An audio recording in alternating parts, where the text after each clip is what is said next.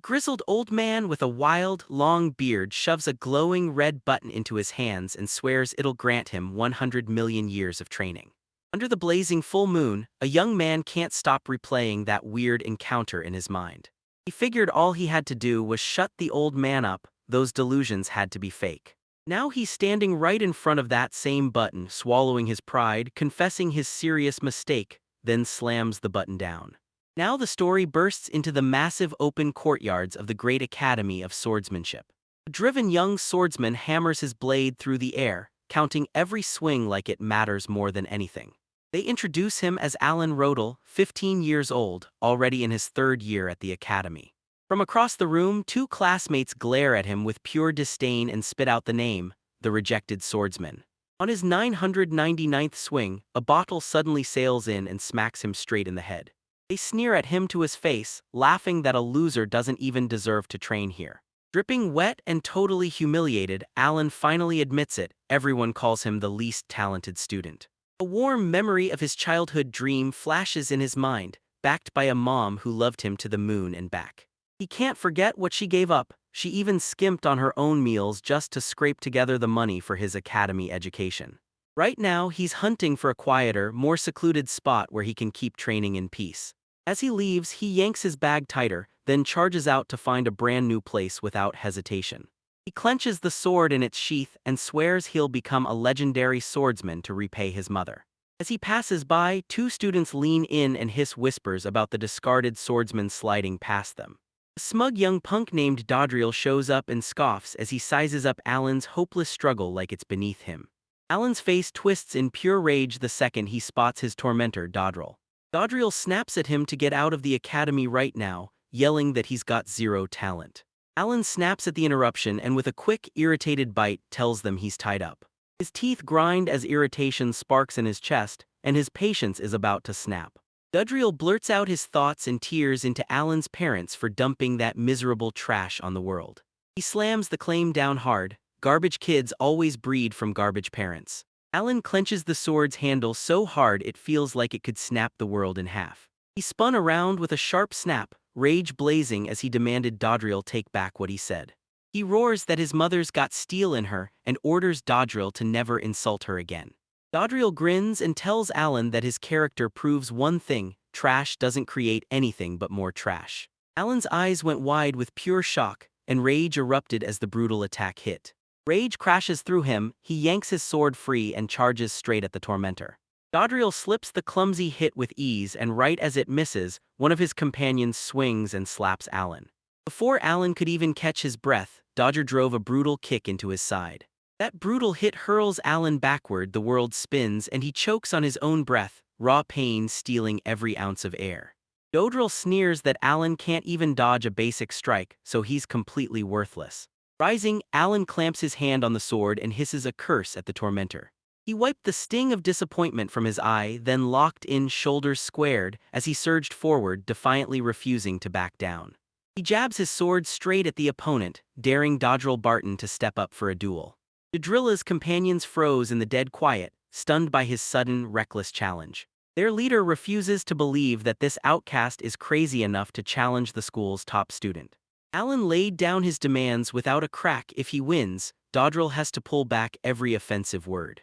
Dodriel bursts out into ruthless mock laughter, treating the whole situation like it's a hilarious joke. He smirks and agrees to the duel, then flat-out promises to apologize if Alan actually pulls off a win. His cheerful grin slips away, he freezes mid-step, and a cold, calculated idea snaps into his mind. With a slick grin, he lays down his terms. Alan has to back off if he ends up losing. Alan reels in terror after realizing the insane stakes that have just been slammed into place.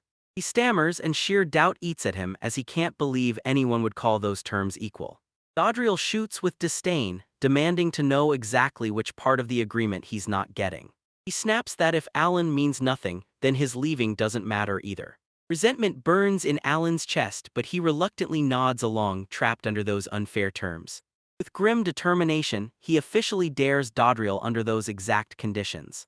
He finally clocks what's going on and sprints to hunt down a spot to train right before time runs out. He spots a secluded stretch of forest and dives into desperate training, right there where nobody can find him. He knows the duel hits tomorrow morning, and he's determined to pull every possible move before then. His determined screams crack through the trees as he kicks off his training. He keeps slamming his sword forward, every swing bursting with desperate all-or-nothing fury. He figures that if no school will take him, then this is the only path he has left to train and get better. The infamous wunderkind Dodriel's ruthless reputation is weighing on him like a curse. Doubts gnaw at his mind, and suddenly he can't shake the fear that he might have zero chance at all. He wrestles those thoughts down and vows he'll make Dodriel take back every offensive word. Telling himself there's zero time to waste, he grits his teeth and forces his body to keep training. His training turns into a frantic blur, rushed, careless, and powered purely by despair and panic. Exhaustion rips through him and his body starts to tremble, pushing past every last physical limit. At last his strength finally snaps, and the sword clatters straight to the ground. He slumps there, crushed by the cold proof of his failed feudal knight schemes. Gasping for air and shaking all over, he's crushed under the weight of sheer physical and mental exhaustion. Beneath the full moon, he finally cracks. No matter how hard he trains, victory still isn't guaranteed.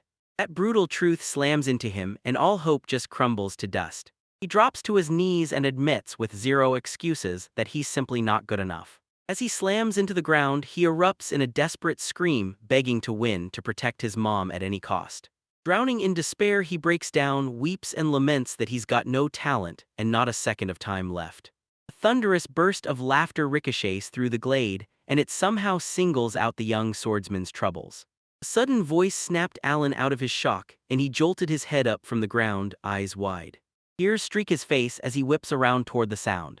A mysterious old man steps in, asks what's wrong, and promises he'll share his own troubles too.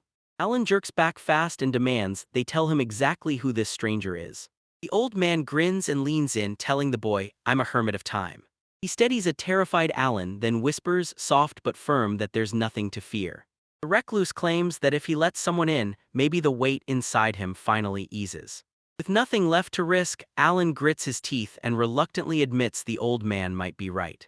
He tells the truth, he's the kid who got bullied, the unlucky, rejected swordsman everyone pushed aside. He gushes about his amazing mom and admits that all he wants is for her to look at him and feel proud. The recluse finally snapped, demanding to know what happened, and how it was about to smash every ounce of his hard-won work. Alan tells me about this academy prodigy who won't stop needling him nonstop. His fury explodes again as he snaps that the prodigy just insulted his mother this time. He rages about the duel's rigged rules, then admits he has to fall back the moment he loses. He finally realizes there's zero chance he can beat an opponent that strong. That recluse swears he can fix this exact problem. With a sharp rustle of robes, he slips a hidden thing right out of them. He dramatically flashes that glowing button and sells it like it's the only solution.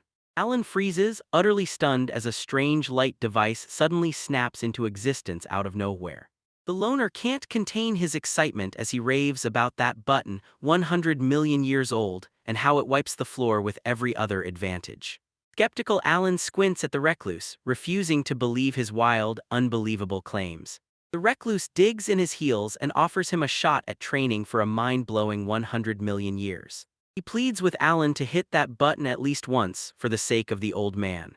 A bolt of determination slammed into Alan's mind. If he had that much time, he'd crush Dodriel. Still clinging to a sliver of hope, he stretches out his hand and slams the button. He finally admits it, he really messed up when he pressed her just as that click echoed. The young man jolts his eyes open, totally lost, blinking at a brand new world he doesn't understand. He's dropped into a bizarre white void, and a glowing digital date snaps onto the screen in front of him. The giant digital clock on the next building snaps into motion, ticking up second after second with razor-sharp, relentless precision. The giant white building with a soaring arched roof looms alone in a cold, empty wasteland that feels totally sterile. The young man bursts into laughter, completely stunned, convinced this has to be some kind of cruel trick. All by himself, he stares at that button and can't believe it. 100 million years just sounds impossible. He tilts his chin toward the sky, and his gut drops when he realizes the sun is completely gone. As he strides through a blinding, shadowless space, he realizes, holy crap, he's landed in a parallel world. To prove it wasn't just a dream, he pinched his cheek and winced hard from the sting. The massive clock rings out, proving every word of the hermit's story about time and igniting a fierce, triumphant determination in his chest. With that huge time lead in his favor, he's certain this is finally the moment he can crush Dojo and win. He swore he'd waste not a single second, then right away he throws himself into sword practice. His stomach rumbles like thunder, screaming that his body needs food right now. He heads straight for one of those blinding white buildings, hunting for something, anything to eat. The digital clock blinked past the 20-hour mark, and he couldn't believe how long it had dragged on. The moment he steps inside, his eyes widen, because the place is way bigger on the inside than it ever looked from the outside. A huge, joyful smile spreads across his face, like this whole place was built specifically for him. He leans in through the door crack and spots a whole other room hiding inside the object. He stumbles into a spotless, modern kitchen, fully stocked, fully ready, like it's been waiting for him to walk in and use it. Staring at the pro's gear like it's magic, he blurts out with a bashful smile that cooking is definitely not his strong suit. His eyes snag on a huge, gleaming stainless steel refrigerator that practically screams for attention. He swung open the top door and announced, straight out loud, that it might be a magical bottomless pantry. Turns out that fridge was packed to the brim with fresh vegetables.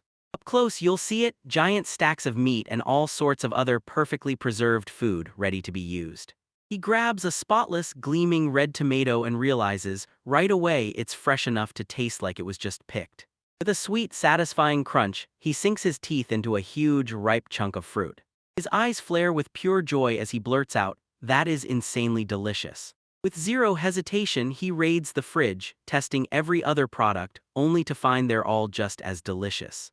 Realizing he's stuffed himself a little too much, he heads to the washroom to freshen up. He shoves the bathroom door wide, and steam is already billowing from inside. Inside, he spots a massive steaming pool and stares in disbelief at how huge it is. He dove into the scorching water with a huge splash and pure bliss crashed over him, like heaven had finally found him. That evening, he practically collapses onto the soft bed, like it's the most tempting thing in the whole world. Lying flat on his back in pajamas, he grins like, "Yeah, this is the best thing ever." With a determined grin, he commits his whole heart to training, right here, starting now. As his eyes drift shut, he's already certain, one day he'll rise as an unstoppable great swordsman. 10 years in and it finally clicks, he can feel the real heart of swordsmanship starting to sink in. He finally mastered the art of channeling power through his body and slamming it into the blade. He realizes the faster he swings, the quieter the blade gets, and it hits him, this thing must be tuned for maximum efficiency.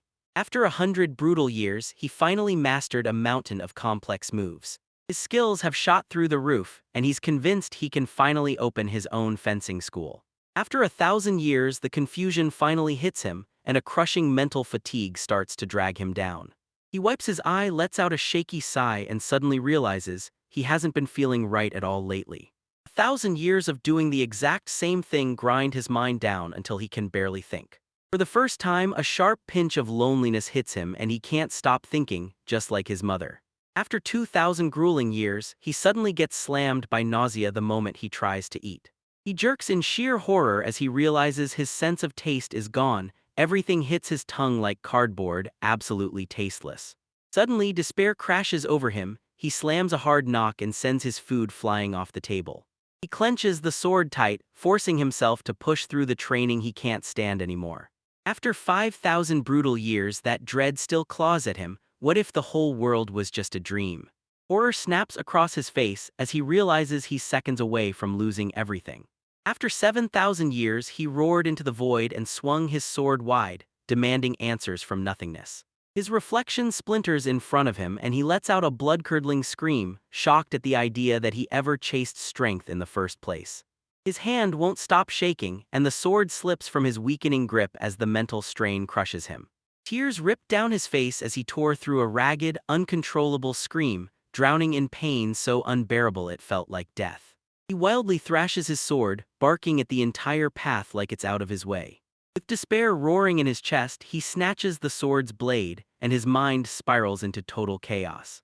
Memories crash to the surface in a flash, and Dodriel starts snickering, blaming those trashy parents for raising trashy kids. A fresh blaze snaps into his eyes, he clenches his teeth and swears to himself he has to crush it. Memory keeps rolling and Dodriel sneers that Alan only knows one thing, how to swing a sword. He clamps his hand around the sword's handle, desperation burning bright as he forces himself to move forward. After 10,000 years, he finally cracked a brand new training method that sharpened concentration to a razor edge. Now he's gearing up to battle a flawless shadow clone of himself, grinding his skills to the edge. Two identical figures sprint straight at each other, their pounding steps flinging up a cloud of dust. Their blades slam together with a dull clang as the fierce duel kicks off. This brutal training blasts his sword skills to a terrifying new level of intensity. When the session ends, the shadow clone bows, says thanks, and then just vanishes into thin air. Even with his progress, he still doesn't have the nerve to take down Dodriel. He brings up Dodriel Barton, the once-in-a-century genius from the legendary school of Autumn Rain. He can't shake the feeling that he's still missing that one rare, elusive edge he needs to beat the Wunderkind. The pressure keeps climbing because the moment he locks in and concentrates, time starts racing like it can't be stopped. He didn't even realize the giant clock had already started its final countdown. The timer hits 0 and that sterile white world around it starts splitting, then crumbling into dust. It's all over now and still, he can't figure out the one special thing he needed more than anything. He cursed himself for failing even as the world shattered around him, drowned out by the roar of falling debris. Suddenly he's left stunned, and his feelings whip around like they've been thrown into a whole new world. Now he's standing in a moonlit forest, and the night air is rustling the leaves all around him like the woods are whispering secrets. When the hermit finally shows up, he leans in and asks what you felt during the training back when it dragged on for over 100 million years. The recluse leans in and tells the doubting Alan, "Trust me, once this is done, you'll see the results in the real world." He grabs Alan and dares him to test his brand new power by swinging a sword. Alan tightens his grip on the sword, and the second it clicks into place in his palm, he can't help but stare in awe.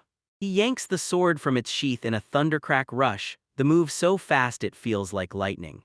With one ferocious scream, he swings his power wide through the air, tearing everything apart in the process. He stares in total shock, unable to believe the outcome of his own attack. Out in the distance, a violent rustle tore through the trees, and the whole line went crashing down at once. The recluse snaps his hands together and the sound cracks the reality. This isn't a dream anymore because Alan is finally a whole new person. Alan grips his sword up in front of him, eyes locked on the next move with pure, razor-sharp focus. His one desperate try unleashed a colossal wave of raw power that tore everything apart. The hermit insists he feels reborn and Alan doesn't even hesitate, he agrees right away. Even with this wild new power coursing through him, he can't shake the truth. He still doesn't feel strong enough to take down Darrow. He brings up the Autumn Rain style, those deadly techniques, sharpened generation after generation. He snaps to the truth, he's still missing that one special edge he needs to beat the prodigy. He whips around to the hermit and demands, "Can I hit the button and squeeze out another 100 million years?" Time's hermit leans in and answers his question with a sly, knowing grin. He nods and tells Alan, yeah, he can press that button as many times as he wants. Joy bursting in him, Alan decides to go get exactly that special thing he needs right now. With fresh fire in his chest, he slams the button with one last, decisive click. Reality shatters in a blinding, explosive burst of white light. A voice slices through the fog, yelling at Alan to wake up, then immediately demands, "What time is it?" He's sprawled in the grass, and they yell his name like it's an emergency. She jolts upright, panicked, and blurts out, "Wait, tell me the year, the month, and what time it is right now." Mrs. Paula, apron and all, snaps, "Why are you sleeping out here, right where the hermit lives?" Ms. Paula shoots him a worried look and tells him, "You're seeing a nightmare." Confused out of his mind, Alan blurts an apology and admits he can't remember a single thing about his dream. Mrs. Paula shouts at him to speed up for breakfast before she finishes cleaning up. He stares at the spark dancing in the grass and tells himself it's nothing more than a dream. His face snapped into a violent tremor as shock and realization hit him all at once. A button older than 100 million years, half buried in the grass, so impossible it practically screams, "Look at me." His fingers part the grass as he crouches low, reaching down to grab the object. He grips the button and his heart hammers like it's trapped inside that crushing memory. He halts, breath held, and lets the shocking truth hit him in silence. He shoves that feeling aside, snaps the button down, and tells himself it was all just a dream. The button drops into the grass with a quiet thud, and then it just sits there completely forgotten. The man barks for Alan to hurry, and Alan bolts over to join him. The button he dropped behind snaps the morning light in a dark, sinister flash. In the kitchen, Alan wolfs down breakfast, then turns around and thanks Mrs. Polly with real gratitude. Ms. Paula clocks the time 7:50 and fires off, "So, are you gonna be late?" Panic hits him like a tidal wave as the duel from 9 barrels back into his memory. He knows that this 3-hour trip will make arriving on time impossible. She shoots up from the table, blurs past her husband and blurts out a rushed goodbye. The world blurs as he sprints with ruthless, desperate speed. He pushes his body to the breaking point and all he can think about is getting to the finish line, faster, faster, faster. That empty panel snaps us from his chaotic sprint straight to the academy. The academy buildings sit there like they're perfectly calm, and in the quiet morning air you can hear birds chirping nonstop. Still wheezing for air, he bolts down the long, polished hallway inside the school. With a rattling creak, he blurts out an apology for showing up late to the 9 o'clock duel. The administrator leans in and tells him, dead calm, that he showed up an entire hour early. Alan is totally thrown off by this jaw-dropping twist he never saw coming. The man thrusts a watch into his hands, right on its face. It screams *8 o'clock ***. He strides through the yard and just takes his happiness, still completely clueless about where it came from. He bursts into the building and realizes he's already done everything he could to be fully ready. For the ritual, he cinches his tie tight and knots it with total confidence. His fingers clamp onto the sword's hilt in the sheath, and he steels himself for what's coming. He snaps both cheeks with a sharp slap, eyes locked in as he steels himself for the fight. With fresh fire in his chest, he decides he's done hiding. He'll show Dodriel the fruits of his hard-earned work. His hand clamps down on the cold metal handle of those massive double doors. Before the duel hall, he knows the odds are brutal. He can't win, but he refuses to back down. With one last deep breath, he steels himself and marches straight toward his fate. He shoves the massive door wide open and plants himself in front of the blinding light, all silhouette and pure intimidation. The moment he stepped in, shock hit his face so hard it was instantly obvious. A massive hostile crowd lunges at him with jeers, drowning him in insults and mockery. Dodriel's opponent stares him down, wearing a wide, cruel grin that reeks of mocking confidence. Dodriel smirks and says he's shocked Alan actually showed up. From the balconies and the stalls, the crowd keeps roaring out pure hostility, louder and louder. Alan strides up to Dodriel and barks for answers as the angry crowd closes in. Dodger plays innocent and shrugs that word about their private duel has probably slipped out. His mask finally cracks and he erupts into wild, maniacal laughter, taunting everything like this whole disaster is a joke. Seething over the betrayal, Alan snaps that his opponent is an asshole. He realizes Dodriel planted those rumors himself just to drag him through the mud in front of everyone. The crowd won't stop jeering, but they're also grateful to Dodriel for cutting them free from that parasite. The office administrator marches into a hostile arena, and the danger hits the moment his feet land. Alan locks eyes with the judge, praying he'll step in and end this duel before it starts. The administrator brushes off the crowd and loudly declares the duel will start any minute. Alan stared at the official, stunned they didn't say a single word about how unfair everything was. He knows the academy is behind this, and he's decided he won't let them keep him around. Dodriel lifts his sword high and vows to crush Alan until he's begging for mercy. Alan unsheathes his blade and snaps a warning at Dodriel, "Don't you dare underestimate me." As the duel kicks off, their faces split into two worlds, one brimming with nerves, the other blazing with calm. Alan knows he's basically out of luck and fighting on fumes, but he refuses to back out. He studies Dodriel's attack patterns and realizes a straight brawl just isn't worth the risk. His plan is simple: take the hit head-on, then unleash a brutal counterstrike. He inhales one last time, locked in tight, and braces for the attack that's about to hit him. A fierce aura surges off him as he dares the opponent to step into the fight. A brutal hush crashes over the arena, every fighter freezes, nobody moves. Dodriel can't figure Alan's still, quiet posture out, and he starts to wonder what he's secretly cooking up. Dodriel snaps that Alan must explain what he did, totally thrown off by how everything spiraled so fast. Alan Feynman's ignorance lit his opponent up with fresh fury. Dodriel drags his sword across the dirt, and his irritation keeps boiling higher with every scrape. The crowd starts to seethe, screaming for Dodriel to lunge in and end this duel for good. Alan clocks that the opponents are losing patience fast, and he knows an attack is about to explode any second. Dodriel's hand shook as fury and irritation fought to break free. Alan tightens his grip on the sword, his body going rigid as he watches Dodriel get ready to spring into action. Dodriel roared with fury and slammed forward with a crushing, unstoppable attack. Alan's eyes blow wide as he spots his opponent's bizarre movement. Dodriel's form doesn't just sit there, it shimmers and ripples like reality itself is melting in front of your eyes. Alan is totally thrown off by this wild technique, and he can't stop trying to crack what his opponent is really thinking. Dodriel clocks that Alan's blowing him off, so he clamps down harder on the sword handle like he's ready to prove himself. He unleashes a storm of injections, an insane technique they call rainy season. Alan locks in with laser focus as an oncoming wave of attacks barrels toward him. With lightning-fast moves, he slips every single punch like it's nothing. Dodriel can't believe it, his attack was brushed aside with effortless ease. Alan bucks forward and slips straight through the storm of gunfire like it can't touch him. Dodriel dismisses Alan's skill as pure luck because he can't stand the thought of losing. He vows his next attack will rip forward at triple speed. Alan lines up a massive wide swing because plain old luck won't be able to save him again. His eye gleams with pure rage as he pours every ounce of strength into that strike. With a thunderous whistle, he unleashes his autumn secret move, Downpour. Dodriel unleashes a crushing strike and it totally misses, leaving him frozen in stunned disbelief. Alan slips back in behind him and, dead calm, points out that the attack came just a little too fast. Dodriel, the composer, snaps, falls apart, and demands Alan tell him how much longer is he going to keep humiliating him. Humiliation burns, rage erupts, he grabs Alan's attention and yells, "Stop teasing me."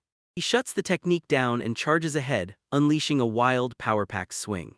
Alan sidesteps the frantic strike, and his blade whips upward in a flash. The young man gets yanked backward out of nowhere and slams into the wall with a brutal thud. The man choked on a gasp as cut after cut erupted across his body. Alan looms over the fallen enemy as he drops with a brutal, heavy thud. The duel arena goes dead silent, and the crowd is left speechless as everything flips in an instant.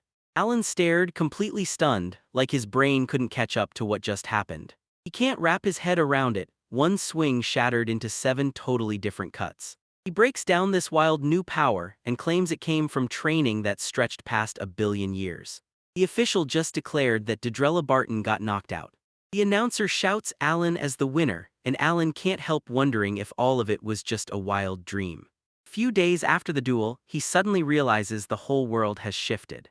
Alan trains like his life depends on it, swinging his sword so hard and clean the blade carves powerful arcs through the air as he roars at the top of his lungs. 2 of his classmates spot him from a distance, sneer that he's a coward, and immediately choose to stay far away. The moment the rumor about his duel with Dodriel hits the air, 2 bullies swagger up and blast him for ruining the honor of their own fight. One of them hurls a water shot at him and Alan just calmly pivots, blade up, ready to intercept it. With one sharp, lightning-fast slash, he split the projectile clean in half while it was still flying toward him, before it even had a chance to land. The container exploded with a nasty splash, and it soaked the 2 shocked hooligans in the very attack they'd just thrown. As Alan wipes the blade clean, confidence surges through him. Now he can shut down any direct attack with ease. The academy bells scream through the air, and he realizes the bullying isn't just happening anymore. It's turned into nasty insults whispered behind his back.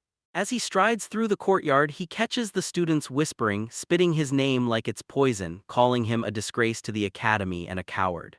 He flicked it away with a soft shh, admitting to himself that 1 billion years ago he never would have stood a chance. As he strode through the neighboring town, his mind kept slipping away from the mess back at the academy. That image of a mom gripping her little boy's hand hits him like a punch. Suddenly he's back in his own childhood. In his head, a sweet picture flashes, one tiny, happy, freckled boy gripping his mother's hand. A tense, thoughtful look crept across his face as he wondered what kind of mood his mother was in. He spirals back to his brutal past, his father dying in an epidemic while his mom fights day and night, raising him alone with pure, relentless grit. A determined grin snaps onto his face as a new plan locks into place, and next time the break hits, he's heading home. He's skipping along with a grin, plotting a sneaky surprise visit, and already imagining the senbei he'll grab for her as a gift.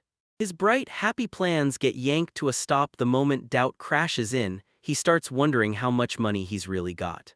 He tips his tiny pouch of coins into his palm, and all that's left are just a few pathetic little coins. Like he's suddenly being watched by the universe, he snaps to it. He has to find a side job. Right then, a loud blonde named Miss Paula slammed her palm on the counter and declared she had exactly what he needed. With fire in her eyes, she crumples the poster, and Alan, teetering on hope, blurts out, begging her to tell him what it says. She slaps a brand new flyer onto the table and swears that if he joins the event, he'll be swimming in cash. He snatches the postcard, and the second he reads Sword Fighting Festival, his eyes flare wide like he can't believe it. Miss Paula tells everyone it's a monthly showdown, where top fencers go head-to-head in one-on-one duels. With her huge bicep on full display, she declares that the winners get a real prize, one that lets a true man make a living. Alan keeps thinking about the festival, convinced that even if he doesn't take the prize, he'll still fight with honor and prove he belongs there. He lays out a shocking entrance fee of 1,000 gold, but Mrs. Paula just won't let that slide. She needles him for hesitating, then smirks and swears she'll never be stingy when it's time to lend money to one of her residents. Standing over his desk, she leans in and tells him, "You can pay me back, just give everything you've got in that tournament." Stunned by her generosity, Alan clutches the bundle of money she handed him, grinning like his whole world just exploded. With gratitude blazing in his eyes, he grips the money tight and swears, straight from the heart, that he'll win it and earn that prize. A few days later, Alan storms into Orbis City and immediately gets swept up in the chaos of its bustling market streets. Clutching a sheet of instructions in his hands, he strides with total confidence, sure the venue is right around the corner. He grins, convinced that all he has to do is turn right up ahead to reach his destination. The second he rounded the corner, he slammed into a pack of gigantic, menacing warriors. Seasoned fighters glare at him with cold, unending intensity, and their presence crushes the air around him. Alan is frozen in shock, his hair bristles, and all that confidence he had just evaporates on the spot. Bitter truth hit him hard. He'd massively overestimated his chances against those battle-hardened swordsmen. He forces himself past his fear, remembers he has to register to get in, then bam, someone shoves him hard from behind. He jerks his head up in shock, just as a hulking muscular man slams into him. A fighter named Bobble lunges in and barks, demanding answers for why that foolish kid is just standing there doing nothing. Other people caught the commotion, and one snapped at Bobble, telling him to stop making fun of that helpless kid. A pack of women snickers at Alan's skinny frame, then erupts in laughter like he's got no chance of competing at all. Alan's face twisted with fury as their rude, contemptuous comments landed like insults. Bobbles creeps right up to him, cracks his knuckles with a menacing grin, and taunts Alan. So, does he want a fight? Alan clocked it instantly. Bobble was the one who'd slammed into him first. He swallows his pride, because he knows one fight here could get him kicked out of the tournament. He drops into a deep bow and sincerely apologizes to the aggressive man, trying to calm the whole situation before it explodes. Mrs. Paula's kind face suddenly flashes in his mind, and it hits him hard. He cannot let her down. Bobo erupts in a mocking laugh at Alan, taunts him for having no answer, and calls him a pathetic weakling. Alan lets out a sharp, irritated sigh as the crowd shoves him forward, yanking him away from the chaos. He scratches his head, then decides to toss the rude man and his cursed bad luck out of his mind. He scans the chaos and finally locks onto the registration tent for the participants far off in the distance. The cheerful worker behind the counter calls out to the next person in line, waving them forward like it's game time. Alan strides up to the registration desk and declares, "I want in on the sword fighting festival." He hands over the 1,000 gold coins registration fee, money Mrs. Paula generously passed to him. The swordsmanship school's administrator grabbed the registration form and demanded his name to write him in. He awkwardly blurts out that everything he's learned is self-taught and he has zero formal education, and it crushes him with deep, humiliating shame. She tried to swallow her laughter, but it burst out anyway. She clapped a hand over her mouth and let out a little puff. She and her colleague burst into laughter when she scribbled self-taught on the form. As he pushed himself up from the table, he snapped that it was humiliating, because only weirdos and failures get kept out of a respectable school. He shoves that awkward meeting to the back of his mind and drills one thing into himself: he's got a tournament to crush. With the event still hours away, he slips off to a calm corner and cranks out a few practice swings to warm up. As he strolled by, a breathtaking blonde with pointed ears and a stone-faced look suddenly tore past him. He watches her vanish into the crowd, then can't help wondering, does that stunning, strict woman show up at the festival too? Somewhere else, a sharp, confident woman with long black hair and glasses strides into the festival grounds. She throws herself into a dramatic stretch, grinning as she declares she's hunting down cool swordsmen. She sweeps the crowd with her eyes, then bam, she spots a familiar face and her breath catches instantly. Surprise lights up her face as she recognizes him, and she calls out to the person standing out there in the distance. At the opening ceremony, the host steps up in front of the gathered fighters and hypes them up by introducing the mayor of Orbis. The mayor kicks off the official speech by thanking everyone who showed up for the fencing festival. Before he can even finish, a hulking, intimidating man barrels in and snaps that these stiff formalities need to end right now. With a grin so wild it looked dangerous, the man lunges toward the microphone and the whole room instantly obeys him. He roars to the crowd, yelling if they're all ready to smash each other's heads, and the crowd erupts back with wild, non-stop enthusiasm. The crowd explodes with applause as he leans in and demands, "Are you ready to witness the beautiful valley of dancing steel?" He clamps his hands around the podium so hard his knuckles bulge, then roars that this is a showdown where only the strongest warriors can win. Arms stretched wide, he declares this is their moment. "Swordsmen, go show the world the skill you've drilled into your bones." Alan and another man are totally blown away by the deafening chaos of the opening ceremony, like the whole world is erupting. The announcer blasts through the hall, telling everyone to head straight to the waiting area. The ceremony's finally over. The official drops into a deep bow before the woman in the VIP seat, then rushes out a heartfelt apology for greeting her so late. Rhea last night, the head of the Academy of 1,000 Blades, steps up and politely tells him that a simple, ordinary place is all he needs. The official keeps gushing compliments at her while he rushes out an apology, insisting her special seat just isn't comfortable enough. Rhea can't shake the regret that her high status bars her from joining the battles. They lay it out straight. The heads of those 5 elite academies wield massive social and political muscle. Rhea tells the official she's only here as a scout, and he instantly clocks her real mission. She swears she won't just hear about it, she demands to see Rose Valencia, the legendary bounty hunter, clash in battle with her own eyes. With a sly grin, she confesses she's hoping to uncover an uncut diamond too. On the main stage, the host taps her foot and blasts out that the long-awaited moment is finally here. She introduces herself as Fina, the fencing idol, while an audience hangs on every word, roaring with applause. Fina lays out the tournament rules. It's every match one-on-one and you can't use deadly attacks. Alan eavesdrops in the waiting room and the rules hit him as refreshingly simple and crystal clear. Fina digs through the box of napkins, strikes a dramatic pose and declares she's drawing the names for the first match. She yanks out 2 sheets of paper with pure adrenaline, ready to unveil the very first fighters. The first name she blurts out is Bobble Domingo, muscles bulging, face fierce, and he's grinning like he knows something. His opponent is Alan Rodal, and when he hears the call, surprise hits his face so hard it looks like he's stunned into silence. When Fina snaps them onto the stage, Alan instantly regrets going first. He wanted to sit back and watch the other fighters throw down. One spectator in the stands jabs a finger at him and sneers, calling him the weakling he used to be.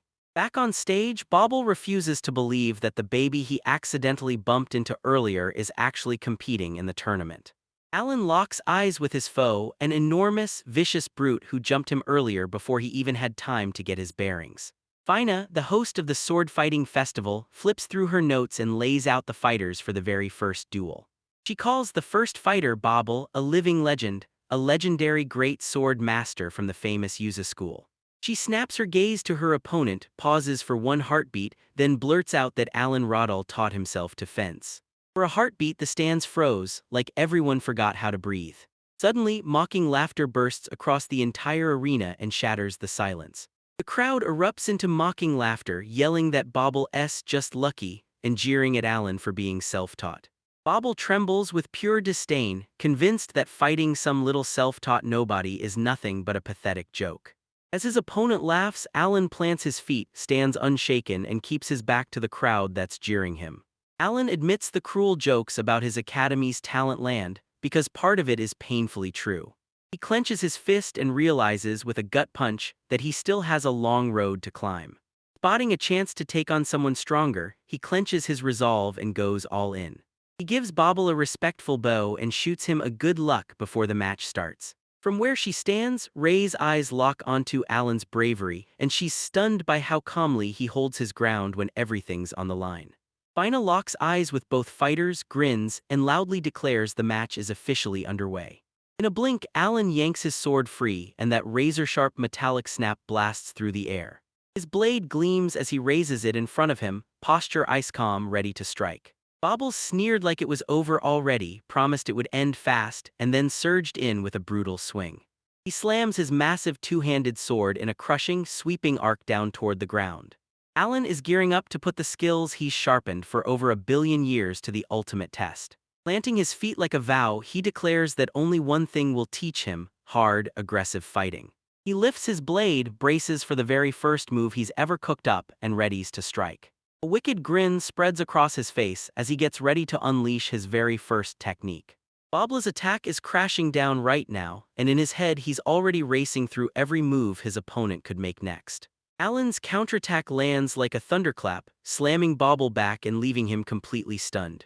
The attack's sheer brutality slams the leading fin backward, forcing him to give ground fast. Bob's body got hurled into the sky, soaring way past the field in a wild, unstoppable arc. He slams down hard onto the ground, wiped out completely, like every last ounce of strength just vanished. The host can't even speak, her eyes go wide, stuck in pure disbelief. The whole crowd froze in silence, completely stunned, like their brains couldn't process what they just witnessed. Rhea's head murmured to herself, eyes locked on the outcome like she couldn't wait to see what happened next. Bounty hunter Rose Valencia stands on the sidelines, watching with a flicker of surprise. Even Alan stands there, staring at his sword like it's a mystery he can't crack. The crowd hushes into whispers begging, "What just happened?" And they're staring in disbelief at how brutally fast that attack came in.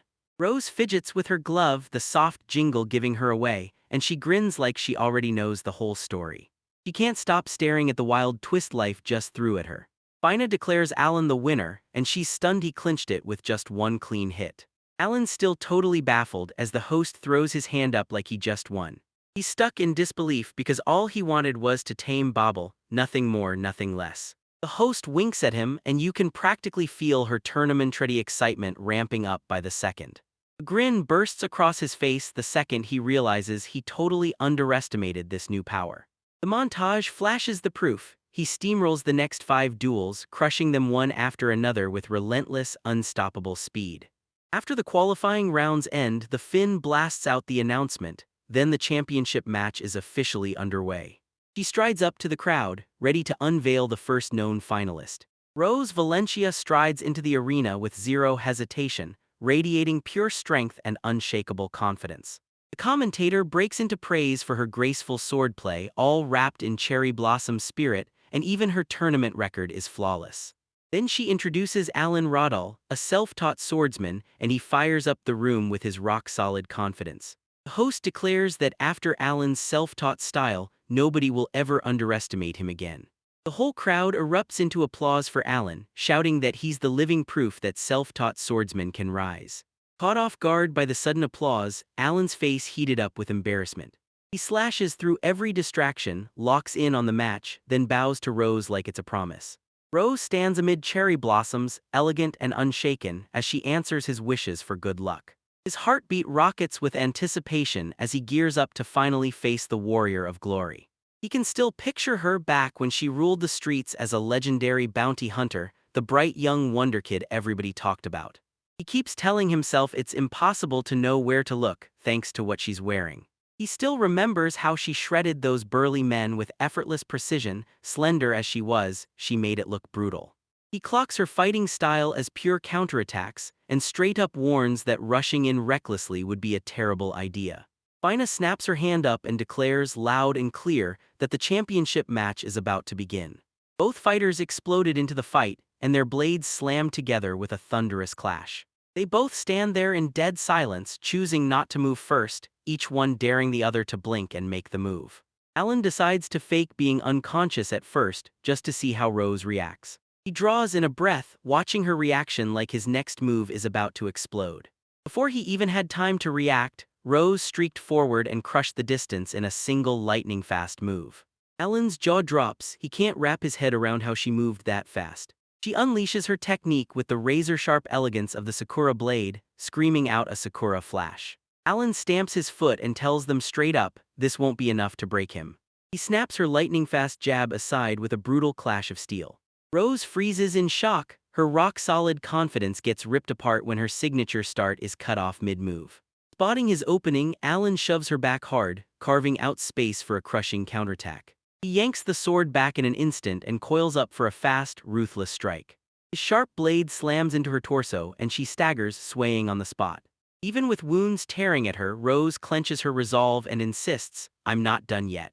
She snaps back right away and whips out a blazing, wide-reaching strike called **Knight Sakura **. Alan's jaw drops as he watches her master her body flawlessly and then whip out an instant counterattack. The fight explodes into a brutal, lightning-fast brawl as they trade hit after hit. Both fighters scream through the strain, and their battle cries thunder across the entire arena. Spectators stared in awe, totally hooked by the brutal battle unfolding in front of them. Alan's relentless pressure shatters her defenses once more. The observer grins and blurts out that he's making the bounty hunter look like a kid. The young boy dreams of becoming his student, but the other man slams that idea down and shuts him out. The sheer force of his attack slams Rose backward and she skids across the floor.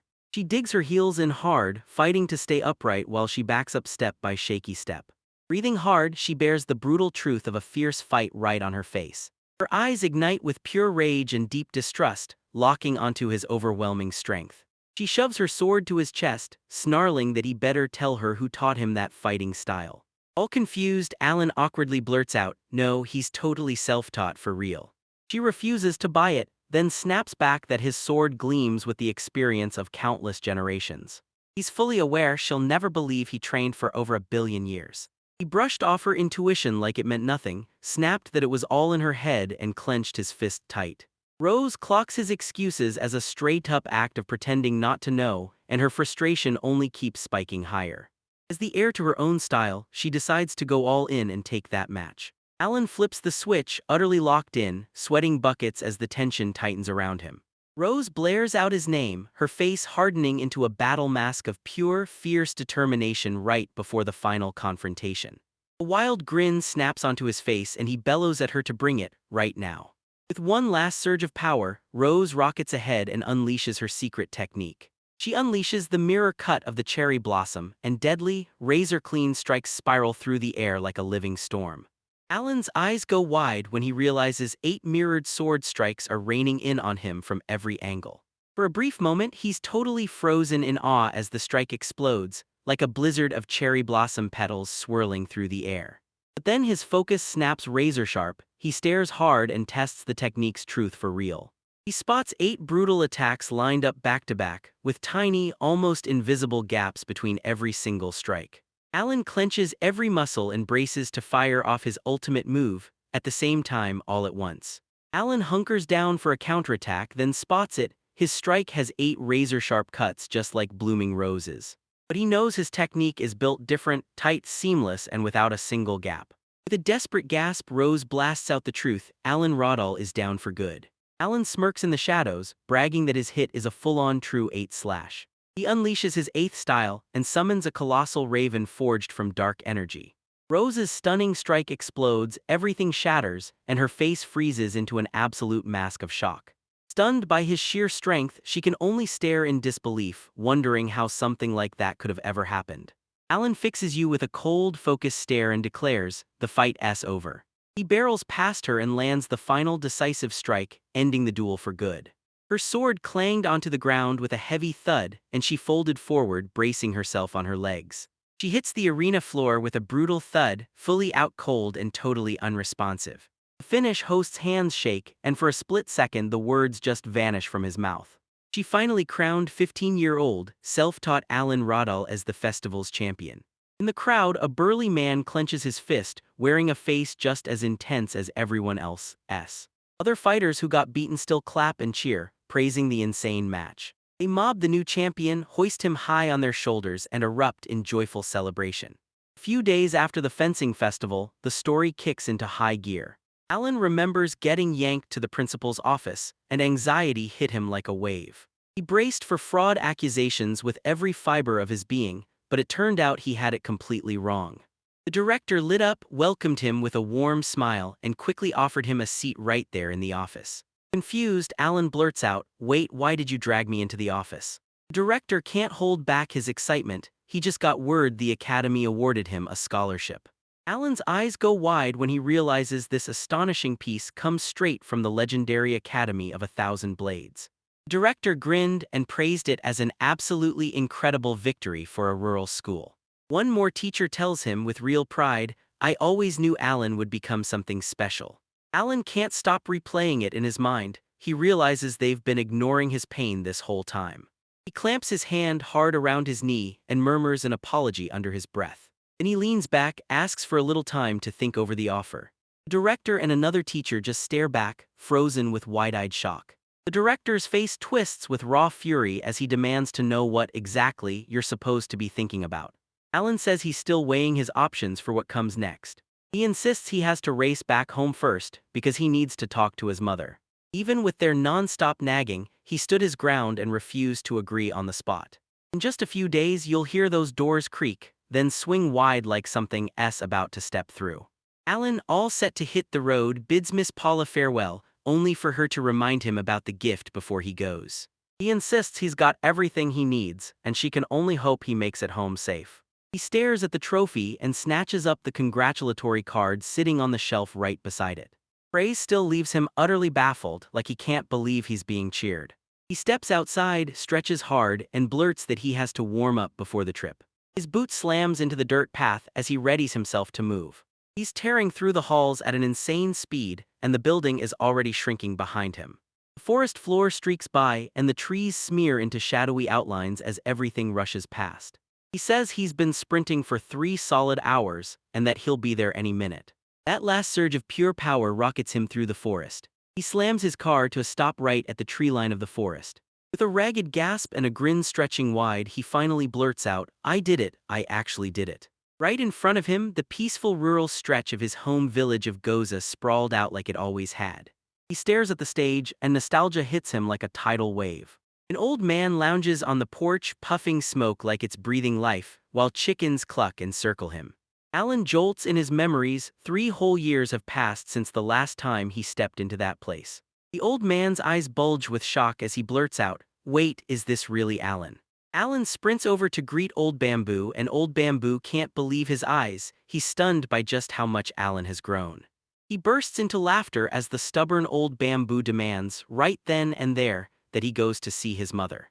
They share a warm goodbye, then Alan strides on, heading straight for the village. He strides down a familiar dirt path, right past a cow calmly grazing. With every step he comes back to his childhood home, like fate pulled him straight through the door.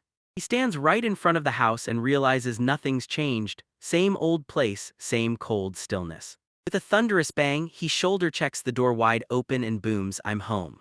His arrival hits the silence of the familiar house, like the whole place hears him coming. Inside, his mother whips around in shock and demands, "Is that really you?" Joy bursts through her as she sprints into his arms, staring in awe at how much he's grown. She asks how he's doing, and he shoots back that he's totally fine. The news lit up her heart, and she swept him inside with pure, joyful excitement.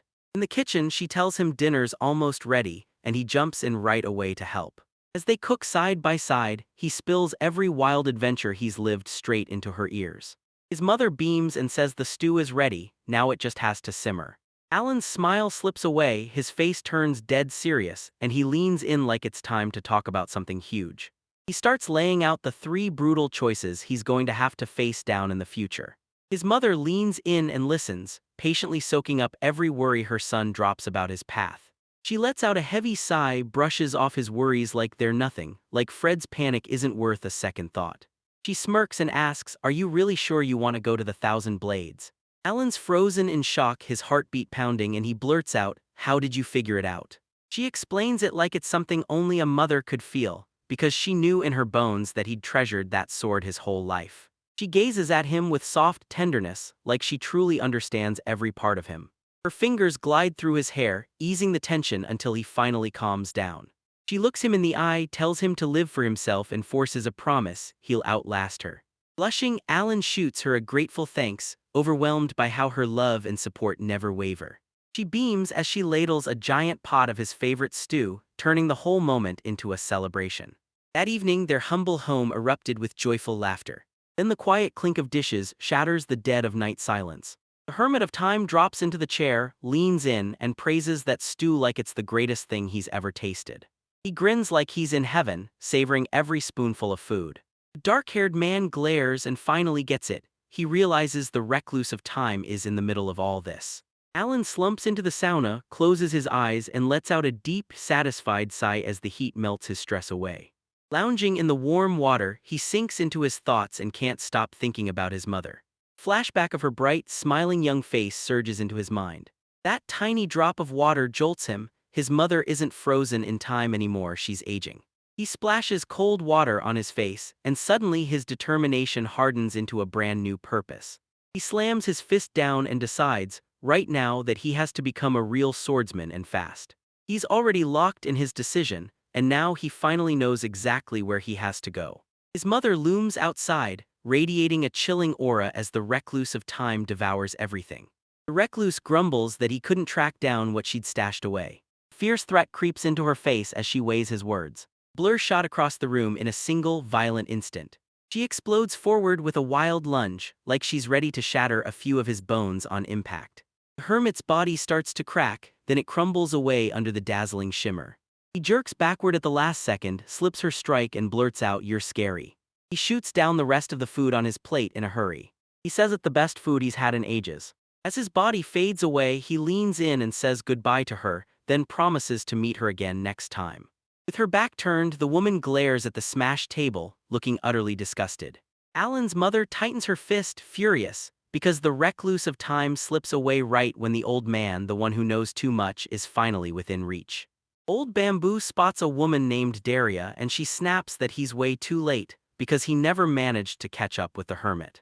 A young man blurts out that they just pressed a button 100 million years old, while Alan, clueless as ever, soaks in the bath, totally unaware. Ole is freaking out and blurt out asks Daria how that hermit even tracked down Alan if the protective seal was supposed to be flawless. Daria listens with rapt attention, then, side by side with the anxious old man, they wrestle with that terrifying question. She says that one brutal emotional hit at school probably cracked his defenses, yet he kept sending those cheerful letters anyway. A dark-haired man grips the shadows at a distance and he spots it. The time hermit is already clawing at their plans, actively trying to stop everything. Daria's face went still as she clenched her fist, locking in one brutal promise. This time, he wasn't getting what he wanted. 2 days later, Alan grinned and waved at his mom in Old Bamboo, then tore off from Goza like he couldn't wait to see what was next. He smiles like everything's finally okay, convinced that talking to his mother wiped out every last doubt about Thousand Blade. He replays that nerve-jangling interview where he claimed he'd trained for 1,000,000,000 years and watched the committee look completely lost. He rushes back to his room and grips the envelope from that day's mail with shaking hands, terrified of what's inside. His heart hammers as he swings the door open, scrambling to steady himself by clinging to the director's calming words.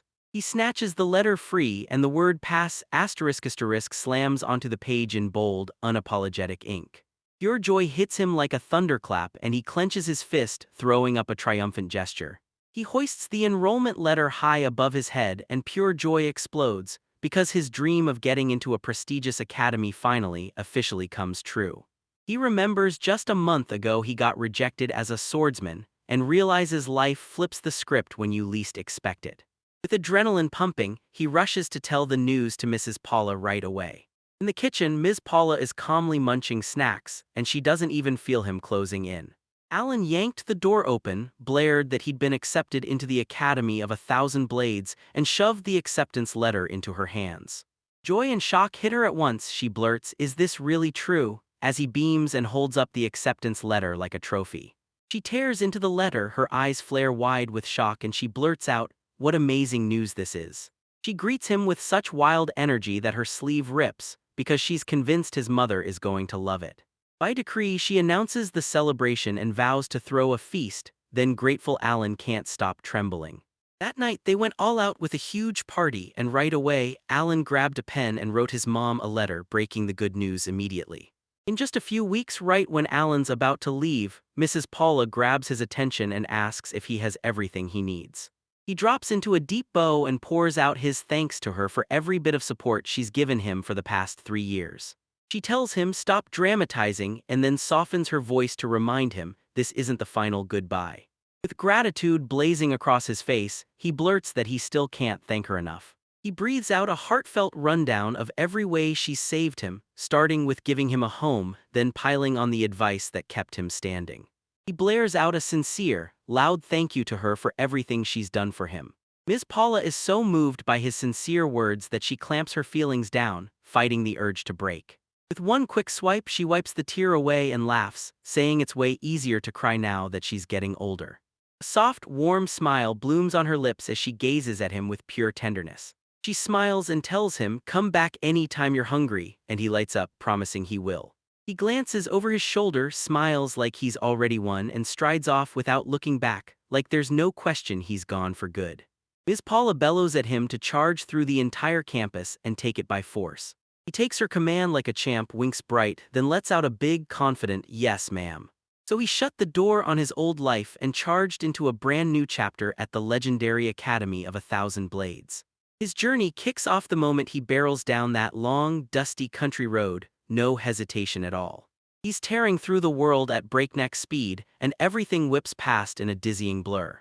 He tears through the wide-open countryside of rolling fields and looming mountains, sprinting straight for his goal. He's got it figured out, this backroad will shoot him straight to Orst's capital. He knows it'll be a while before he gets to see those familiar places again. For a split second, a silent ache hits him hard as he finally realizes he's walking away. As he turns away for a second, tears threaten to spill, then it hits him at last, the full weight of what he's been through. Then right before my eyes, Orist sprawls out in all its glory, the massive capital city of Lingard. With a confident stride onto the city sidewalk, he couldn't help thinking he finally made it. He stares in awe at the sleek, towering 1,000 Blades dorm building like it's something out of a legend. He looks back on that brutal, pricey journey that drained his wallet down to almost nothing. In the dorm, he sprints down a spotless long hallway, hunting for his room.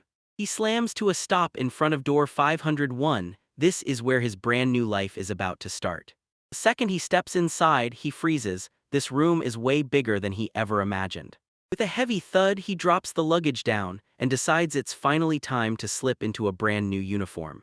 A tight close-up zooms in. His fingers expertly cinch the knot on a brand new formal tie. He stands tall, grinning as he stares at his reflection in that sharp outfit, absolutely loving the fresh new look. He grins and points out that the cool crest sitting on his shoulder is an insanely nice detail. Then his eyes lock onto a brand new sword resting on the spotless sheets of his bed. He rips open the case with shaking excitement, ready to tear into his brand new weapon. With a smooth pull, he draws the shining blade and just stares, blown away by how beautiful that sword is. He lifts it high and grins like he's on top of the world, declaring this moment the official kickoff of his brand new life. He snaps his gaze to the wall clock, holding his breath for whatever is about to hit next. Seeing he still has time, he slips his sword back in its sheath and charges off. He strides through the academy's grounds, a massive, jaw-dropping campus packed with students everywhere. He scans the other fresh recruits and instantly figures they've got to be insanely skilled just to land here. Suddenly, his eyes locked onto a nearby group of girls, and their loud chatter yanked his focus in. Two students start whispering about 3 brand new scholarship winners, and when it feels unfair, they ditch the test. Someone hints there's a suspicious link between them, and that idea slams into Alan like a gut punch. He stands among the other students, and the gossip swarms over him like a weight on his chest. He knows he probably shouldn't spill a word about that scholarship, because the moment he does, he's terrified he'll become a target. He swears he's done living through that kind of hell, and he just wants a normal, peaceful student life. He clenches his fist and prays that if he's careful enough, his secret stays buried and no one ever finds out. Relief hits him hard. He's grateful he caught that conversation, and now he knows he has to tread carefully. You can practically feel his good mood in the moment he strides onto the stage to kick off the entrance ceremony. She slams her hands on the podium and shouts the names of 3 scholarship winners, calling them up to the stage one after another. Alan buries his face in his hands, panic crashing down as he whispers to himself that this is it, his world is over. Right after the ceremony kicked off, his dream of a peaceful student life got ripped apart only minutes in, and the regret hit him immediately. The speaker grins on stage, waves him over like it's nothing, and just like that, any dream of escaping vanishes. With a loud creak, he forced himself to his feet, knowing there was no way out. The moment he stands, every other student snaps their heads toward him, and the loud auditorium buzzing with chatter fills the whole place. Out of nowhere, someone behind him leans in and asks, "Why do you look so pissed?" He whips around, eyes bulging with shock when he realizes who's talking to him. A stunning, self-assured girl with long, light hair rises up, swings her hand like a signal, and greets him with a bright, warm smile. Alan was totally frozen in shock as he blurted, "What are you doing here?" And she just smiled and calmly said she'd come to find him. She presses a finger to her lips, shushing everyone with a secret promise. "We'll talk after the ceremony," then strides right onto the stage. Right now, the speaker on stage is hyping up a brand new scholarship system, and it's meant for these three. She claims the academy wasted no time and used it to snatch up these students right away. She swears she personally thinks they're incredibly skilled, and that praise makes Alan's face burn red. She tells them, "Introduce yourselves," and kicks it off with Lee on the right. With a confident wink, she flashed the spotlight and shoved the microphone into the first student's hands. A girl with two blonde pigtails, Leah, steps up to the front and fires up the entire crowd of fresh new students. She beams with a warm, genuine smile, and you can tell she's honestly thrilled to meet everyone. She steps forward and introduces herself, Leah Wisteria, the exchange student from the Kingdom of Wisteria. Even with royal blood in her veins, she humbly begged to be treated like any ordinary student. The crowd gasps in disbelief, and Alan's jaw drops when he realizes she's actually a princess. Rose says that once she finally understands, Leo's dignity comes roaring back to him. Other students buzz in excited whispers when they finally clock her, the legendary black and white princess. The students erupted in applause, completely blown away by her incredible performance. The speaker jabs a finger at Rose and growls, "You're next." A confident blonde named Rose Valencia strides in, introduces herself, and breaks down her killer swordsmanship style. From the stage, Alan watches her introduce herself, and he can't believe how fast it all clicks. In the middle of the crowd, students snap into stunned silence when they hear the name, Rose Valencia. They instantly connect her to a legendary bounty hunter, and that's when it hits. The academy isn't just recruiting, it's going all in. On stage, Lee erupts into loud applause, cheering Rose's incredible introduction like it just stole the spotlight. Then the head turns to a visibly rattled Alan and demands, "Go on, introduce yourself." Panic is ripping through him, and after two legendary superstars handed him the spotlight, he's got zero clue how to perform. The second he spots that massive crowd, panic surges, and he desperately scrambles to get away. He fights his nerves, stays right there, and grips the microphone so tight with his trembling hand it barely holds on. A cluster of student boys in the crowd erupts into a quick cheer. With his voice shaking, Alan blurts out his name and nervously admits he's a self-taught swordsman. The second the students who backed him saw what happened, their faces shut down, cold, judgmental, and crushingly disappointed. Alan shuts his eyes with a painful grin, convinced that this kind of reaction was exactly what he'd get. Hostile whispers crash down the hallway, students glare at him and claim he only got in by bribing his way in. A grim realization slams into him, his dream of a normal school life is already dead. Teeth clenched with pure irritation, he insists he's done nothing wrong. An elderly man steps up to the podium and declares the ceremony officially over, right there in front of everyone. The head leans in and lays it all out, why that first impression can make or break everything. Peering over Alan's shoulder, she smirks and says she's sure the trio is about to crush it, big time. Pressure crushes Alan, and he bolts off the stage the very instant he snaps. His classmates stare as he strides off, trying to piece together what just happened to him. Leia watches him stride past, her face cold with indifference, and she smirks as she snaps, full of disdain. Deep in the forest, Alan grimly frowns, convinced Lee's out to humiliate him. He slumps there with a look so crushed it's like his face is wearing a mask made of pure suffering. The memory drags him back, he stares at Leia with another boy, envy sparks in his chest, and suddenly he feels totally outmatched. Walking alone, he just throws in the towel on yet another miserable, lonely day at school. His face stays dark and gloomy as he strides deeper through the trees. He spots a hidden glade and claims it as his own, the perfect escape to drown in his thoughts in total silence. He chose training on the spot, slamming his hand firmly onto the sword's hilt. With a brutal groan, he slams a training swing so hard dust and debris explode into the air. After training, he's stranded in silence, and that crushing loneliness sinks deep into his bones. He realized his normally easy sword training had turned brutally hard today. The sun sinks lower and the whole forest ignites in warm, blazing orange light. Breathing hard from the struggle, he lets out a tired, defeated sigh. Right in the middle of the clearing, he clenches his resolve and decides it's time to turn back. Heat crawls over him as he yanks at the collar of his uniform, clearly squirming in discomfort. He decides to check out the university baths before he heads back. He strides along the side path of that massive building, hunting for the entrance like it might vanish. At last he spots the bathhouse entrance and rushes inside. Inside, the bathhouse hits you with this massive, spotless corridor that screams "Welcome home." He strides up to the sign that screams in bold clarity, "Men only for the bathhouse section." His spirits are lifting fast. He's convinced a long, warm bath will wash the bad feeling clean off his shoulders. With a sharp knock, he swings his hand open and the cabinet door pops wide. He was completely stunned to find Leah partly undressed, exposed in nothing but her underwear. He snaps the door shut fast, trips a little, and blurts out an apology for barging in. Confusion slams into him as his heart hammers, and he can't figure out why Leah is even there. From the other side of that cabinet door, a fierce, spine-tightening aura blasts through the air. Leia bursts in, rage blazing behind a stone-cold face, and dares him to a duel. Alan freezes at the brutal challenge, but doubt keeps gnawing at him, like he can't believe she's really in the locker room. Leah scoots in closer, her stubborn grin pushing him to finally take her challenge. Terrified, Alan asked with shaking caution what would be on the line in the duel. Leah halts for a beat, and her face tightens into a cool, calculating look as she weighs her next move. She flashes a confident grin and declares that the loser won't just lose, they'll become the winner's slave. Alan screams in pure terror at the wildly outrageous stakes she just proposed. He goes to apologize again for running into her, but she snaps his words right out of his mouth. Her expression hardens and she barks that he better say, right now, whether he's in for the duel. Cornered and shaking, Alan finally caves, reluctantly accepting her insanely unfair terms. That sweet, satisfied smile blooms back on her face, and she praises him for picking the wise path. Her classmates crowd the doorway, totally baffled, like they can't wrap their heads around what happened to a girl that nice. Right then, the head pops up out of nowhere and blurts out that it caught every word of their entire conversation.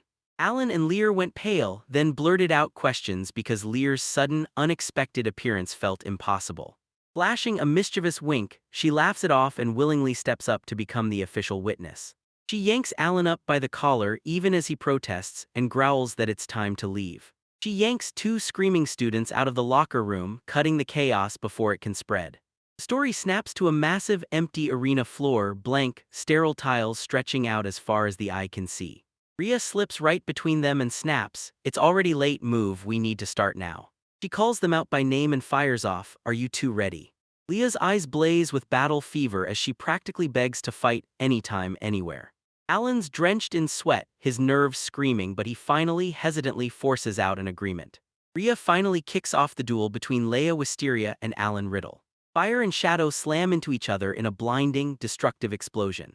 Leah goes all in, thrusts her hand forward, and unleashes a blazing explosion that tears through everything. She flings energy through her blade and shouts the name of her devastating technique. The attack crackles with devastating power, and it's seconds away from unleashing destruction. Her attack detonates with a brutal force, blasting a violent shockwave across the arena floor. Alan freezes in awe, instantly seeing in her the jaw-dropping power of solitaire. Lee breaks down exactly what solitaire is, a power that only the naturally gifted can wield. When she locks eyes on her opponent, her unstoppable aura still explodes like a raging inferno. She goads Alan with playful nudges, urging him to pull out his solitaire deck. Alan smiles, snaps the sword back into its sheath, and admits the power is way beyond his level.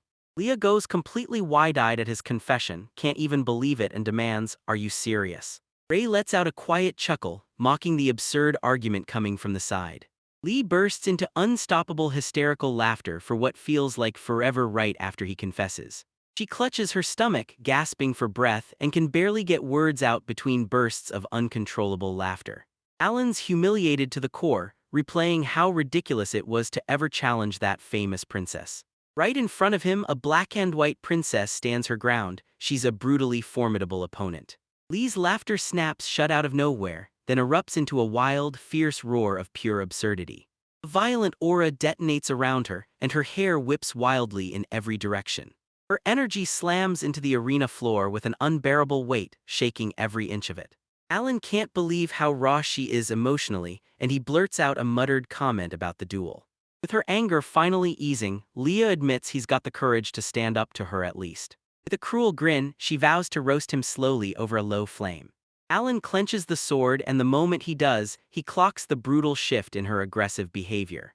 He steels his resolve, embraces the challenge head-on, and drops into a battle stance. Wrapped in a powerful aura, Leia leans in and practically begs him to start. Alan decides he won't just sit there and take her insults anymore. He launches the very first strike wide and brutal, using first-style Flying Shadow. Liu's guard crumbled when that sudden, crushing attack slammed into him. She snaps up a brilliant shield of white dragon scales, stopping anything in its path in a blink. Alan barrels through her defenses, then surges forward, ready to strike again in the next blink. Locking in with pure focus, Alan snaps into action and unleashes his deadly eighth move. Leah's face snaps into shock the second the attack starts forming. He unleashes a massive, roaring raven, an 8-span-wide beast of wings, straight at her. Leah clicks her tongue in pure irritation and whips around, slicing into the attack before it can land. She snaps back to his attack with a scorching black dragon breath that wipes everything out. Her counterattack slams into Alan and drives him stumbling backward across the floor. As Alan rises, it hits him. He already gets her fighting style. He studies how her soul's outfit can command both black and white flames. I can tell the second he tightens his grip on the sword, then he switches to a sneaky trick just to throw her off balance. With fresh grit burning in his chest, he surges forward and launches the next attack. Leah orders him to back off as she unleashes her deadly dragon rage. A crushing burst of energy slams Alan backward, but he braces and refuses to go down. His vortex attack fizzles out harmlessly, swallowed by her blazing dark flames. He refuses to fold because after that brutal clash, nothing can shake him anymore. Curious, Leah leans in and quizzes him about that wild, one-of-a-kind move he just unleashed. Alan says dead calm, "I made both techniques myself." From the balcony, Rhea realizes Alan was picked for a reason, not by accident. Leah clocks it instantly. He's all in on fencing, training like his life depends on it. She grins wide and tells him with full confidence that he's a legit decent fencer. Alan gives her a quick thanks, but her words linger, like there's something bigger hiding underneath. She taps the device on her wrist and tells him straight up that she's got a lesson to teach. She insists that grinding for success means almost nothing next to raw, natural talent. A burst of pure energy slams into her and rockets her forward, and Alan's fear spikes hard at how fast it all happens. She drops the blade and smashes down with a brutal, crushing strike straight into the heart. Shock sparks in Alan's eyes as a brutal surge of immense power slams through him. He clenches his teeth, stunned by where this power even came from, but he can't shut it down, it's still pouring out. The punch hits him like a cannon blast, shoving him backward as he skids across the floor. In the middle of the clash, Leia's eyes flare bright with pure, unstoppable fury. She spots a real opening in his defense and wastes no time. She's gearing up to slam the next attack.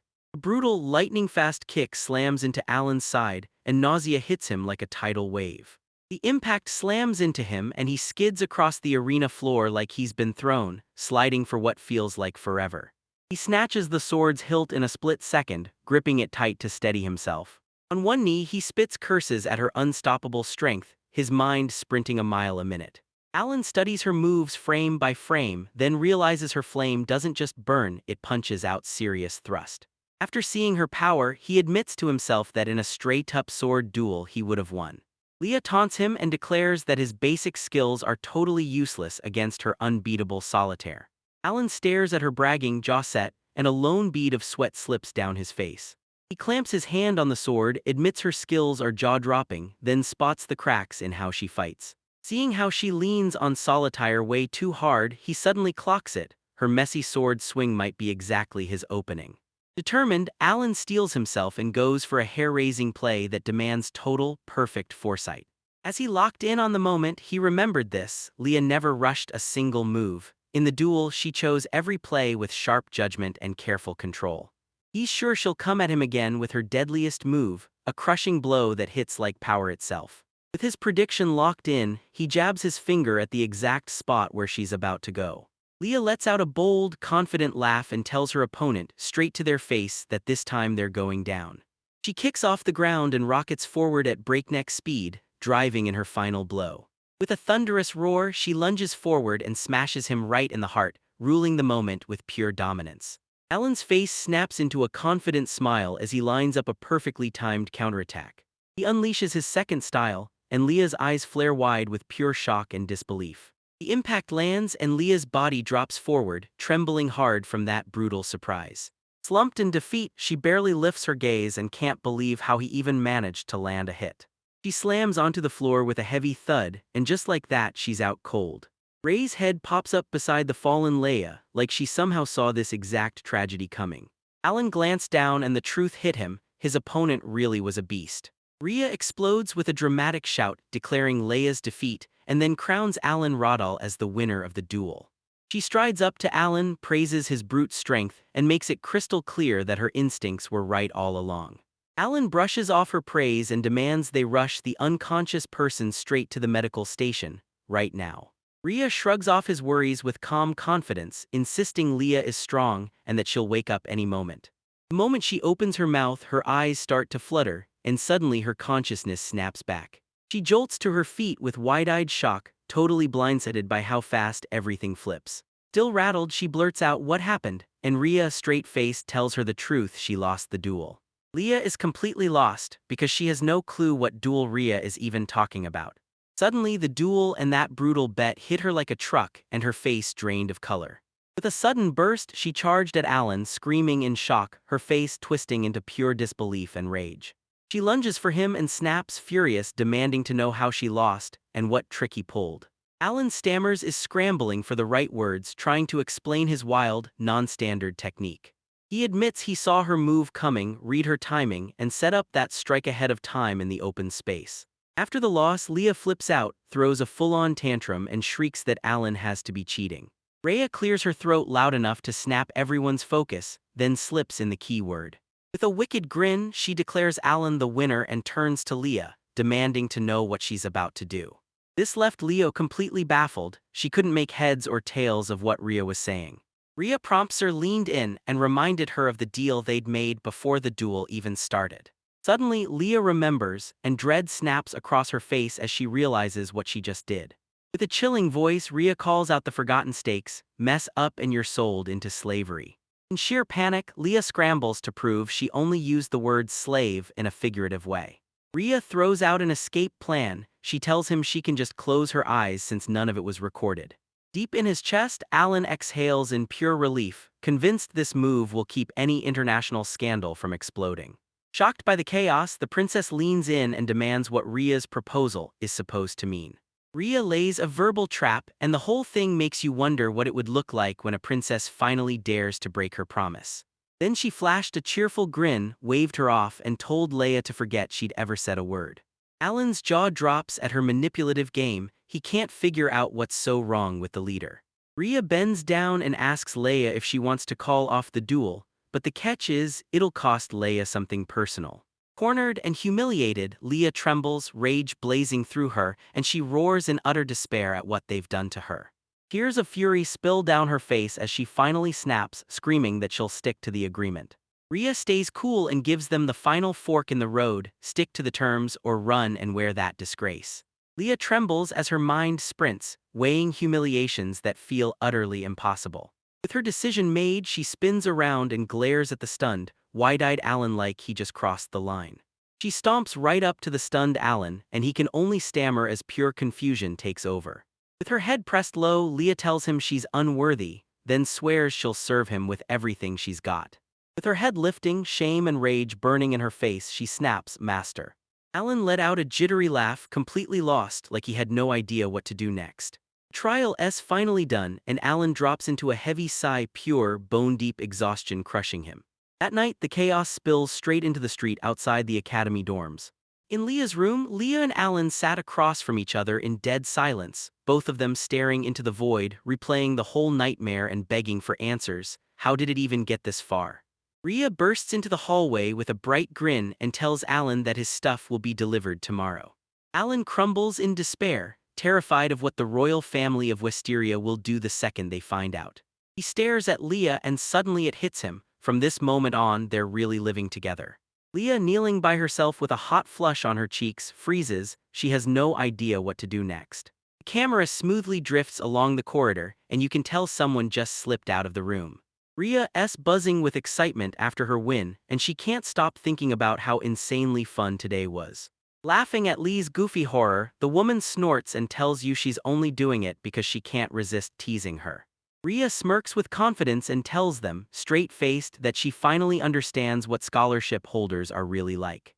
Then the whole grand plan finally spills into the open. Alan, Lee, and Rose are stepping up to represent them at the festival. An hour earlier, Alan and the gloomy Lee are crouched on their knees in a quiet room, so tense it feels like the air might crack. Alan let out a heavy sigh, drowning in the chaos of the situation and not knowing what move to make next. He remembers how Rhea played it slick, twisting social norms to justify why they were stuck sharing the same place. Their minds snap back to the absolute honor and iron seriousness of duels, like it's sacred to them.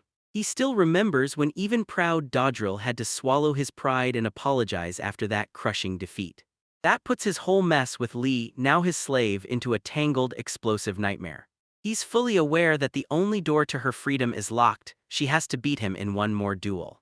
For a split second, he even considers throwing the fight on purpose, just to win her freedom.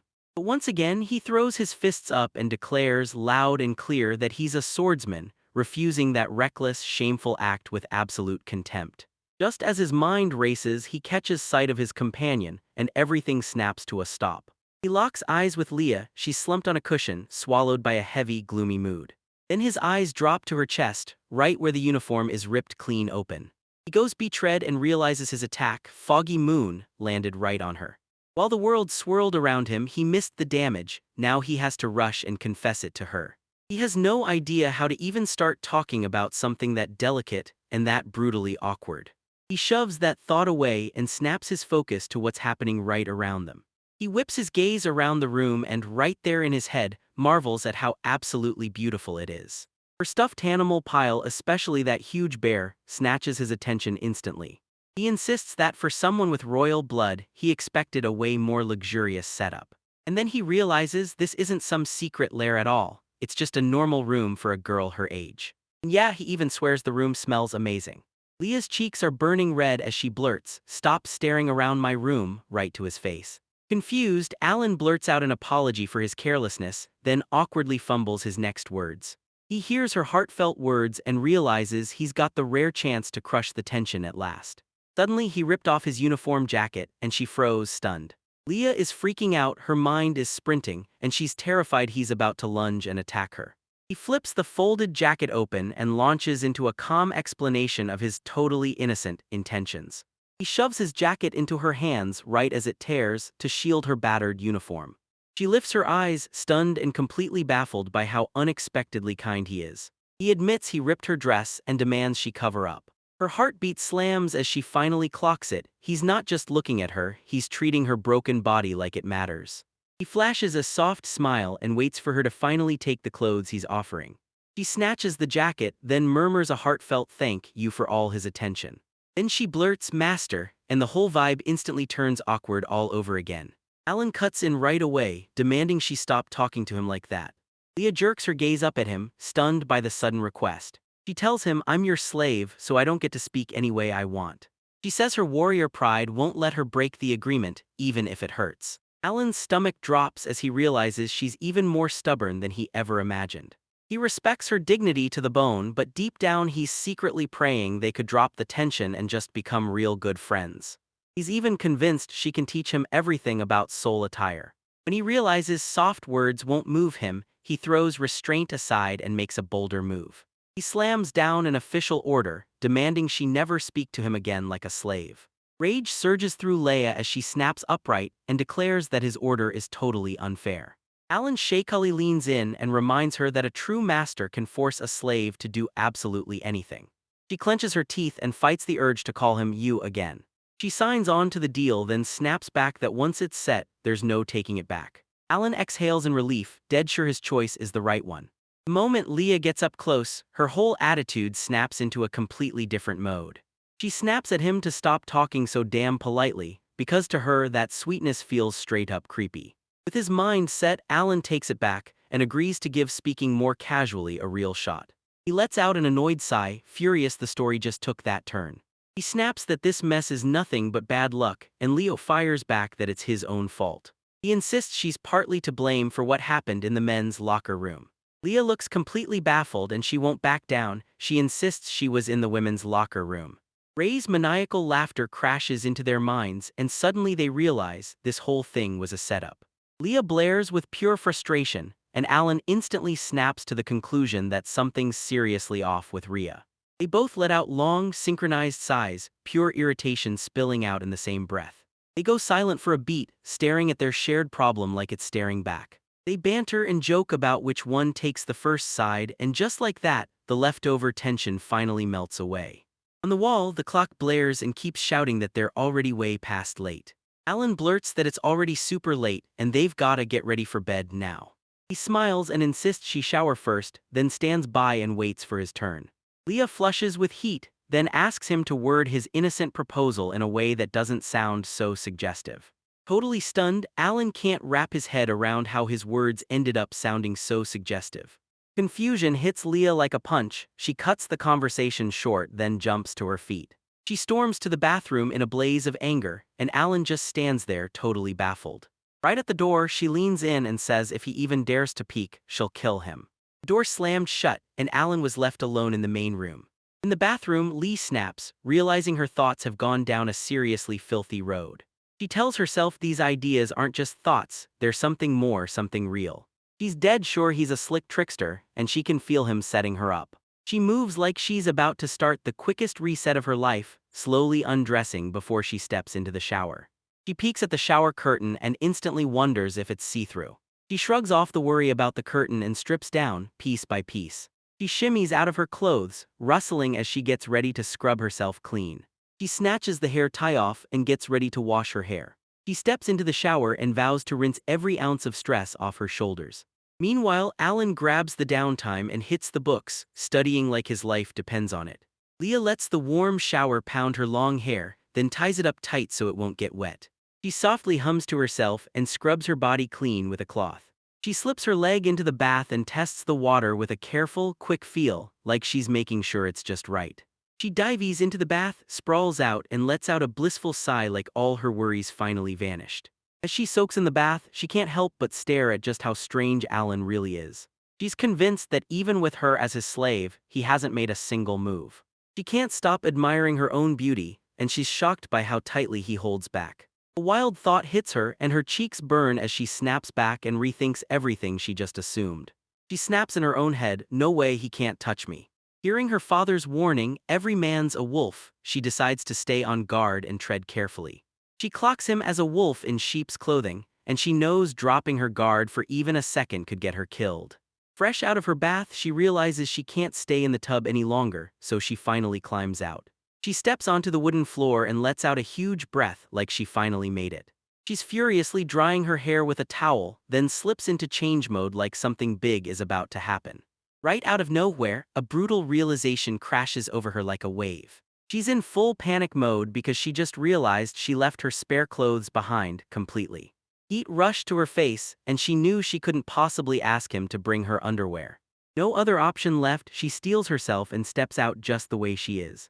Alan sprawls on the floor in his room and blurts out that he's already taken a bath. With a bright grin, he tells Leah, "You can come in now."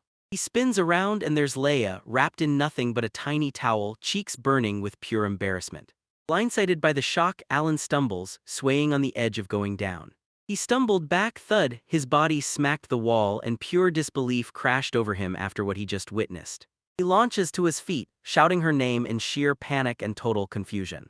Blushing hard, Leia blurts out that she forgot her clothes and begged him not to look. With a rush, he dropped into his seat, whipped around fast, and then made a heartfelt, sincere apology. Lee catches his own bright, flushed face, and instantly decides he's way more innocent than she ever thought. She darts into her room, slams the door shut, and disappears inside. She peeks from behind the door and hisses at him to stay out unless he gets permission first. He agrees without a second thought, then hesitates and asks, "Should I take a bath right now?" She gives him the green light, then shuts the door with a final, soft click. She slumps against the door, letting out a shaky sigh, like it wasn't that bad after all. Then she heads straight for the dresser, finally getting into night clothes and readying herself for what comes next. She yanks open the drawer and snatches out a fresh set of pajamas. A small smile flickers across her face as she admits his confused reaction was just adorable. She lets out a little laugh and decides he's just some harmless herbivore with zero backbone. Suddenly she clicks when panic hits, her focus slips and her vigilance goes with it. She tells herself like it's the truth that he wasn't just charming, he was born to scheme and pull strings. She slips into her pajamas, but there's no innocence in her grin. She's totally sizing up how innocent his reaction is. She can't stop thinking about how brutally good he is at tricking everyone. Her wild imagination suddenly turns him into a monstrous, evil wolf-like man. She clutches her courage tight and steels herself for the worst, because she's chosen to be his servant. Later, a dry throat hits, so she slips out of the room in her pajamas. She tiptoes down the hallway, slipping into the small kitchen like she's got something important to do. She's stunned. There's Alan too, lounging in his pajamas like he belongs there. He laughs it off, teasing her with the idea that he probably had to rush into the shower the second he got back. He spots her thirst and gently hands her some water, then she nods and gladly drinks. They down one refreshing glass of water together in a single gulp, the whole room staying eerily quiet. Then they brush their teeth side by side in that tiny, cramped bathroom. The wall clock ticks past 11 at night and Alan wastes no time. He calls Lee. He tells her, "I'm going to sleep," and she immediately shudders, practically buzzing with anticipation. She clenches her fist, terrified someone will rip her first time away by force. Alan snapped quiet for a moment, racing through his mind, where would everyone curl up and fall asleep? He grins and tells her she can stretch out in the bed, while he's taking the floor for himself. Then he unfurls his futon and gets ready to crash, right into sleep. Leah froze in shock, her thoughts spinning in a frantic tangle of questions. Lying back on the bed, she leans in and demands, "So you're really not going to lift a finger?" Sprawled on the floor, he stared at her like her question had just blown his mind. Totally baffled, she blurts out that she already took a bath and brushed her teeth. She collapses onto the mattress, and that unsaid message hangs there like a spark that won't die. New determination sparks in her eyes as she reaches for the empty space beside her, beckoning him to sit. She says it'd be outright wrong for a slave to whip up their own pair. He gets it, fully understands her side, and then reluctantly slides into bed with her. He asks if he can shut the light off, and she gives a soft, quiet yes. They huddle side by side, their hearts hammering in the tight, nerve-wracking silence. In the thick darkness, they lean in and whisper goodnight to each other, calm and certain. Alan drops off to sleep in an instant, and just like that, his breathing turns calm and steady. Leah isn't asleep. Right in the pitch black, her eyes snap open like something just pulled the trigger. She rolls over, fuming that he's sleeping so soundly, like nothing in the world can touch him. She finally plops down, and the moment her nerves fade, she feels stupid for how worked up and flustered she'd gotten. She shoots her hand out and viciously pinches his sleeping face, like she's savoring the revenge. He's out cold, sleeping like nothing exists, and he doesn't even catch her teasing him for a second. She snapped her hand across his cheek, and his face flinched from the hit like it barely had time to register. A mischievous sparkle lights up her eyes the moment she admits she likes it. Suddenly, Alan yanks her wrist and growls about revenge for that disgusting move. He smacks her on the forehead, yawns right after and tells her, "This time I'll finally let you go." Leah squirms beneath the blanket, totally stunned by the sudden twist that just flipped everything. She shoves her face into the pillow, drowning in a raging whirlwind of feelings. Her eyes keep shifting toward him, and suddenly she's thinking, he's strong, he's honest, and yeah, he's seriously attractive. She whips her head side to side, slamming her doubts into every sudden thought like, no way. She's fighting to steady her nerves, repeating over and over that all she needs is sleep.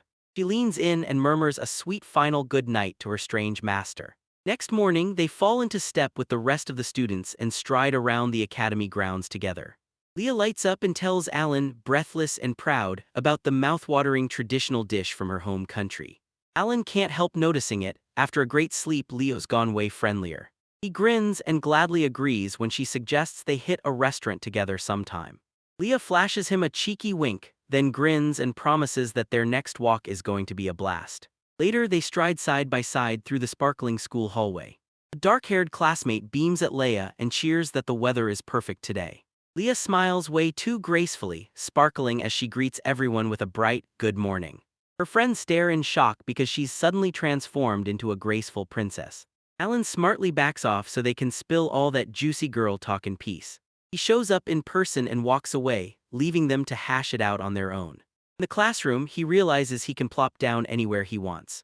He weaves between the rows of desks, hunting for the perfect spot to plop down. His expression stays flat as he watches his classmates finally pile into their seats. 3 boys are shouting at the top of their lungs, insisting they saw a woman as big as a bear.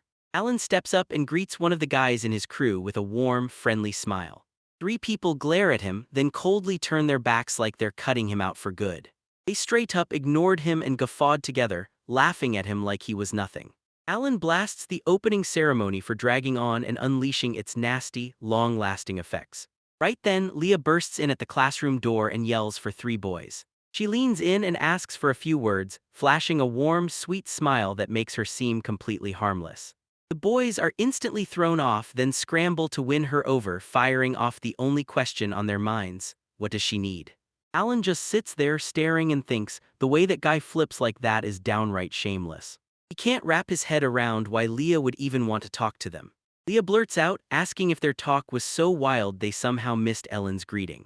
The boy stammered and barely found the strength to explain himself, insisting his voice was just too quiet. Her face hardens, sometimes pure menace, sometimes blazing with brilliance, when she snarls her fierce hatred for all this nonsense.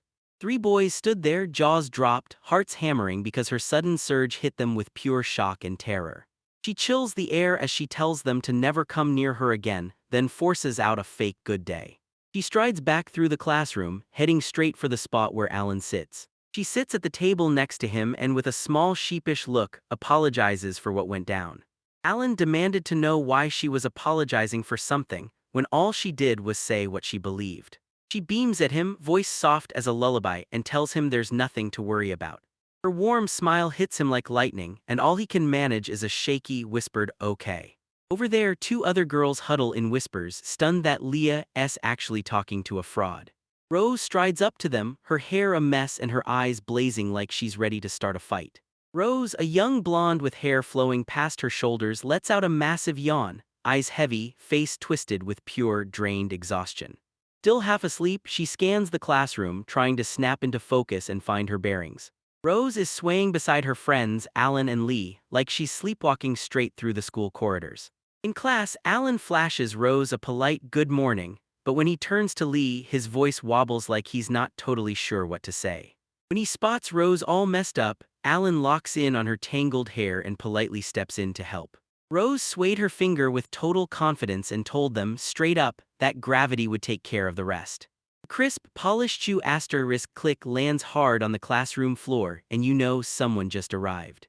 A woman with long dark hair bursts in, voice booming, and greets the whole class, good morning. Every student sits locked in their spot, lined up in neat rows across the classroom, then the count is officially done. The teacher breaks into approval, saying this is the perfect start, no tardies, no absences, just clean focus from the start. The student shoots her hand up and asks the headmaster why she's even standing there.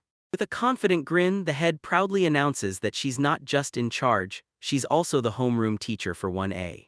Students burst out in shock, and Rose snaps that this is the worst situation imaginable. Alan can't help but stare, wondering how she pulls off being both the head and the class teacher at the same time. The teacher snapped her hands together and announced they were about to kick off the morning class in a truly special way. She steps up and declares, loud and clear, that she's ready to name the student participants for the upcoming elite festival of the 5 Saints. The diagram lays out the festival as a high-stakes showdown, where 5 elite swordsmanship academies clash for true prestige. Students clap with pure joy because that performance sealing their future is like a holy night blessing their dream career. Alan smiles, fully getting why everyone's bursting with happiness over this massive event. The teacher tells them the participants aren't picked at random, it's the results of the upcoming practical exam that decides who gets in.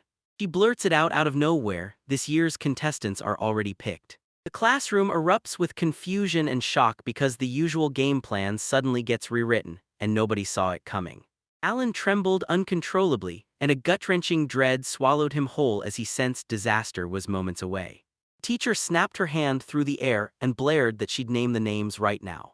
Wide-eyed Lil Wisteria was the very first rep to stand up and declare she'd fight for the Academy of 1,000 Blades. Next, they summon Rose Valencia, and when they pick her, her eyes light up with razor-sharp focus. Then they finally called out Alan Roddle's name, and the moment it hit, Alan collapsed into the chair, already knowing it all along just like that. The teacher snaps that the list is final, then the student bolts upright in protest, refusing to take it. Spiky-haired student slams his hand on the desk and barks, "Wait a minute." The teacher gently leans in to Tessa Bauman and asks point-blank what's going on. Tessa reluctantly admits he can't argue against Lee and Rose, they've got the skill to steamroll every other pick. He snaps his finger at Alan, pointing like a weapon, and demands answers. Why does some self-taught nobody represent them? Tessa keeps staring the teacher down, refusing to let his challenge slip past her. The teacher stays cool as ice, saying nothing here is confusing and that Alan was picked solely because of what he can do. The whole class erupts in rage, flat-out refuses to admit Alan is better and pushes for a new election right now. Tessa whips her hand across Alan's face and snaps that his smug, stupid expression proves he's got zero spirit for a real fencer. Alan stood there utterly lost, swearing he couldn't figure out what he'd done wrong, because the whole class was trashing him like he'd committed some crime. Lee asks if he's okay, and Alan, all shy and shaky, admits he feels like he's about to break down and cry. The head strides up to Alan's table, lets out a heavy sigh, and calls his name loud enough to snap his attention. Alan lifts his head, meets her gaze with calm intensity, and asks her what she wants. She jabs a finger at him and bursts into mocking laughter, humiliating him for how nobody in his class wants him around. Alan's face darkens with fury as he racks his brain over who's really to blame, while she keeps laughing in his face. Another student leans in and tells Alan to keep his cool, warning him that if he loses control, she'll use it to her advantage. The head warns that you shouldn't mess with Alan, unlike Lee did, then straight up declares herself the winner of their argument. Right as she stepped out, it hit her. She never expected the whole class to fight back like that. Silence crashed over the classroom the second she spun toward the front. Her presence shut every mouth in an instant. Alan bursts out of bed with a bang, fed up to the bone and ready to finally take control. The leader whips around, gives his hand a quick tap, and asks him straight up what he wants. Alan keeps it cool and flat out says he doesn't care if they leave him off the festival participant list. A flashback hits and there's Alan, crushed and furious at the idea that showing up is pointless when he's got zero formal training. She pats his shoulder softly, tells him she's grateful he opened up, and reassures him she truly gets it. Then she strides up to the whole class and declares she's about to share Alan's thoughts with everyone. Alan can't shake the thought that she must have had her reasons for nitpicking him. Her threatening aura surges as she blatantly makes up Alan's words, then twists them into a smug dare that drips with arrogance. Alan goes stone-cold silent because he can't even wrap his head around the disgusting lies she just spewed. The three swordsmen she accused let out a furious battle cry together, and they bought her fake challenge without hesitation. Alan panics and blurts it out, insisting the head totally made the whole thing up. She claps as the light hits, then praises confident Alan, someone she knows and loves with all her heart. Alan clenched his fist in sheer disbelief, stunned by her manipulative chaos and how far she'd pushed it. He stares at himself, trying to figure out what's happening, and then he's on the verge of punching at her, right as she flashes a confident wink and throws him a thumbs up. All the students pack into a huge, empty training hall as the sudden match kicks off in front of them. Alan groans about how small he is, then grumbles that he's been dragged into fights again, this time for the second time in a row. Tessa steps forward with deadly confidence and declares she'll take on Alan's kind of loser all by herself. Alan agrees to a one-on-one battle, convinced it's way better than trying to take on all three at once. Two fencers face off in a huge hall, blades poised, ready to kick off the duel. With a massive thud that splits the floor, Tessa rockets ahead at breakneck speed. He screams a ferocious battle cry and slams his sword down in a thunderous arc from above. Alan calmly studies the opponent, then spots it instantly. His grip, his speed, and his stance are all dialed up to the max. Tessa swings in with his rust removal technique, one brutal, high-impact slash meant to break the opponent wide open. Alan immediately spots a deadly flaw in the opponent's flashy technique. His footwork is sloppy. Spotting the opening, Alan slips the hit with ease and slices a small cut across Tesseri's leg. Tessa gasps in sharp pain as he stumbles, twists out of control and slams to the floor with a brutal thud. That fast back-and-forth hits like a snap, pushing everything to a quick, decisive end.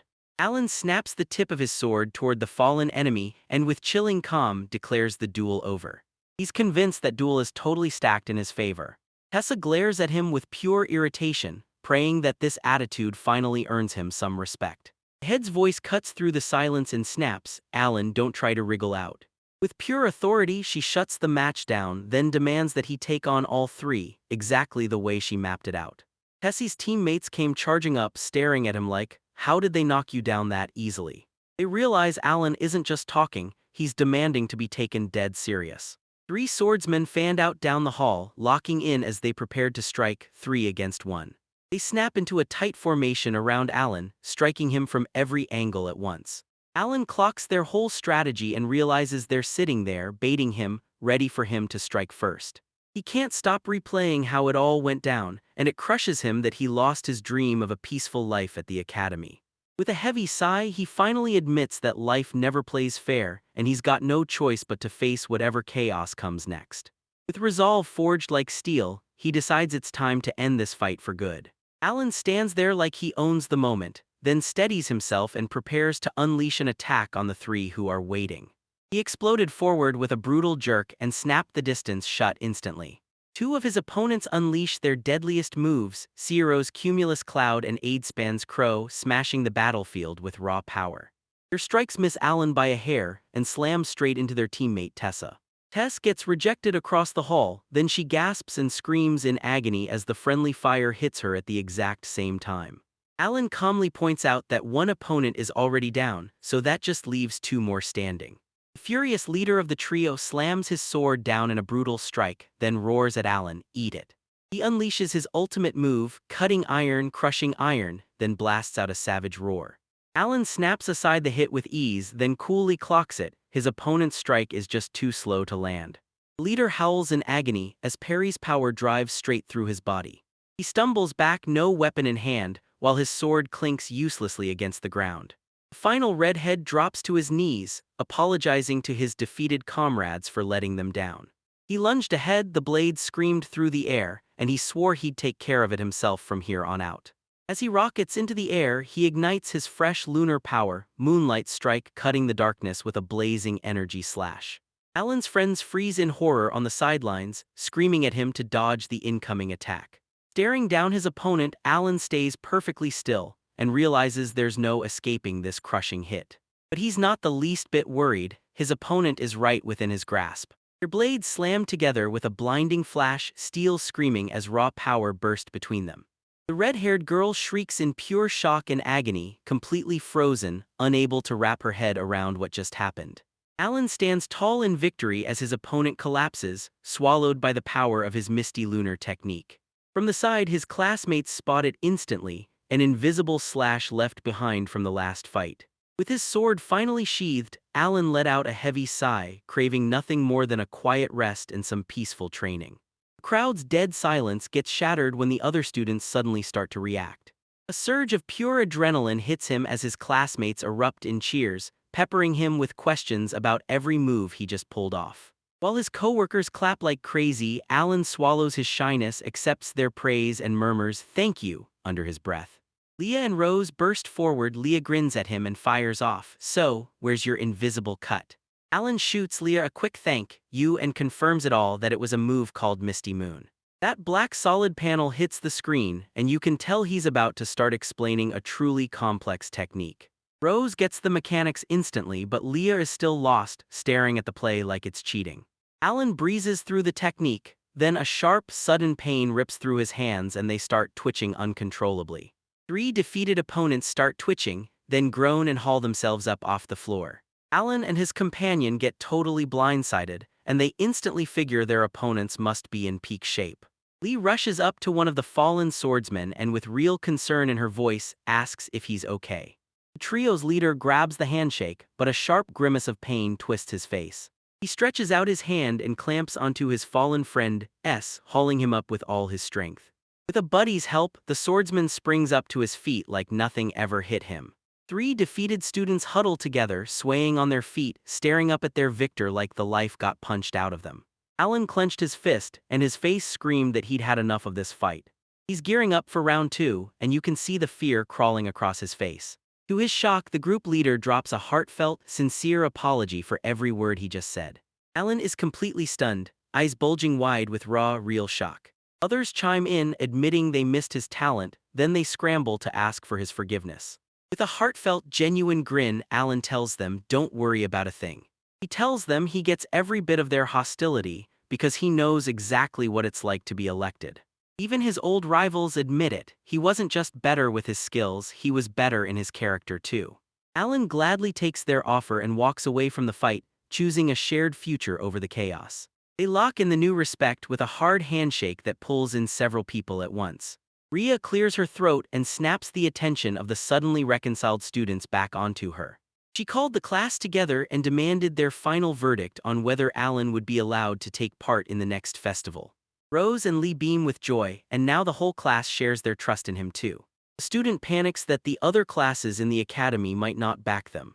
His classmates shoot back with full confidence, since they're the best class, their call is going to be respected. With a bold flourish, Ray braces herself to drop the final official announcement at last. Leah, Rose, and Alan get stormed with cheers as every single classmate lines up to congratulate them. The very next day starts at the academy training ground, right from the crack of dawn. Students piled into the open area, tightening their focus as they geared up for the practical exam. Alan in his sportswear rubs his hands together, chasing off the morning chill. All the other boys are shivering in their seats, grumbling that their school uniforms are way too light for April's chill. A two-colored-haired friend grabs Alan's attention and tells him to check out something wild nearby. The door rattled hard, swung open, and a whole new crew of students spilled onto the court. The students flooded in, already huddling and complaining that their sports uniforms were freezing them to the bone. Alan's friend blurts out that the girls are forced to wear bloomers, and they absolutely hate it. The boys right there at the academy say a thankful prayer for this tradition. Alan yelped as a shadowy figure suddenly charged right up to him. In her bright bloomer uniform, Leah beamed and wished Alan a great good morning. He shoots back a friendly smile, but you can tell the nerves are fizzing under the surface. Nervous as she could be, Leah gathered her courage and asked him to tell her, truthfully, what she really looked like. Stunned out of his mind, Alan straight up admits he has no clue how to answer that question. Leah's blush deepens as she can't stop wondering what he's staring at while she waits for his answer. Suddenly it hit Alan like lightning, an idea sparked, bright and unstoppable. Recalling his friend's advice, he grins and tells her, right to her face, that she looks absolutely wonderful. Leah's face lights up with a radiant, relieved grin as she thanks him. She comes back beaming, dives right into her friend's arms and leaves Alan standing there, stuck in deep thought over what they just said. He lets out a heavy sigh, still clueless what she wanted, when another voice suddenly calls his name. Rose rolls in, fixes her shorts and then fires off, "So what do you think?" He slips her the exact same compliment again, and the confident Rose instantly blushes like she's been caught. She turns and walks off, still rattled by everything, and heads straight to the other girls waiting for her. Totally stunned, Alan can't shake the feeling that this normal morning thing is something downright weird. Ria, the instructor, blasts the whistle and shouts for Class 1A to line up right now. A razor-sharp whistle shrieks across the training ground, and every head snaps toward it. Alan deadpans that her voice is so blaring the whistle is pointless. Ria laughs it off and says you'll need a whistle to kick the mood into gear. Alan realizes she's not just awake, she's a total morning person bursting with life energy. She blares that their practical exam is officially starting and slams the ban on solitaire right then and there. The exam is split into 3 brutal tests: draw strike, tenfo, and multi-strike. She lays out the rules for the first trial and demonstrates the strike on extension right there, using a bamboo stick. They unveiled an elderly man as their timekeeper, someone with 50 years of battle-tested experience behind every second. Raywinks clocks its first-year average benchmark at a lightning-fast 0.8 seconds. Students lean in, eyes locked, hanging on every word of the instructions for the next test. Ria strides to the front and calls for the first participant, Lee Wisteria, to step up. Leah sucks in a deep, razor-focused breath, then lets her hand slide to the sword. With a single slick motion, she yanks the blade free from its sheath in a flash of pure, terrifying speed. Her sword whips through the bamboo stalks with a thunderous rustle, like they don't stand a chance. The timer asterisk snaps asterisk, and it screams her amazing 0.5-second time. Leah blares out loud cheers, soaking in her victory right in front of her classmates. The instructor grins, satisfied with that perfect opening, and then calls out Rose Valencia's name.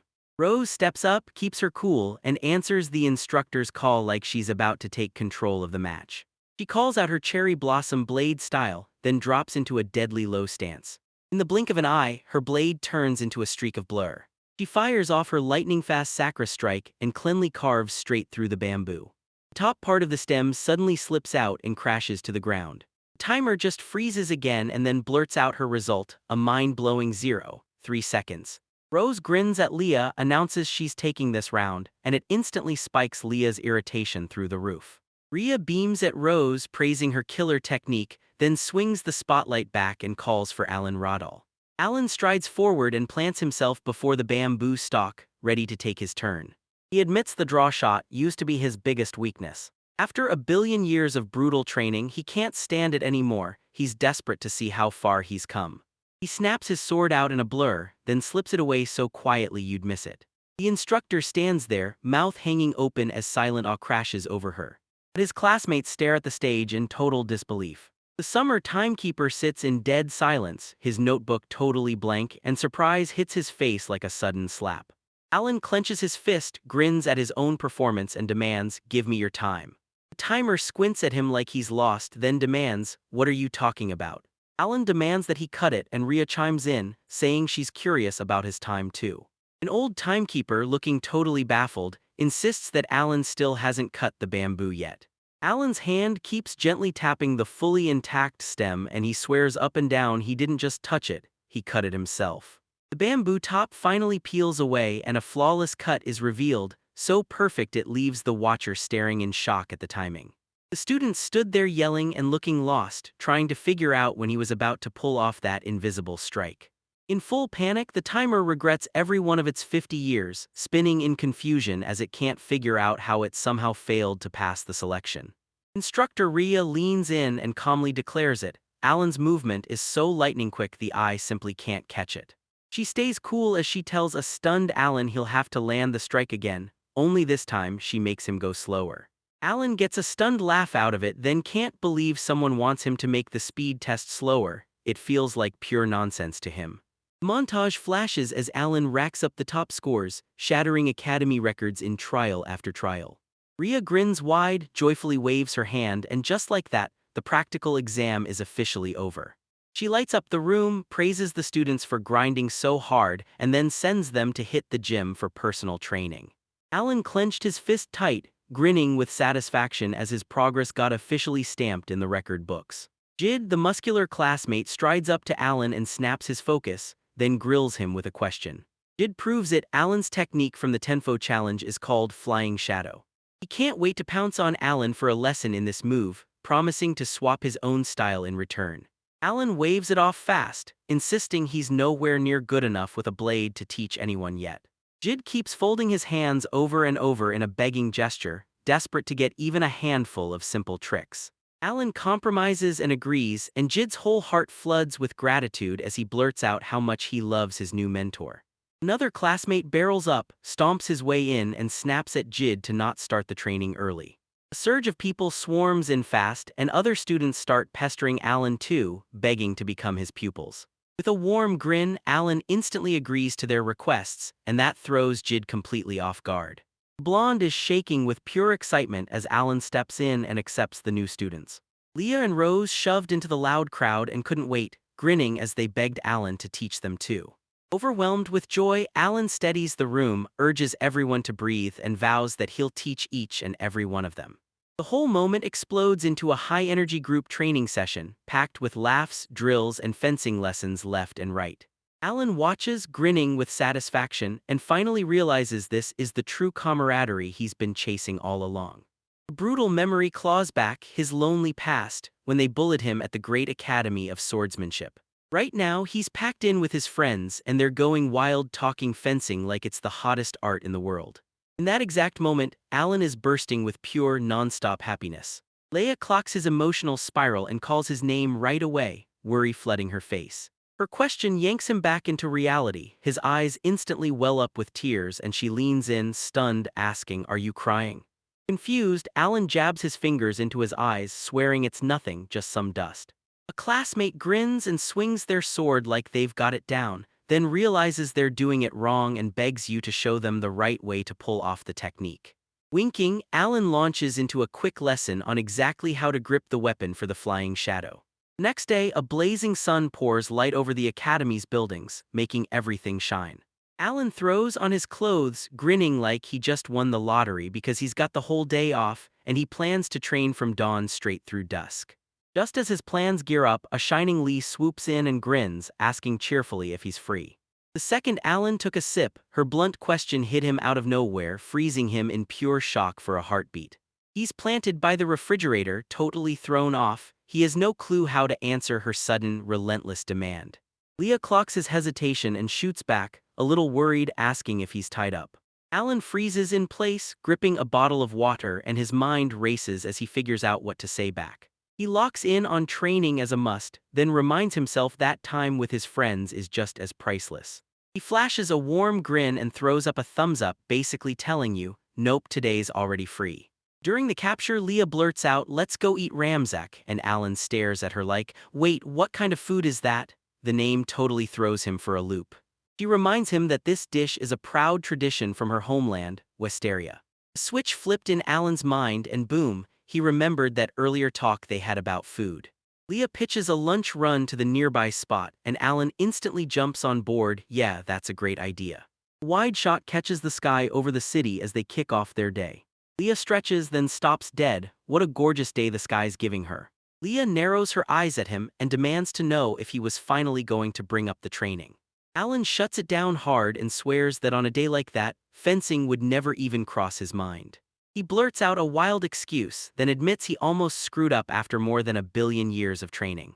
Even with doubt chewing at her at first, Leah finally accepts his explanation, then rushes in to apologize for mistrusting him. When she asks how to get there, Alan flashes a confident grin and swears he knows the way to the restaurant. Right when their steps are going smoothly, Rose suddenly pops up out of nowhere and jolts the whole moment. Rose stares at them, shocked. Alan and Lee are somehow together. She flashes a smile, greets them, and straight up asks what the two of them are up to this weekend. Leah practically bursts with excitement as she lays out her plan to get Ramzak, and then, right out of nowhere, she turns to Rose and invites her to join in. Rose admits Leah was totally mortified, and Leah shoots back that she has to go, period. Leah's face locked into a comical, stunned expression when Rose agreed so easily. With a sharp pivot, Leah grabs the lead for all three and strides them straight to the restaurant. They step into a charming restaurant, and as they rush through the doorway, the bell above the door sings loud and clear. At their table, the waitress swoops in and asks what they want, and Alan wastes no time. He orders a Ramzak platter for 3. Leah tells me that this restaurant is known for serving Ramzak so massive it's basically a feast. 10 minutes later, the waitress comes back with their food and announces, "It's here, your order has been brought in."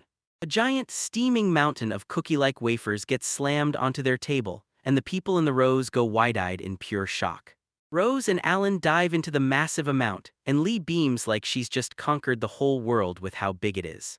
Leah demands they dig in while the food's still piping hot, and the three waste no time getting ready to eat.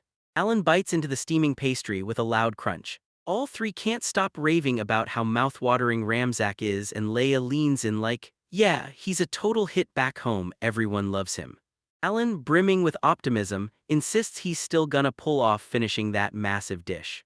Half an hour later, Alan crumpled onto the table, hit by a wave of nausea after stuffing himself too much. He gapes in pure horror and disbelief as Lee keeps chugging down the food like it's nothing but liquid. Rose keeps eating too, but you can see she's stunned at how much food is still left. She jolts still for a beat, then locks eyes across the table like she's about to uncover something huge. Alan, still sick, can't stand the awkward silence, then he meets her sharp, watchful gaze. Rose cuts through the silence and demands to know why Alan is acting so stiff and formal around her. Leah nods along and tells him flat out that his stiff manners make them feel like total strangers, so he needs to stop. Alan agrees to chill out a bit and Rose teases him, reminding him not to mess up the M pronunciation. Rose lights up with a warm, genuine smile, clearly thrilled by his answer. Tension snaps away, and the three of them break into easy, unstoppable laughter. Leah slaps her hands together and that crisp little clap bursts out like she's finally satisfied. At last she dug in, took one bite, and lit up as she declared the food was absolutely delicious. Beaming again, Lee snatches Rose's hand and declares it's time to storm the next door. She yanks at a Rose that won't budge, and Alan can barely sprint to keep up with her. The footage shows them ducking into a general store and finding an aquarium inside, pure chaos, people everywhere and non-stop hustle. Alan stumbled away from a quick lap around the city, completely drained and gasping for breath. The tour whisks them into a flashy jewelry palace and the girls dive in, trying on glittering earrings one after another.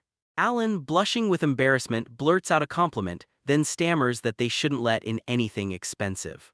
Pure terror floods him as he pictures the massive debt he'd rack up the moment one of them starts to break down. The idea of getting booted from the academy and crushing his family's hopes terrifies him. He drops onto the neighboring bench, drowned in pure anxiety. He tells the girls he needs a breather because he looks pale as a ghost and wiped out from all the stress. The girls sprinted straight to him, their faces burning with real worry over how he was holding up. He insists he's fine, just a little dizzy, and tells them to go have the time of their lives. They tell him, if you start feeling sick while you're resting on that bench, you better let us know. As he's catching his breath, he suddenly hears the girls whispering about how much a suitor is supposed to drop on gifts.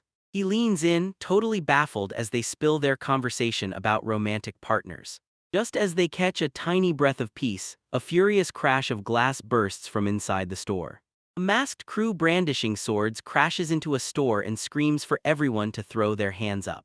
Suddenly, the robbers crashed into the jewelry store, and the moment they showed up, you could feel trouble coming.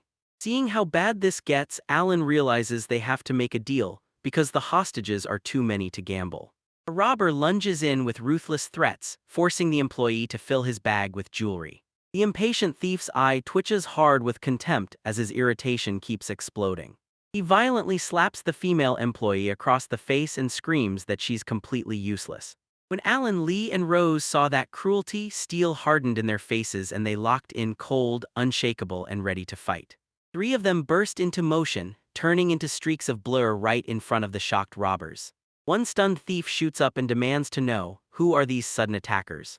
They team up and unleash their signature sword techniques with devastating precision. The robber's jaw drops when one of his own men gets hurled backward.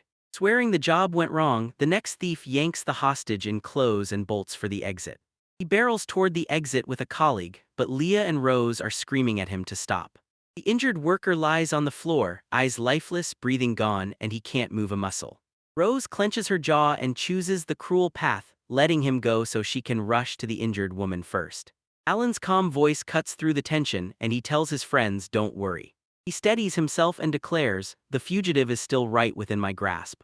He taps into the first style and blasts a crushing flying shadow straight across the room. A burst of energy slams the thief right in the back and drops him like a switch flipped, knocked out cold in an instant. With the final threat wiped out, Alan just stands there, exhales in relief and lets his shoulders drop. After it all went down, the authorities on the streets swooped in and helped the beaten bandits. The very next morning, a classmate throws him a congratulation for saving the store, and Alan is totally stunned. Their friend tells them the newspaper is singing their praises for those heroic deeds, and it completely rattles them. He drags them to the Oris Times page, and there, Leah and Rose are being hailed as heroines. Alan lets out a breath of relief, sure the employee's injuries are at least minor. As he keeps reading, his eyes snap to the heading for the next holy festival. The group huddles over the festival details and then drops the bombshell. Those participant pairs were announced right that day. The school loudspeaker blasts out a thunderous ring and every head snaps toward it.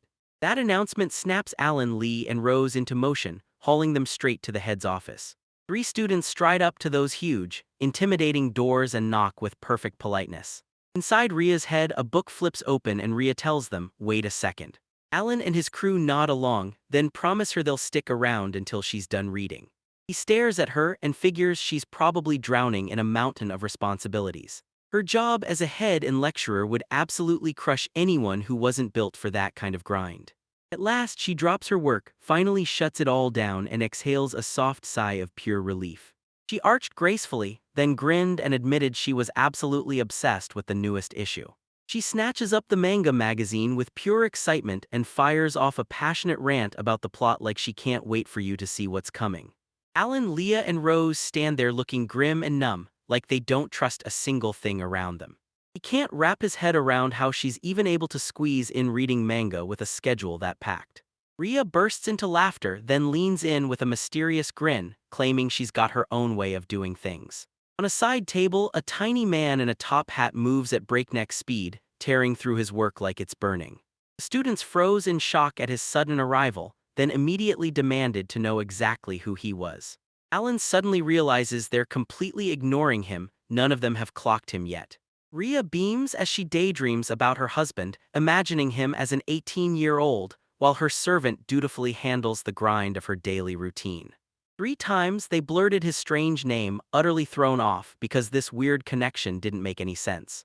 She smirks and tells him straight up that he's a Class A criminal, locked away for a full 100 years. Leah and Rose are absolutely horrified, demanding answers fast, because she's literally got a prisoner in her grip. Ria tells everyone that those 18 handles every single one of her admin chores, contacts, planning, the whole mess. Alan realizes she's dumping all her work on him just so she can snag more free time. He can't wrap his head around what kind of crime could possibly earn a prison sentence that long. Ria braces to spill the truth behind her crime, and Alan ends up choking down his fear in a shaky gulp. He flat out calls his crime voyeurism. 3 students face her, stunned as they try to wrap their heads around the revelation of Bazar. Alan asks if she's really spying on the girls and she grins, confirming it without hesitation. She tells him how much he loved sneaking around, watching academies all across the country. Leon Rose seethes with disgust, spits out scoundrel and enemy like they're facts that can't be denied. Even with outrage blazing in him, Alan still can't shake the feeling that the crime might not deserve a sentence that long. Ria tells them his sentence got stretched because he kept pulling off daring breakouts from prison over and over. He grimly realizes that turning 18 isn't simple, it's a whole complicated mess. Lee can't shake the question, how is someone like that still not getting stopped? Ria leans in and tells him with total confidence that she's truly put him through the whole lesson. She gently cups the frightened 18-year-old's head and demands he repeat her words to make sure he's telling it right. He slams his face against the table, then quickly gives in and submits to his mistress. Alan can't believe it, she wrecked him with a truly brutal upbringing. Ria flashes a guilty look, admits she drifted off topic and snaps back to the main question.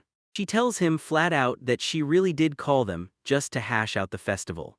Rage contorted her face as she shouted their very first opponent, Ice King Academy.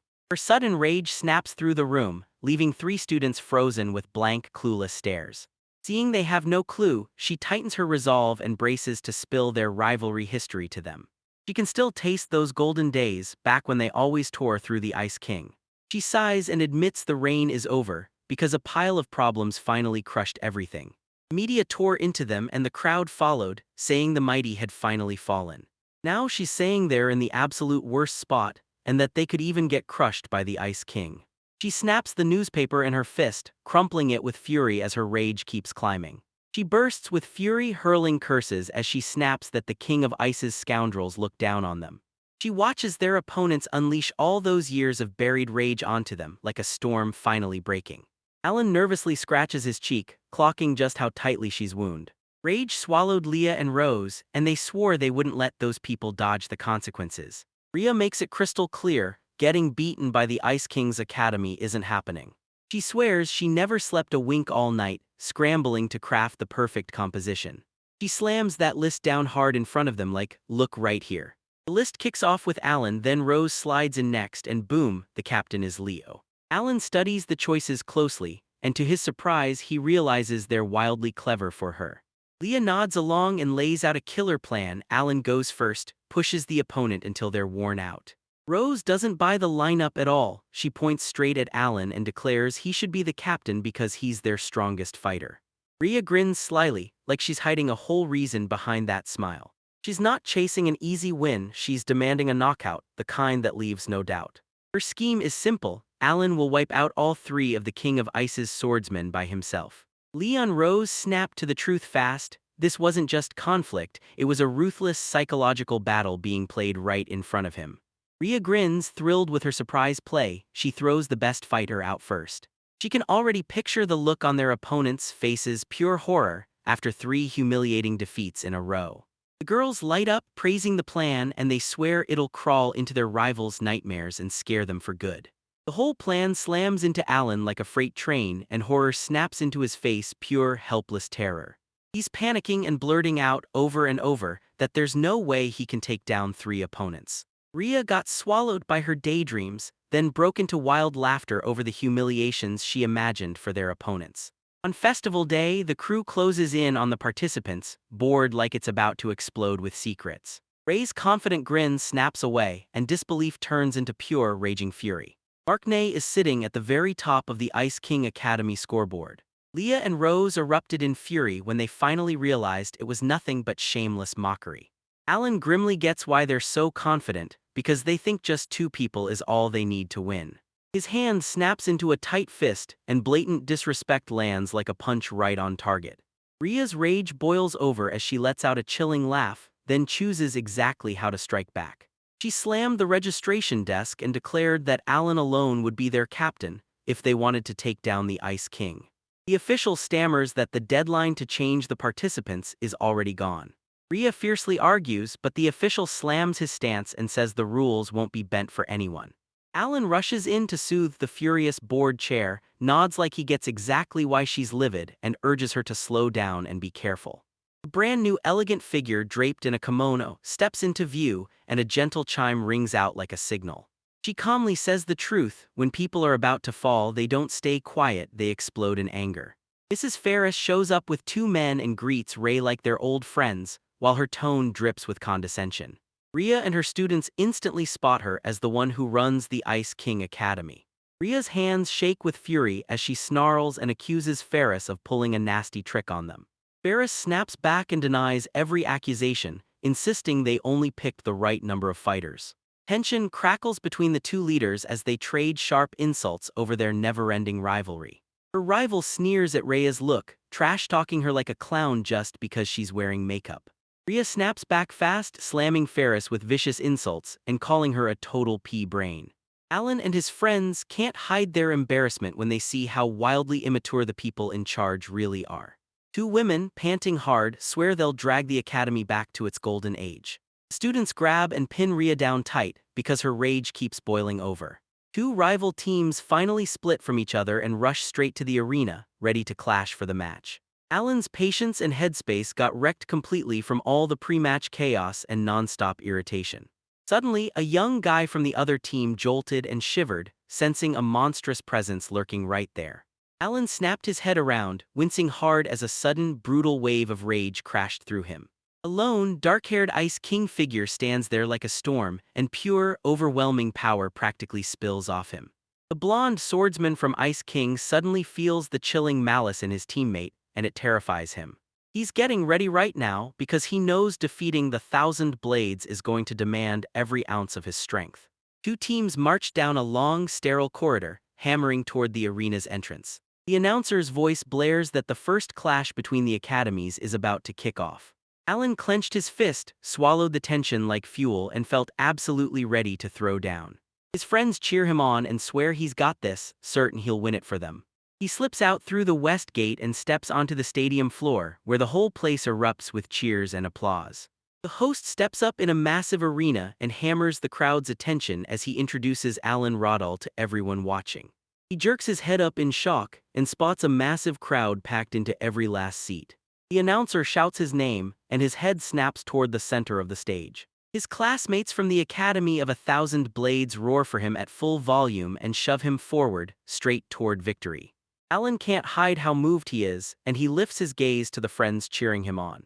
He can't stop thinking about how wildly this feels different from the lonely, isolated days that used to swallow him whole. With fresh grit in his chest, he vows to win this fight, no matter what, for his new friends. The host blasts out the next challenger's name and orders them through the eastern gates.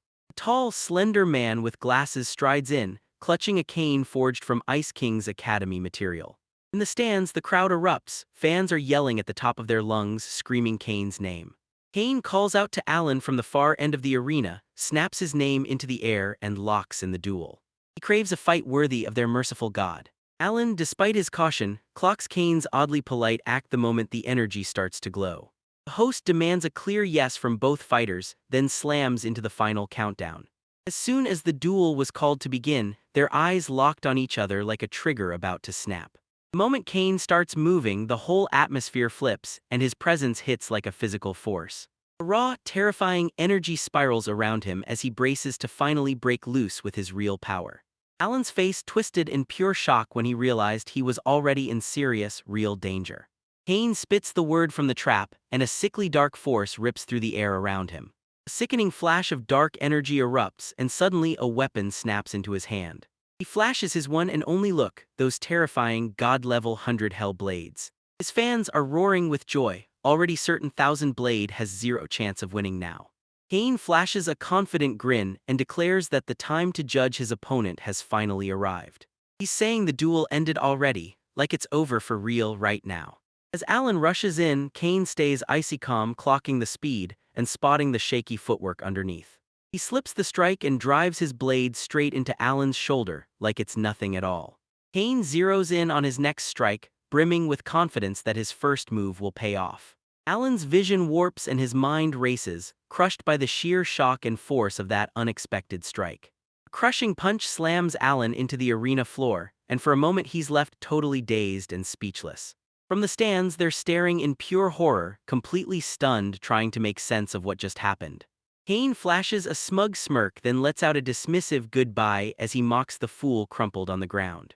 Alan's mind snaps back online, and his eyes slowly flutter open in a place he's never seen before. He drops into a dead-empty void, and the clock blinking in front of him screams, "Year 99." He still remembers Kane's blade biting into him, every slash burns sharp and crystal clear in his mind. He realizes this shadowless world looks exactly like the one he's already survived before. Alan realizes Kane's soul has stitched its own clothing, turning it into the mental prison trapping him inside. Ready to see what he's made of in this brand new world, he yanks his sword out and gets ready to swing. He swings a massive strike, slicing into this strange, timeless reality just to see how strong it really is. With a jolt of joy, he realizes he can slice straight through this world and finally wrench his way free. He realizes the universe just handed him 100 years inside this timeless dimension. He vowed to seize this insane training opportunity with everything he had. Tons of time slam by, and that decisive groan proves it. After what felt like an eternity, his training in emptiness finally hit its finish line. Out here in the real world, the host is moments away from declaring the duel over. Alan snaps to his feet and shouts that he's still got fight left in him. The host is utterly baffled, then blurts out, "Wait, can I really keep going?" Alan calmly demanded they keep the duel going, and the announcer just stared in total shock. He clocks this moment as the perfect shot to prove that every ounce of his preparation paid off. Kane hates the trick with a burning passion, but he knows one thing for sure: when the duel starts, he won't be able to hold himself back. Alan charges forward at breakneck speed and seizes the opening he carved out with his own hands. Kane never saw it coming. An earth-shaking counterattack slammed into him out of nowhere. Alan fires off Mirrorsucker Slash and blasts Kane into a raging storm of pure energy. Kane gets slammed to the ground, crushed by a brutal technique he never saw coming. He shakes uncontrollably, stunned that Alan's mind didn't shatter under the weight of that blade. Alan shrugs, saying 100 years, too short, like seriously, not even close. The host blares that Kane can't step into a fight, then turns to Alan and spits, "You're a monster." The stadium explodes with cheers as they announce Alan as the winner of the match. From the stands, his friends erupted into cheers, praising his unbelievable victory like it was pure magic. Leah and Rhea light up with joy, throwing congratulations at him for finally beating Solitaire. Alan quietly thanks them for their support as he hurries back to his team. Rose is totally stunned, then demands to know the exact moment he found out about her move. He tells them he spent a full 100 years training, rebuilding her style from his own memory, piece by piece. Rose is left speechless, because it took him years to finally master what he only learned by copying everyone else. Sweat pours down his face as he panics, and then he blurts out how he matched her move by sweeping through with his 8-foot wingspan arc.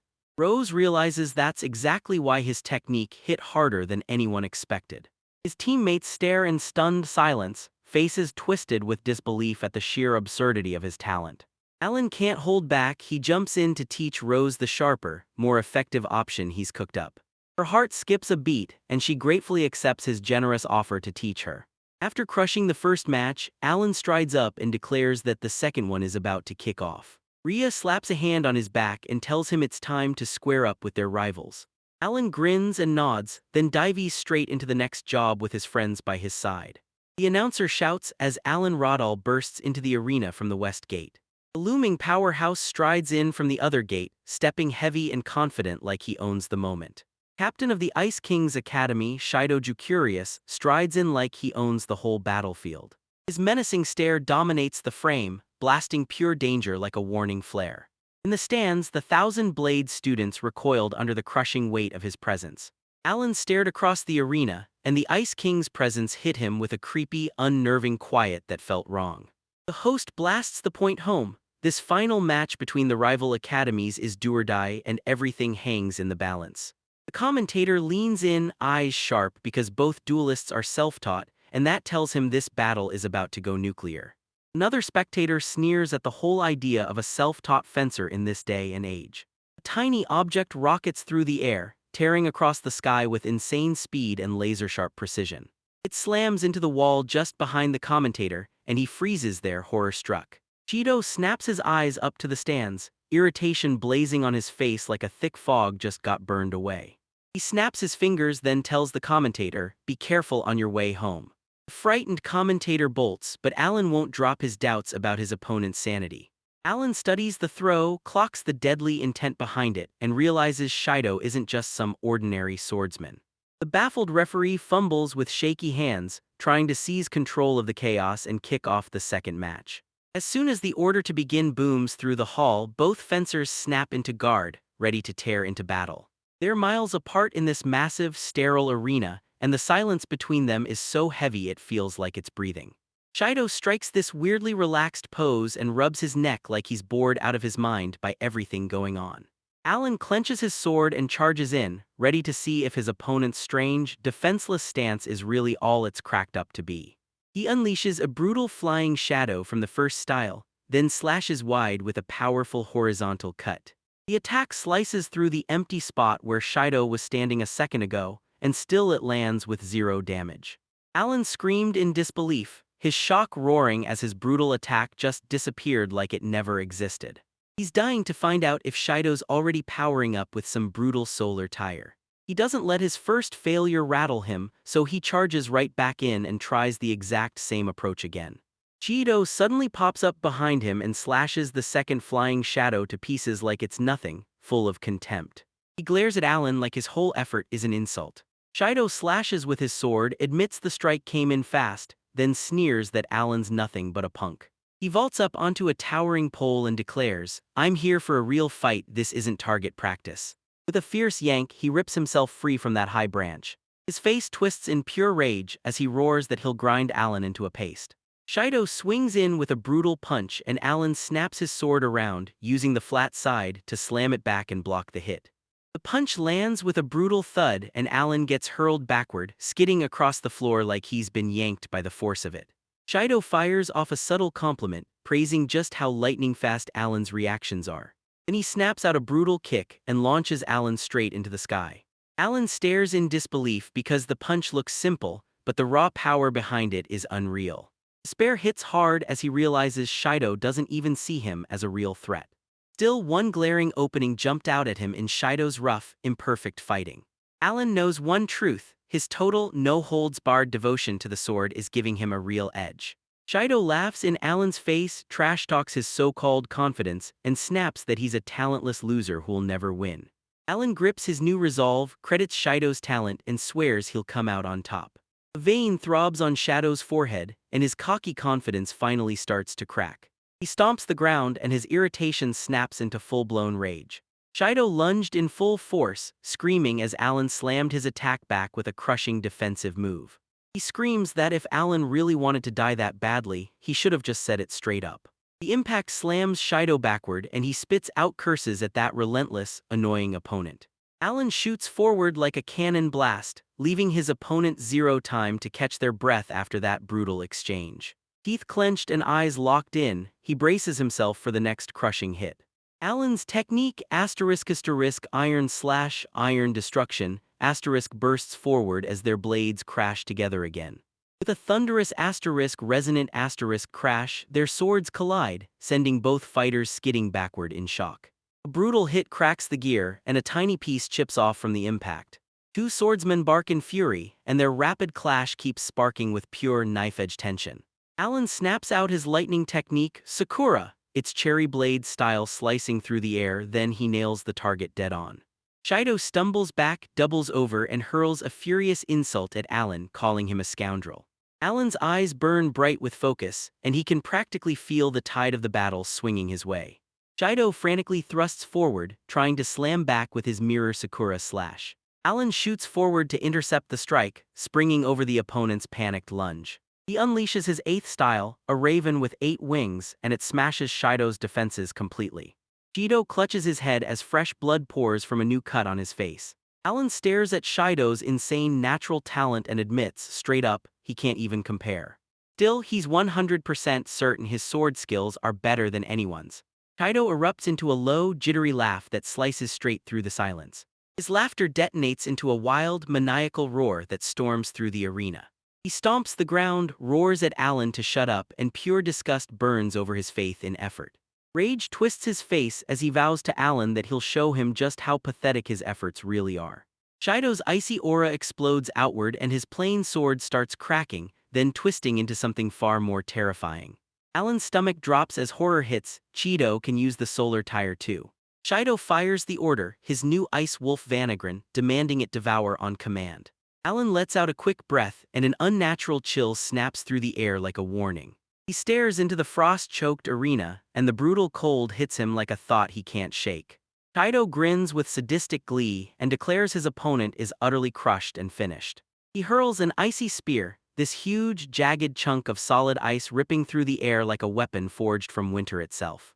The spear rockets toward Alan at breakneck speed, smashing through the air with terrifying power. Alan manages to block the strike, and his sword smacks the ice with a sharp, loud clink. The list shatters and Alan just stares, blown away by how unbelievably hard and packed solid it is. Shido pops up right beside him and taunts him, barking, "You're a fool." He hurls razor-sharp shards of the shattered spear straight at Alan. Alan gets shoved into a sudden, sharp dive, just barely dodging deadly projectiles. Shido slams out a wave of massive ice spires that explode up from the ground like a battlefield breaking open. Alan erupts into a full-on retreat, scrambling through deadly ice pillars as they close in. Shido erupts in a desperate scream, demanding that his opponents stop sprinting away from him. Their swords slam together in a brutal clash, and both fighters roar as the pressure cracks the air. Sparks explode through the air, bodies slam and twist, and the whole fight becomes a blur of ruthless combat. Alan staggers to his feet, wheezing, bruised from head to toe, and his strength drains by the second. He clamps his teeth down hard, stunned by the sheer speed of his opponent, and he can't figure out what to do next. Shido loomed over him and sneered, claiming he only thought all his hard-earned gains were just speed. He grabs Alan's attention and tells him to stare at his own hands, because that's where the truth is hiding. Alan's stomach dropped, his hands were trembling uncontrollably, clawed over in frost. Shido's grins even wider, then needles Alan with a teasing question, does he even know what hypothermia is? Alan's heart drops, he realizes he's been hooked by a trap, and he knows this is going to get ugly fast. His sword feels impossibly heavy, and the tip just scrapes uselessly across the frozen ground. Shido says he's going to end the suffering of his battered opponent, once and for all. Alan throws up a parry, but his body is so stiff and slow that he can't react in time. His foot skids on the jagged, frozen ground, and in an instant he's left totally defenseless. Panic crashes into him the moment he realizes he's made a deadly mistake. Shido blasts Alan in the face with a crushing, bone-jarring kick, and Alan's body snaps from the impact. Alan crashed to the ground and groaned through the pain as that brutal blow hit him. Before Shido even had a breath to recover, he slammed his foot down on him with brutal force. He's jamming his shoe onto Alan's head, grumbling that his kicks are getting all dirty. From the stands, Alan's comrades are blasting Shido with shouts, demanding he stop, claiming he's gone way too far.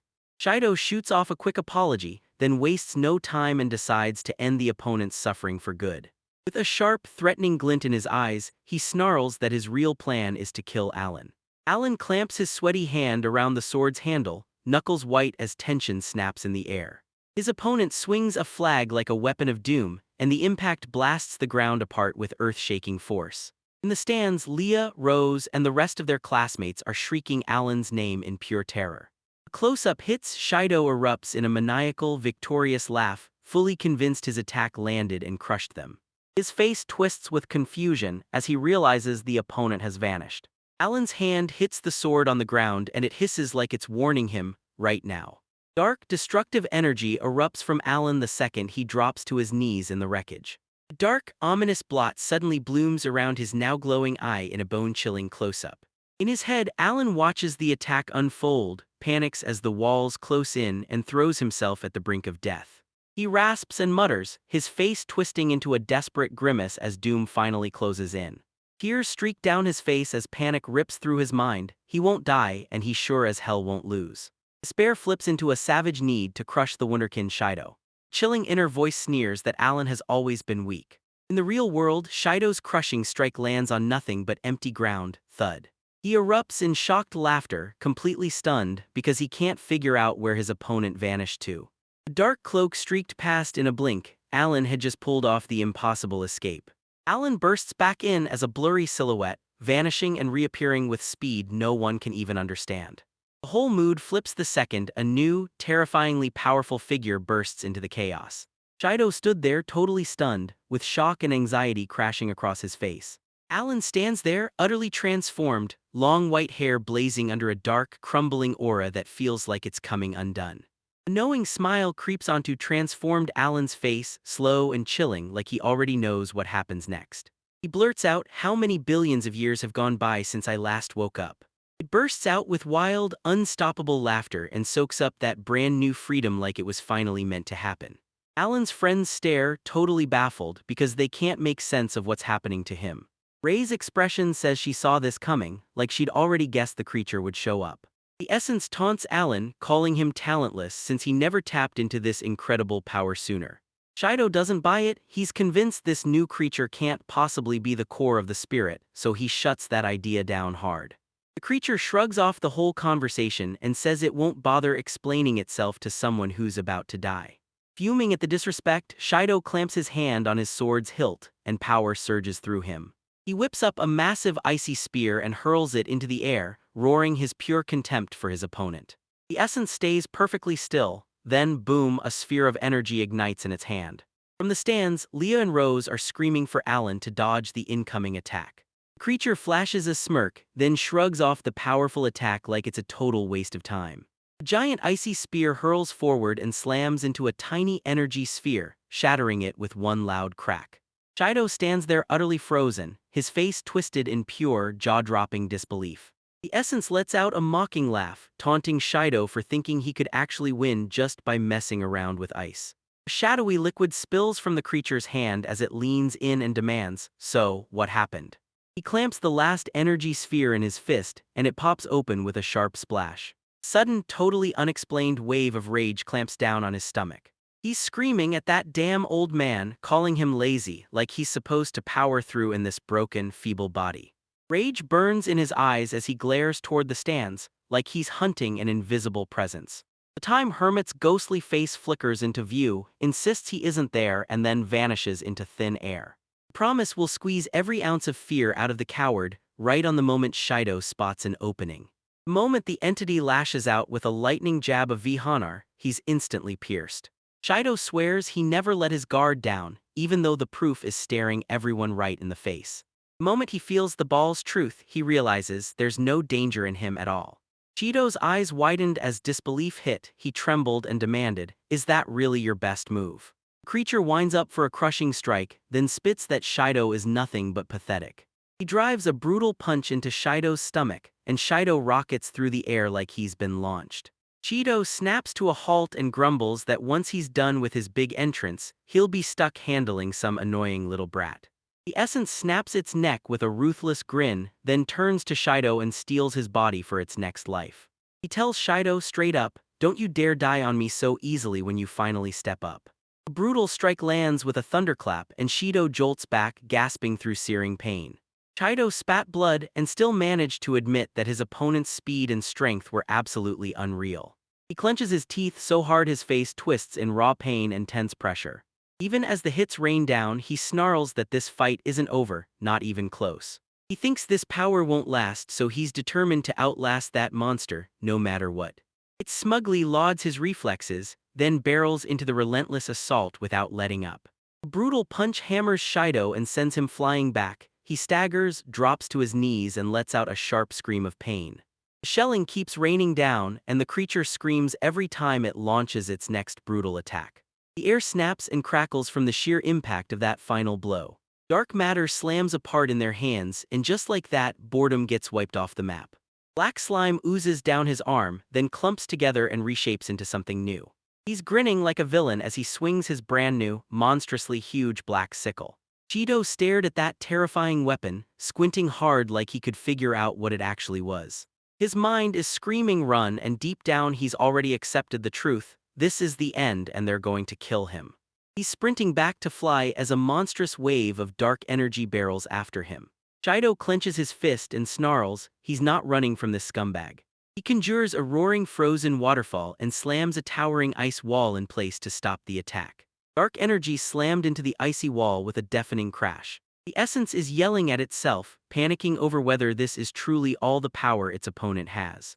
Shido jerks his gaze back with pure fear and spits, "You're a monster," at his opponent.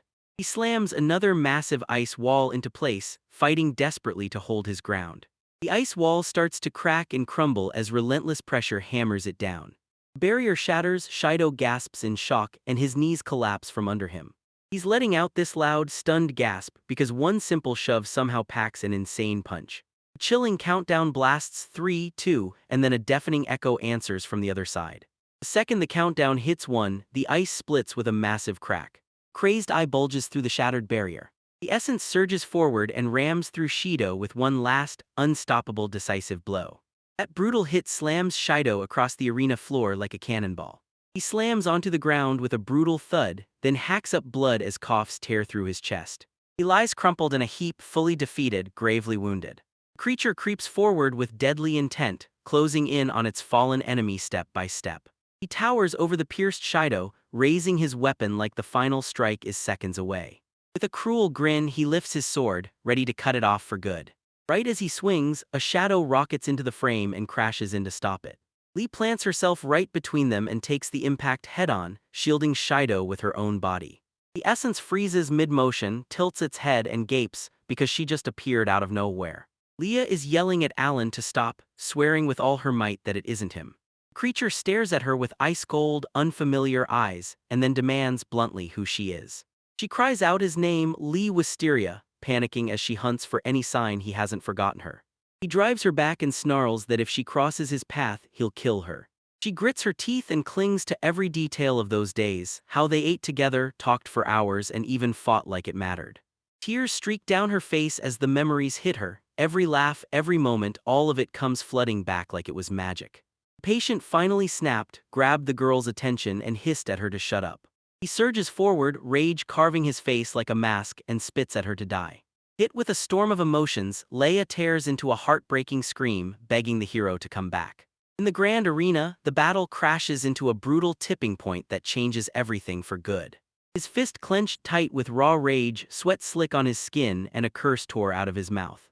Obsessed Alan seizes the terrified Leia and yanks her up into the air by her shape. A vile grimace twists his face as he hurls accusations at her, furious that she won't dig deeper and fight through. He snaps at her, telling her she should have unleashed her strength from the very start. Suddenly, the real Alan crashes back into the room and tumbles into Leah's arms, and she blurts, "Are you okay?" He cups her face, eyes full of worry, and blurts out an apology. With her in his arms, Alan finally admits, straight from the heart, that he truly believed she could reach him. He thanks her, then says that once the lights vanished, all he could hear in the dark was her voice. At last, his strength finally gives out. His hand drops to his side as Leah screams his name in panic. That steady, rhythmic beep of the heart monitor cuts through the cold, sterile white room like a countdown. The young man jolted awake, let out a low groan and started snapping back into his senses. His eyes flicker open, blinking at a ceiling he's never seen, and panic hits because he has no idea where he is. He jerks upright on the hospital bed, still completely stunned. Next to his bed he spots Leia and Rose passed out in those chairs, fast asleep and totally out cold. He casts a soft glance over his sleeping companions and murmurs their names under his breath with a warm, gentle smile. He checks the medical monitors in front of him, scanning his vital signs to make sure he's exactly where he's supposed to be. Clutching his head, he scrambles to piece together the total chaos from the last duel. Memory crashes in, his berserker form erupts with joy and smashes into a full rampage after Shido's attack. He stared at his own hands, wondering what kind of monster he'd really unleashed. Leah slowly groans awake, letting out a soft, sleepy little sound. Alan leans in and greets her with a warm "good morning" as she rubs the sleep from her tired eyes. Her eyes slowly lock onto him, and sleep-heavy confusion settles on her face. She gets it instantly, then sprints over, beaming as she shouts that he's finally awake. She clings to him like her life depends on it, sobbing with pure relief and crushing gratitude that he's finally recovered. He finally gets how much his reckless choices must have scared her, and guilt crushes him. Thoroughly flustered by the close grip, he awkwardly gestures and points straight at where her breasts are. That close, intimate touch hits him like a lightning strike, his face flames red and he stammers out of pure embarrassment. Lee clocks what's going on, jerks back with a red-hot blush and jokes, "You're such a pervert." Alan can't help it, he snaps his gaze away, utterly stunned by how suddenly it all collided. The loud noise snapped Rose awake and she immediately shoots Alan a worried question, "Are you okay after that trial?" He tells her he's okay, and you can see the huge weight lift off her face like instant relief. Rose yanks at the form, stunned, her deep wound is just gone like it never happened. She blurts out a question, was Alan's mysterious power the reason she's recovering like this? Rhea bursts into the room with a grin, practically glowing because Alan has finally woken up. She steps up to his bed and tells him he already looks healthy. Leah and Rose immediately stepped in front of Alan, firing off questions like, "What happened to you?" Rhea shoots her hands up to quiet the crowd, then tells them she has to explain everything first. She reveals both academies were disqualified and Alan steps up, taking the blame for it all. Rhea spits out a warning that punishment's coming no matter what, and Lee and Rose choke down their fear, terrified of what's next. She slams down the official verdict, Alan gets kicked out of the academy for 1 full month. Leon Rose went wide-eyed, then let out a shaky sigh of relief, because he wasn't expelled after all. Rhea adds that they'd been punished too, because everyone had to share the blame. Alan screams in protest, furious, and confused that his friends are being punished.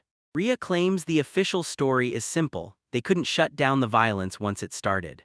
She finally spills the real motive, Soul Attire is trying to stunt their growth before classes even begin. His friends rallied around him, cheering loud and clear that he hadn't been expelled. Rhea awkwardly clamps her hand over her mouth, bracing herself to confess her failure. She admits she's got her share of fault, then vows to get better at arguing, no more letting things spiral. The flashback rips the mask off her. During debates with the other heads, she snaps and loses her temper. Leah and Rose teased her for being shameless, because she let Alan face the consequences without a second thought. Alan can't stop worrying that just 1 month in the dorm will mess everyone up. Rhea snaps her hands together and blurts out that she's got a brilliant idea to crush this problem. She tells them that for the next month, the three of them will forge themselves as witch blades. A few days later, 3 figures stride up and slam-knock the heavy wooden door to Ray's office. When they step inside, Bria beams at them, snapping her gaze up from the book in her hands.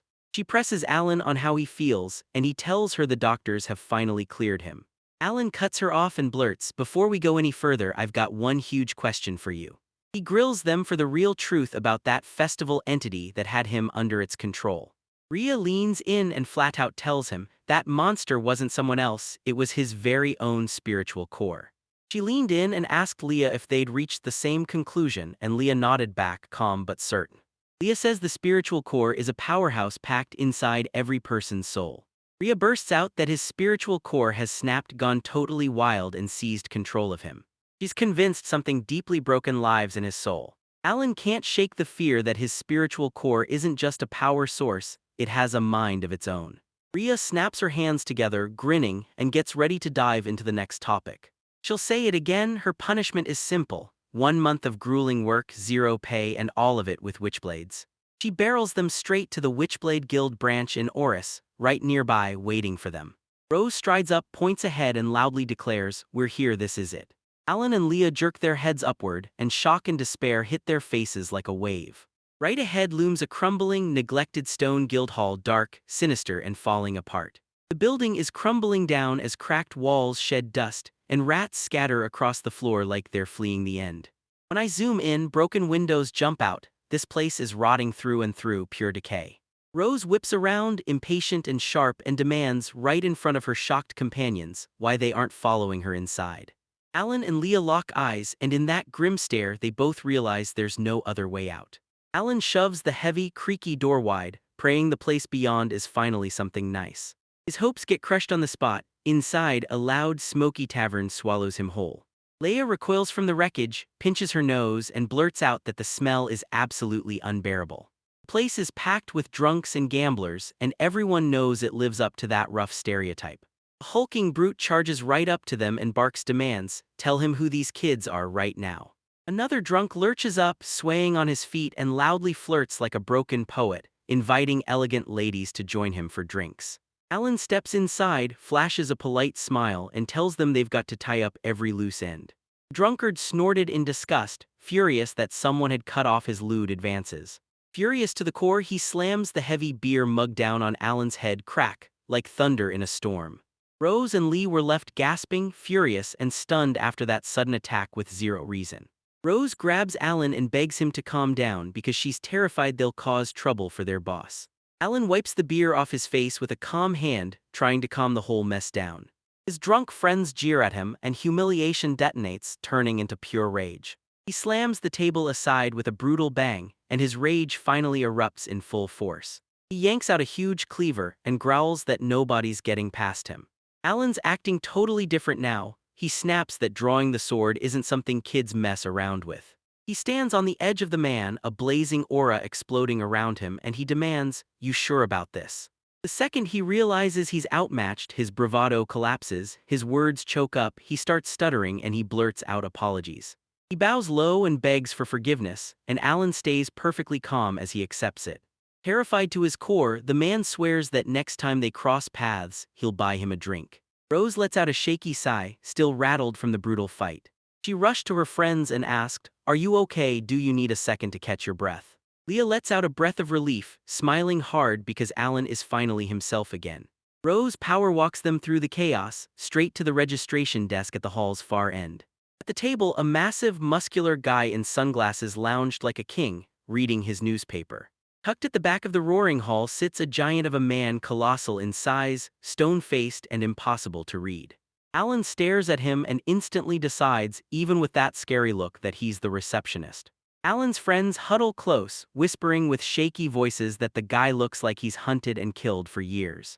Even with the sign screaming the truth at reception, Leah swears, no, insists that he's a killer receptionist.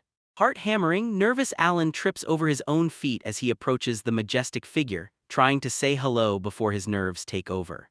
A massive man snaps his fingers, towers over the scene, and snarls at the terrified swordsman.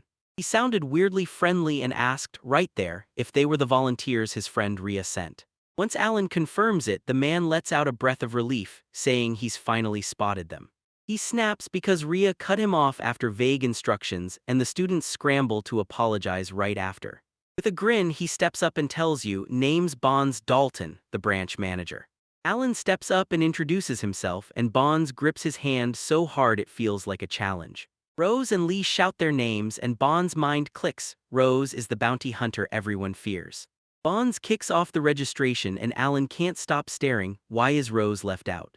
Rose shoots back with total confidence, saying she's already registered as Witchblade, so of course she stays calm. Right after he finishes the paperwork, Bonds yanks off his sunglasses and leans in to scrutinize it like it's his last chance. Behind those threatening dark glasses, tiny cute eyes pop through as he agrees on the shapes. He promises he'll forge them badges, then vanishes into the storeroom like a shadow. Leah leans in and whispers that his eyes are gorgeous, and Rose nods like, yeah, looks can lie. Alan facepalms so hard it's comedic, then snaps in furious frustration for them to quit commenting. Suddenly, two guild members snapped, screaming and throwing punches right there after their mission went down. Leah asks if every guild is always this loud, and Rose snaps back that this one's even worse than usual. From the back room, Bonza's voice crashes like thunder, roaring for answers about what all that commotion is really about. Leah jabs a finger at the fight and Rose lets out a heavy sigh, calling anyone who throws punches total hopeless idiots. The brawl rockets into pure danger, and the two men start threatening to end each other's lives. Slipping out from behind him, Bonds snaps his fingers, and a brutal menacing aura surges around his body. The hooligans got hit with pure panic and now they're scrambling to claim, "Relax, we were just kidding." Banza's face hardens as he barks a reminder about the guild's strict rules. He argues that both factions started the mess, and they should both face punishment for what they did. He lets out a savage roar and smashes both men in the faces at the same time. Three are left stunned as two bodies get hurled across the room with a brutal crash. Bonds wipes his hands with calm confidence, while the men slump on the floor in a crushed, defeated heap. Then he sinks in a deep, hard breath, and somehow pulls unconscious men right toward him. The branch manager storms in and lays down a hard-hitting lecture to the guild about drinking responsibly. Every other guild member shot a nervous glance around, then quietly nodded like they were scared to breathe wrong. Bond slides back to the table, flustered, and blurts out an apology for the loud crowd he's been forced to wrangle down. He grins and hands Alan his brand new Witchblade certificate, like it's the best day ever. Alan stumbled back when he saw fresh blood still dripping from Bonds' fists. The three share a silent nod, better not to rile the fearsome head of the department. Bonds slammed the chair, leaned in, and demanded to know their plans, then pushed for details on whether they were taking on any work. Then he blurts out, "Why are three students wasting their time on this?" Hearing their tale, he scratches his mustache, nodding like he finally gets the whole situation. Since they're here to train, he hammers it into everyone's head, take the monster extermination jobs. He can't stop insisting that hunting monsters is way better training than just slaughtering ordinary beasts. Bones snaps that their teacher Rhea can never tell the two apart. Three huddles over the task. Leah's mind flashes back to her own experience and Rose zeroes in on the risks like it's crunch time. Alan is weighing his options for monster hunts, goblins, ogres, or going after the terrifying chimera. He decides that real training means tackling every single person, no exceptions. Alan drops his bold decision in the room and Bonza lights up. She's all in and fully approves. Bond slams an energetic stamp that screams approved across all three quest forms. On their hike through the forest, Leia leans in and asks Alan if he's truly never seen a monster. Rose says this place is crawling with monsters, but Alan cuts in that his hometown is way out in the rural sticks. Alan suddenly slams on the brakes, shoots his hand up, and tells his companions to stop right there. His eyes harden the second he confirms he spotted their target straight ahead. A snarling pack of goblins armed with sticks bursts out of the thick underbrush. Alan locks in and swears they'll follow the plan, then charge straight at the monsters, no backing down. With a wild, energized scream, one of the girls fires the signal battle time is about to explode. Three swordsmen surged forward at the exact same time, charging straight into the oncoming horde of goblins. Goblins thundered ahead, screaming those gut-ripping horse cries as they charged straight in to attack. The screaming horde barrels straight toward Alan, and instead of backing off, he digs in and squares up for the fight. With a sharp breath, Alan locks in, then decides to start things by wiping out a single goblin. He unleashes a flying shadow technique, blasting out a crushing wave of pure energy. Goblins panicked out of nowhere when one of their own got instantly chopped in half. Alan doesn't back down. Around him, defeated goblins crash to the ground. The trio freezes in horror as the goblins' quest gets stamped as completed, right before their eyes. A blinding flash erupts in the sky, and just like that, their next brutal battle kicks off. Leah slams her sword into the massive ogre, and sparks explode everywhere on impact. She clenches her teeth and realizes she can't possibly stand up to the ogre's massive strength. She doesn't back down. She gathers her fiery aura tight, then sets her sights on an earth-shaking attack. Her strike tore through the air, zeroing in on the giant beast like it was the only target that mattered. With one brutal swing, the ogre shrugs off her fiery strike using his massive, muscular arm like it's nothing. Alan snaps in with a thunderous kick, blurts out an apology for stepping in, and ends the whole fight on the spot. They close in on their final target, a nightmare chimera, and decide to strike as one. The trio snarls 3 and starts their countdown, ready to unleash a perfectly timed attack together. With a thunderous thud, Alan barrels ahead and snatches the lead from the rest. He rockets forward at a blinding pace, and his companions get swallowed by the blur. They could only stare as he popped up right in front of the roaring beast. Even Alan's shocked by how fast he's moving, and he can't figure out how he closed the distance that quickly. He clenches his fist and seizes the sudden opening, ready to turn this unexpected turn to his advantage. He unleashes his 8-headed raven, wrecks the chimera, and then finishes the final quest for good. Inside the guild, Leah playfully shoved Alan and grumbled that they hadn't gotten a single moment to practice. With his friends all around, Alan blurts out that even he can't believe how strong he's become.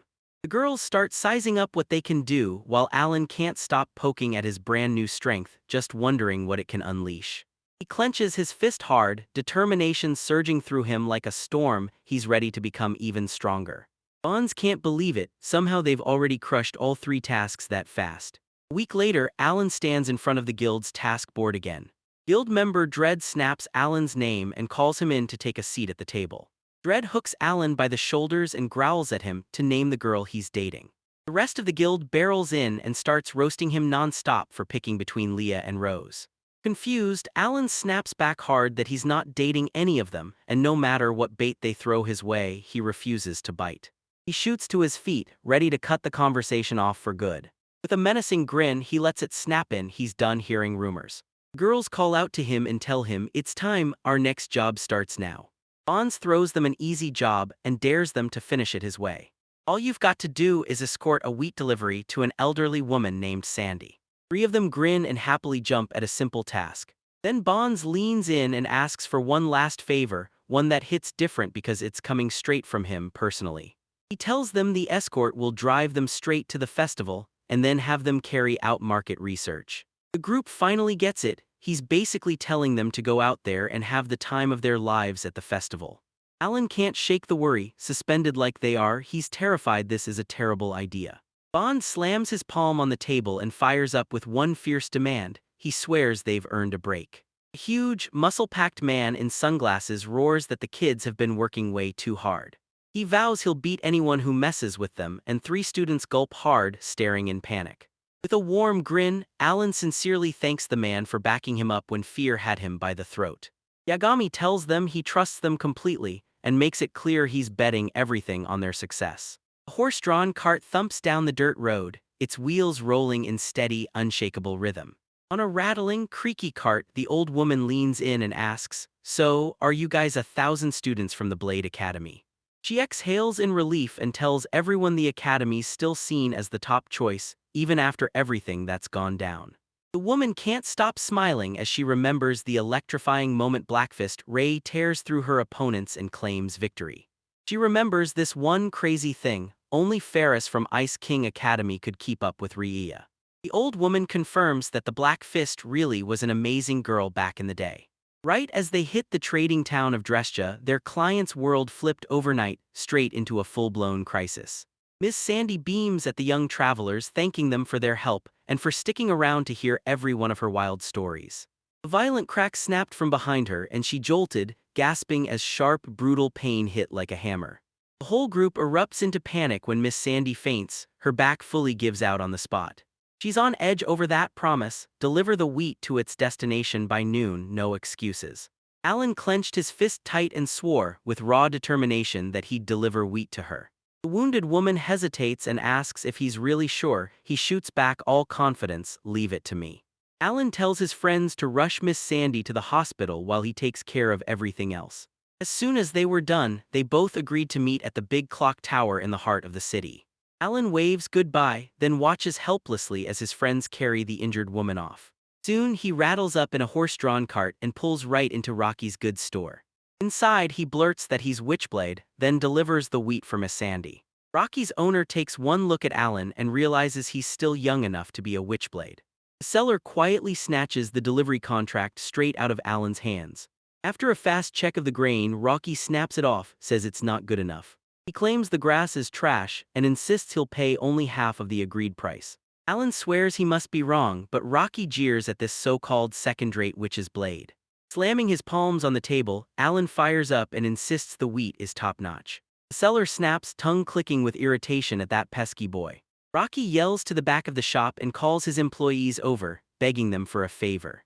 Two brutal thugs show up and demand, out loud, if there's a problem with that shameless blade-wielding witch. The bandit shoved Alan off with a wave and scoffed, "Kid, you're just a little boy, nothing to worry about."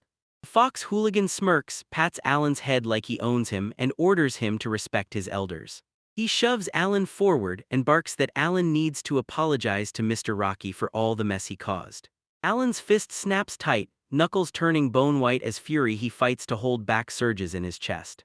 He calmly repeats that whoever owes him needs to pay up, because that fiery aura is blazing higher by the second. Rocky roars at his people to step in and teach the foolish witchblade how things really work. The big-shot thug clicks his fingers and smirks, saying someone as bold as him has to be taught a lesson. With a menacing grin, he surges forward and lays out a brutal lesson. After the clash, the warehouse falls deadly quiet, and two bandits slump on the floor, knocked out cold. Alan locks eyes with the terrified seller, his stare cold, unshaking, and merciless. Rocky slams back onto the floor and blurts a muffled scream, terrified to his bones. Alan calmly hammers home his demand, refusing to back down until the wheat is paid for properly. Terrified out of his mind, the man pleads for his life and swears he'll never go against him again. With hands shaking, the seller thrusts the bag into your grasp, just enough down to the last bit. Just as Alan leaves, a confused guy blurts out, "Who are you?" Alan grins and tells him, "Yeah, I'm no legend, I'm just a second-rate witchblade you heard about." In a nearby forest, a squad of ruthless women killers erupts in joy because they finally tracked their target, dead alone. They're strutting around like they own the place, because with no princess or bounty hunter anywhere near them, nothing can stop their move. The blonde leader slams the urgency into her team and demands they wrap it up now, because way too much work is still waiting for them. The hoodie girl snaps that their plan to quickly kill him keeps coming back again and again. One of the other participants leans in with a chilling question, asking if she can take Alan's head once they finally kill him. Right when they're about to make their move, a man in a top hat steps in and politely greets the lady, cutting their plans short. The forest went deadly quiet, then he appeared out of nowhere and the killers panicked. The man throws out an apology and rushes to explain he never meant to scare them with a surprise. The blonde leader looks totally thrown off because she can't feel a shred of malice or any urge to kill in the stranger. She labels him a witness and then declares he can't be left breathing. One of the killers channels her power and unleashes a devastating magical blast. With another incantation, she yanks a dark, terrifying beast straight out of the earth beneath her. The girl with braids throws her spell, and he drops to all fours, crawling right at her command. The leader snaps into action, unleashing a deadly ice attack to lock him in eternal frost. One of the hooded members starts chanting a spell, and the moment it hits, it's built to swallow the opponent whole. 4 killers circle a lone figure, swearing they'll end their life fast and make it hurt as little as possible. After the clash, the killers broke formation and scattered in panic, because the moment the fight started, their attack totally fell apart and they got crushed. The blonde leader trembles in disbelief, like her brain can't even process what just happened. Their mysterious attacker rips into the ridiculous outfit they designed just to snag a man's attention. He warns that stripping away shame by flaunting your body is the kind of mistake that ruins everything. The man preaches that real beauty isn't forced, it lives in the girl's quiet, natural, shy expressions. He twists the cane, then narrows his eyes and decides the killers have no shame left at all, because they're showing themselves. With a chilling final verdict, he declares they're not worth watching anymore. The defeated leader looks totally stunned, like he can't even make sense of the words coming out of his own mouth. Her companions are sprawled around her, shaking with pure terror because of that strange attacker. An 18-year-old man straightens his suit, then grimly realizes all this fine stuff is destined to waste away. The scarred man says Ray's head didn't guess, it foresaw that killers would be dispatched after Alan. 2 students flash a quick goodbye to their head and stride out of her office like they're finally free. Rhea calls out the 18th by name and lays the next mission in his hands. In order number 18, she frets nonstop about Alan's enemies and vows she'll be his guardian. He's buried in papers, but Rhea lets him carry them all with him, 18 notes, and he's out the door. He slinks back to his mistress, eyes flashing with mischief, and shoots her a question. 18 can't help it, he secretly tails Lee and Rose just to spy on them. Rhea instantly catches his perverse thoughts and her aura erupts, blasting the air with brutal, crushing pressure. She clenches her fist, flashes a terrifying grin and growls at him to keep his hands off the girls. If he pulls it off, she promises he'll straighten out, and he nods along like he's ready to be controlled. 18 seethes in a humiliating workplace, stuck guarding and working while being forced to swallow his own desires. His mustache trembles from pure irritation, and it screams that he's deeply disappointed. Later on, Alan pushes his horse through the packed streets of the Unity Festival, weaving through the crowd like he's on a mission. His eyes lock onto the dark alley, and he just knows asterisk trouble's about to explode. Alan and his friends stride through the city, and their escort is finally gone.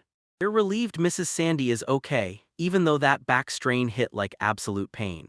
The crew gets swept up in the loud, packed festival, and then the brutal truth hits: there's no way they can see everything in just one day. Leah can't stop staring at the traditional yukata so many people wear. Her eyes sparkle with pure excitement, and she blurts out that she wants to try one on right now. After a little while, the girls burst out of the store looking fully decked out in fresh new clothes. Alan snapped quiet for a beat, and heat rushed up his face until it turned bright red. In the dark, Rose looks painfully shy in her yukata, then quickly shifts her gaze away like she can't bear to meet anyone's eyes. With cheeks burning and hands trembling, Leah blurts out to Alan, "Be honest, what do you think of how I look?" He leans in, compliments her and Rose, and says they look absolutely amazing. Then you can tell they're all glowing with pure happiness. Leah throws out a compliment and Alan instantly stiffens, all awkward in his own skin. Fresh new outfits on, the crew decides it's time to hit the festival market and start exploring right now.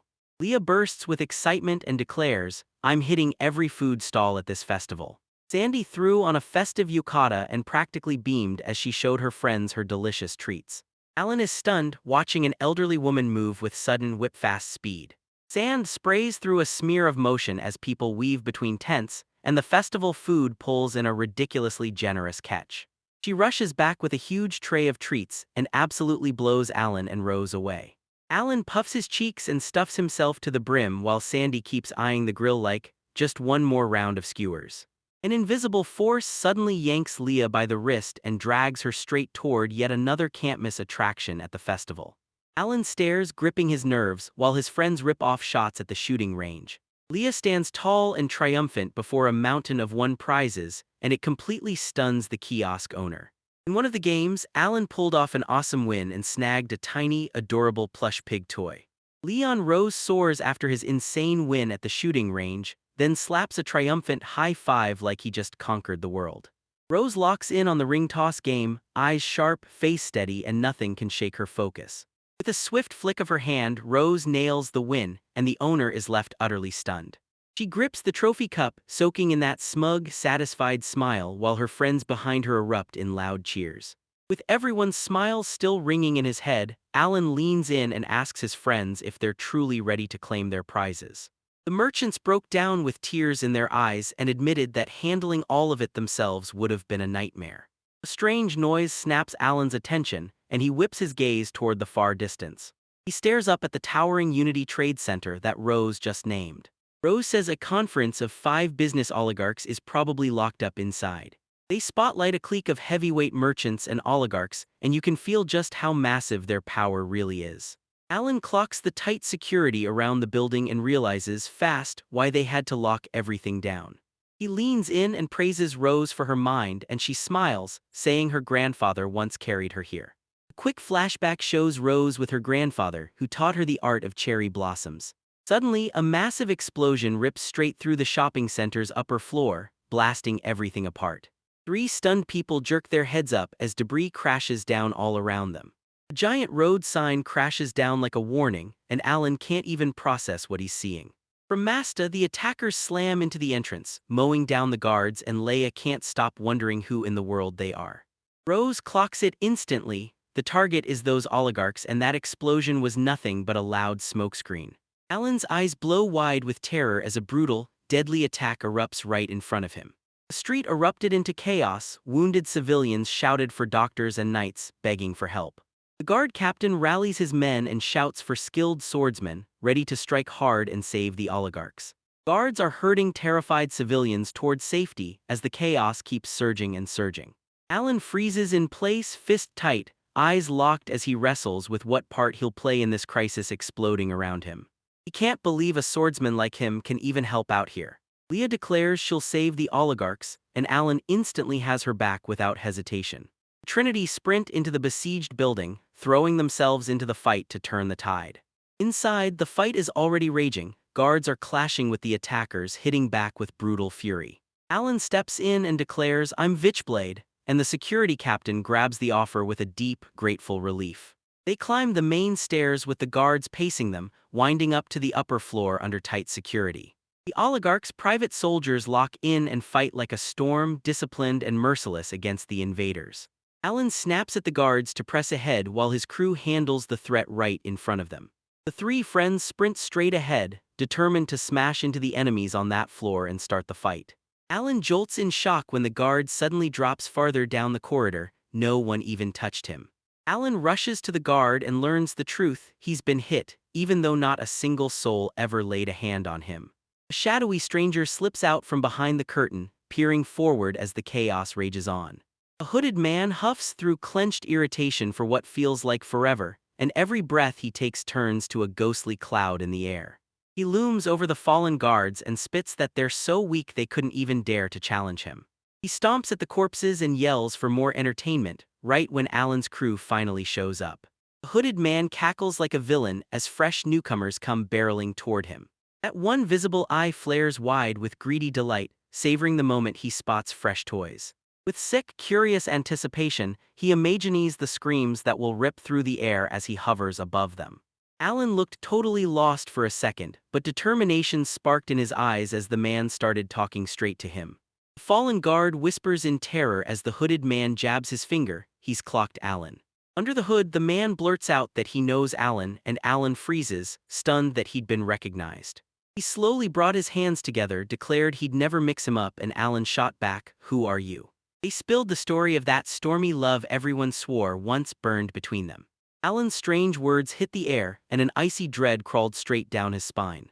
Leah and Rose stride forward and tell Alan to track down the oligarchs while they smash through the fight ahead.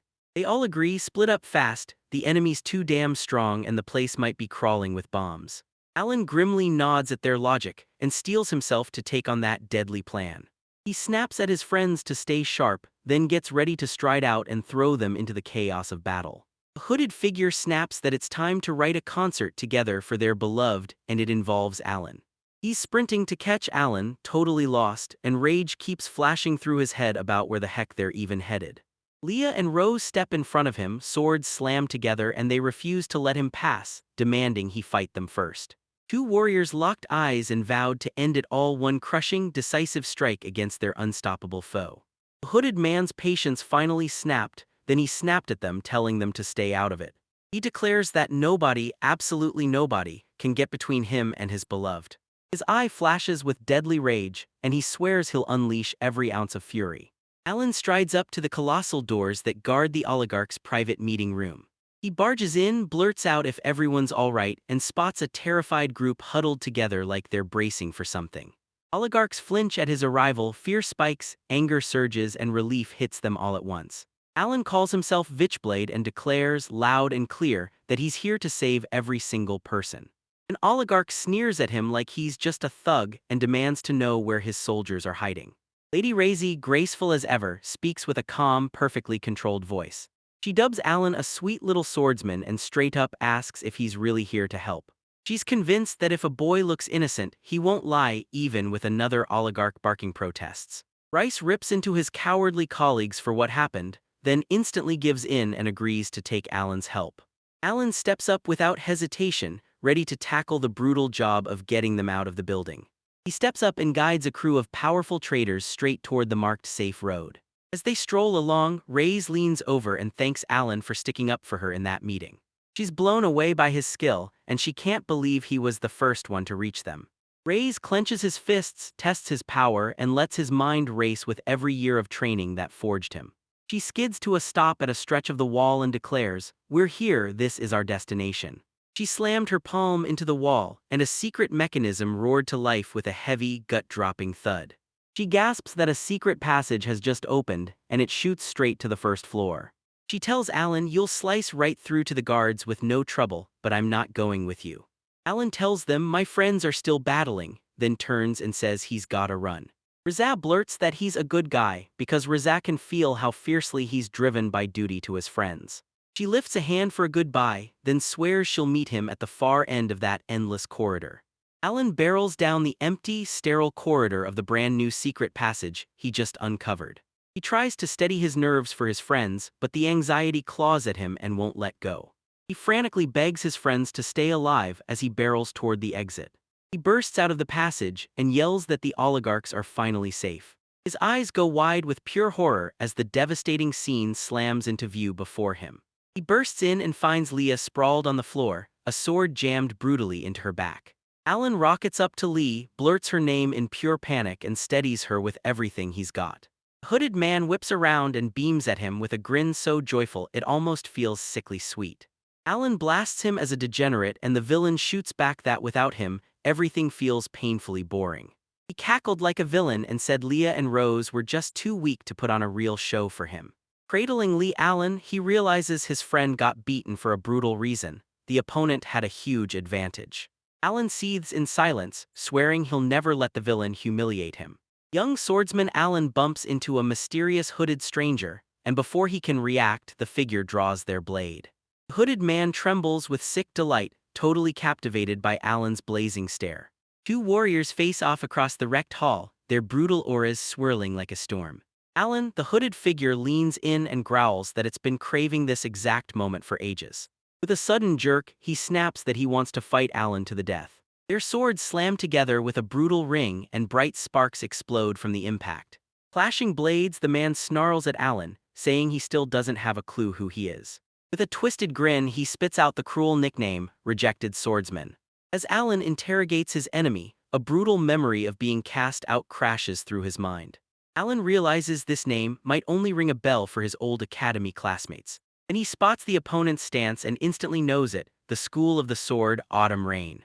Little by little, the puzzle pieces lock in place. Now the whole picture snaps into view and it's creeping me out. With a triumphant cackle, the figure leans in and declares that Alan finally remembered him. He yanks the hood off and bellows Alan's full name, screaming it back like a maniac who can't let go. Alan's body goes ice cold in shock, and he can't help but whisper the name of his old tormentor, Dodriel Barton. He demands to know why Dodriel is here, because he's convinced he vanished right after their last duel. Dodriel drops a chilling explanation, then declares he's ready to make love with blazing passion all over again. He insists he hasn't stopped replaying that duel in his head, and it leaves Alan totally baffled. Dodriel can't forget the rejected swordsman's crushing defeat, the kind of pain that never healed, just kept burning. The flashback rips open his brutal training, driven by pure revenge, and it all boils down to one thing: wiping Alan off the map. He tells you that through those brutal days, something finally clicked in his head, one deep realization, right when it hurt the most. With a grin full of pure revelation, Dodriel declares, "Alan has to love me." Alan feels pure disgust because he can see it clearly. His opponent is shattered in a way that can't be fixed. Dodriel remembers that sickening moment when Alan's nasty, crushing aura hit him and it felt like something exploded inside his chest. He's convinced this power is the real culprit behind every single one of his past problems. Alan stared at Dodriel's plain-looking sword and then felt a massive, buried power humming inside it. A flickering, flame-dark surge erupts from the blade, and Dodriel declares it's his solitaire. With a sharp jolt, he braces to strike, and he hypes Alan for catching it so fast. He rockets ahead and blurts out that Alan understands him better than anyone else. Alan clocks that first shove as one of Dodriel's old, well-worn tricks. Dodriel's eyes spark with pure madness and he closes in on you in an instant. Alan throws himself in the path of that crushing strike, twisting just enough to deflect the blow and brace his body to take the full impact. He freezes in shock, realizing that the impact never really landed at all. Dodriel shows up right behind him, taunts him with a grin and says he never got caught. He unleashes a brutal flurry of punches, pounding down like autumn rain in the middle of the storm. Alan gets shoved into a slide and catches something terrifying. Those cuts are getting razor sharp. He realized that first harmless strike wasn't meant to hurt at all, it was a sneaky decoy meant to hook him and pull him in. Dodriel's skill was undeniable. He snapped in another parry as the mocking never stopped, right in the middle of the chaos. Alan snaps into offense, determined to unmask the mysterious ability his opponent is hiding. He unleashes his deadliest 8th-style technique, Crow of 8 Wings. Dodriel watches the next strike come in with total confidence, like it doesn't even faze him. With a vicious stomp, he braces himself and slips out of the path of that crushing blow. He slashes with his own sword like Alan's brutal technique is nothing at all. Dodriel slips back with breathtaking finesse, then swerves out of every single hit like it's nothing. With a triumphant grin, he taunts that Alan is cursed with the worst luck. Then he unleashes his unstoppable move as the autumn rain pounds down. A bunch of his images swarm around Alan and crash down on him all at once. Dodriel drives a blade straight into Alan's torso, and Alan erupts into a sharp, pain-filled groan. Right then, Alan's sword slices straight through Dodriel, yet it doesn't hurt him at all. He realizes that this sneaky, unstoppable force can only be the solider Dodriela, pure destruction in ability form. Dodriel rebels, soaking in that sweet torment he sees staring back from Alan's face. Rage seething, he dares Alan to prove their love by fighting no mercy. Alan clamps down on his nerves, steals his focus, and starts dissecting the opponent's deadly madness. He clenches his focus, goes all in to find the answer, and merges his effort with Dodriel's actions. He replays Dodriel's suicide attack in his head, and a chilling truth clicks: there had to be a hidden reason behind it all. His eyes lock onto the shadow stretching across the floor, and the truth hits him all at once. Alan dials Dodriel, bursting with excitement as he's about to spill the secret behind his insanely powerful ability. He's quick to spot it. This solar tire lets Dodriel vanish in the shade.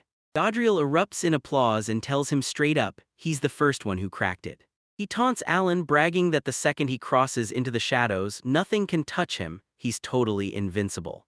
Alan doesn't flinch, just nudges his sword and says, calm as steel, that he's got a few techniques up his sleeve. Dodriel takes on the challenge, clenches his fist tight, and you can tell he's genuinely fired up to see what happens. Alan tightens his grip and readies the devastating secret technique, Autumn Rain.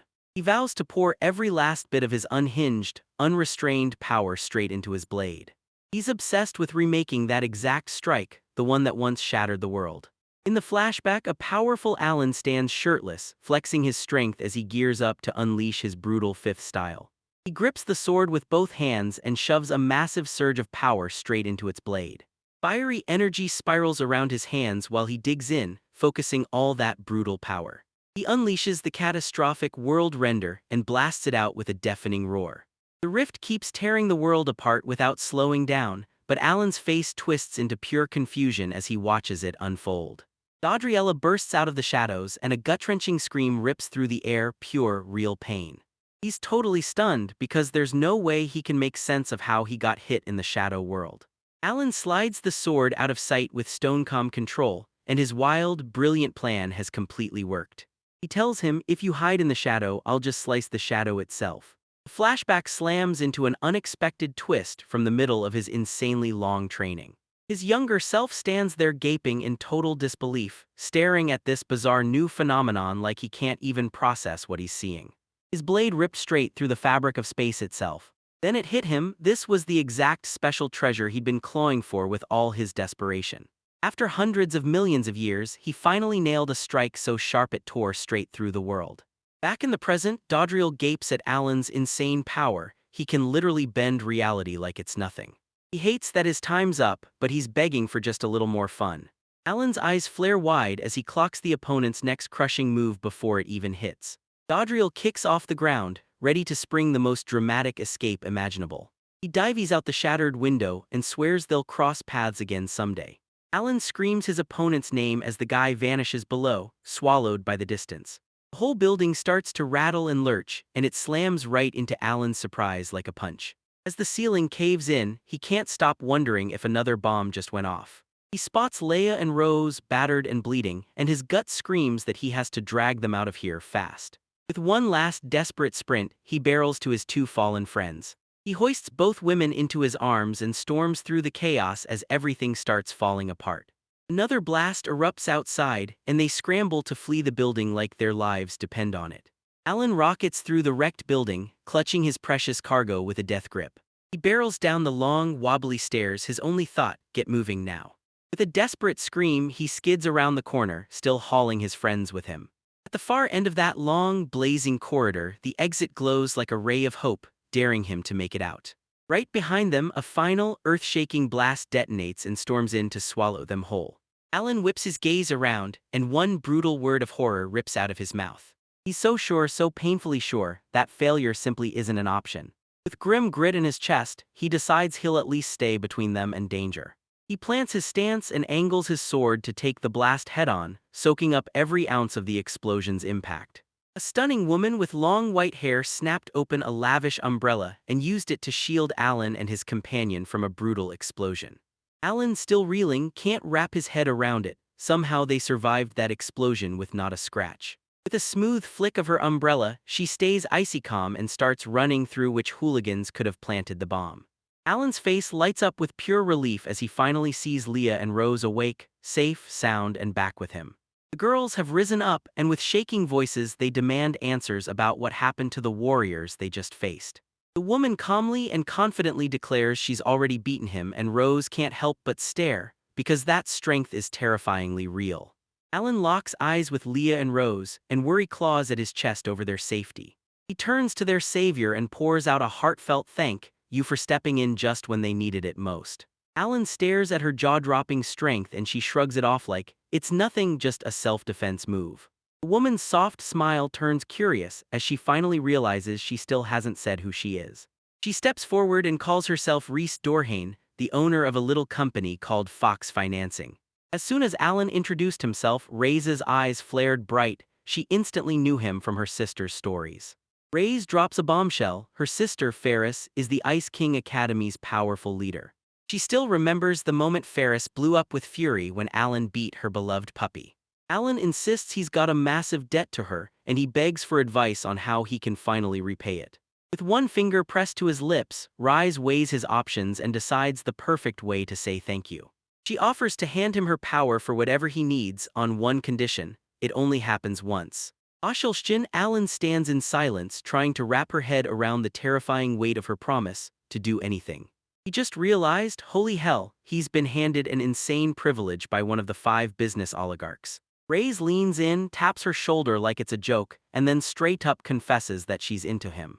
She leans in close, then softly squeezes his cheeks and shoves them forward like she's daring him to react. She takes a deep breath and blurts out that she's completely hooked on his rural simplicity. Out of nowhere, an invisible power yanks Alan back from the oligarch. Leon Rose yanked him aside with a defensive snap and snarled at Rice to back up a bit. Ray's is relishing every second of their brutal territorial show-off against the young swordsman. Her playful grin snaps shut like a switch, and right in its place, iron-hard seriousness locks in. Side by side, Alan leans in and tells his friends, dead serious, wake up and watch your safety, stay sharp. Ray's snaps and reveals their attackers were tied to the notorious, terrifying crime syndicate, the Obsidian Order. She shoots a warning: there are swordsmen in that order whose power matches the National Army. Because they threw a wrench in the plan, she snaps a warning: get ready for the Order's revenge. Alan grimly can't stand the idea of getting mixed up with a crew that dangerous. He braced himself for it. No matter what, a showdown with them was coming. Ray's rides out with the guards, presses his hand to Alan's shoulder like a promise, and tells him he's sure they'll meet again. Rose admits she couldn't believe it. Ray's, the huge, terrifying oligarch, ended up being weirdly pleasant. 3 of them stare the same way, faces locked in complete shock, as they reel from a brand new event that's not revealed yet. 3 weeks later, the muscular man strides in and declares their last job finally done. Alan shoots a firm handshake with the guild's boss, Mr. Bonds, and pours out his thanks for everything. Mr. Bonds shoots them a grateful thanks, then breaks it down. Those efforts kept them from getting crushed under the mountain of requests. He laughs while scolding the loud crew, then tells them to stop fooling around and match the students' grind. Everyone in the guild crowds the entrance, cheering like crazy as they warmly celebrate the Trinity together. As they stroll through the city at dusk, the friends break into warm memories and relive their wild, eventful month, Witchblade style. They're counting the minutes, practically itching to get back to their dorms and kick off classes in soul attire at last. Alan locks eyes on the future with total confidence, grinning because his training is finally about to begin. As they head out, Rose pitches one last idea: take Ramzek and wrap up their volunteering the right way. The very next day, the students line up before their academy's towering, jaw-dropping building. The teacher beams and congratulates them for finishing their volunteer work, then points out how much stronger they've become. She grins and promises, "I'll listen to every one of your wild adventures later." With an official announcement, she drops their suspension and lets them burst back into class. The crew climbs the stairs in a rush, and their footsteps boom through the dead quiet corridor. Girls insist they haven't seen their classmates in ages. Seeing the worry crease Alan's face, they lean in and ask if he's really okay.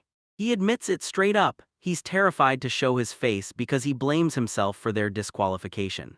Friends rush in, steady him fast, and swear up and down it's not his fault at all.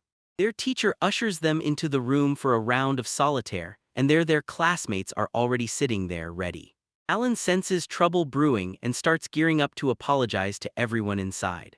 The door swings open and boom, everyone erupts into a surprise party as classmates blast confetti everywhere and shout that they've finally come back. Alan, Lee, and Rose snap to a stop, their faces frozen in total jaw-dropping disbelief. Their classmates burst into laughter at those frozen, stunned faces, giddy that the surprise hit perfectly. Alan leans in and carefully asks, "Hey, are you really upset about what went down at the festival?" They're adamant it's not true and they all agree. His opponent was a total jerk who crossed the line. Alan gets swamped by feelings and squeezes his form tight, moved to the core by their kindness. He drops into a deep bow, apologizing for the hassle, and genuinely thanks them from the bottom of his heart for standing by him. A friend tells him to drop the stiff act and spill the stories about how he got dismissed. The teacher snaps her hands together to grab everyone's focus, then tells them to shove their stories aside for later. After class, his friends can't contain themselves. They're bursting to hear all about the adventures he's been living. The teacher flashes a warm smile, thrilled that her class is finally back together after their long return. She clears her throat, her face shifts in an instant, and you can tell she's gearing up to drop a major announcement. She practically bursts with excitement, declaring that today is officially the day their class starts wearing uniforms. Alan frowned and demanded, "Wait, what do you mean by starting from today?" Because he was convinced they'd already missed a whole month. She says that when her classmates begged her, the entire class kept waiting right up until they came back. Then another friend slaps a hand on Alan's shoulder, Alan's eyes instantly guilty, and the friend tells him, "Don't look that sad." He tells you that for the last month, they haven't wasted a single second. The memory paints the class pounding their strength under the head's unbreakable, strict guidance. Alan stares in awe and realizes his classmates wouldn't waste a whole month for nothing. Later, his friends drag him to a sparring session so he can witness the real results of their training firsthand. Laughing, the teacher fires off a comment to the boys and orders them to get dressed again. She clenches her armored glove tight, snaps it into the air to steal the whole class's attention, and kicks off the lesson. With a graceful snap of her wrist, she swings open the wall, shiny soul crystal swords gleam inside just waiting for them. Alan, Leah, Rose, and all their classmates grab one of the light blades each. He lifts the heavy crystal sword and stares into its polished surface, where his own reflection stares right back.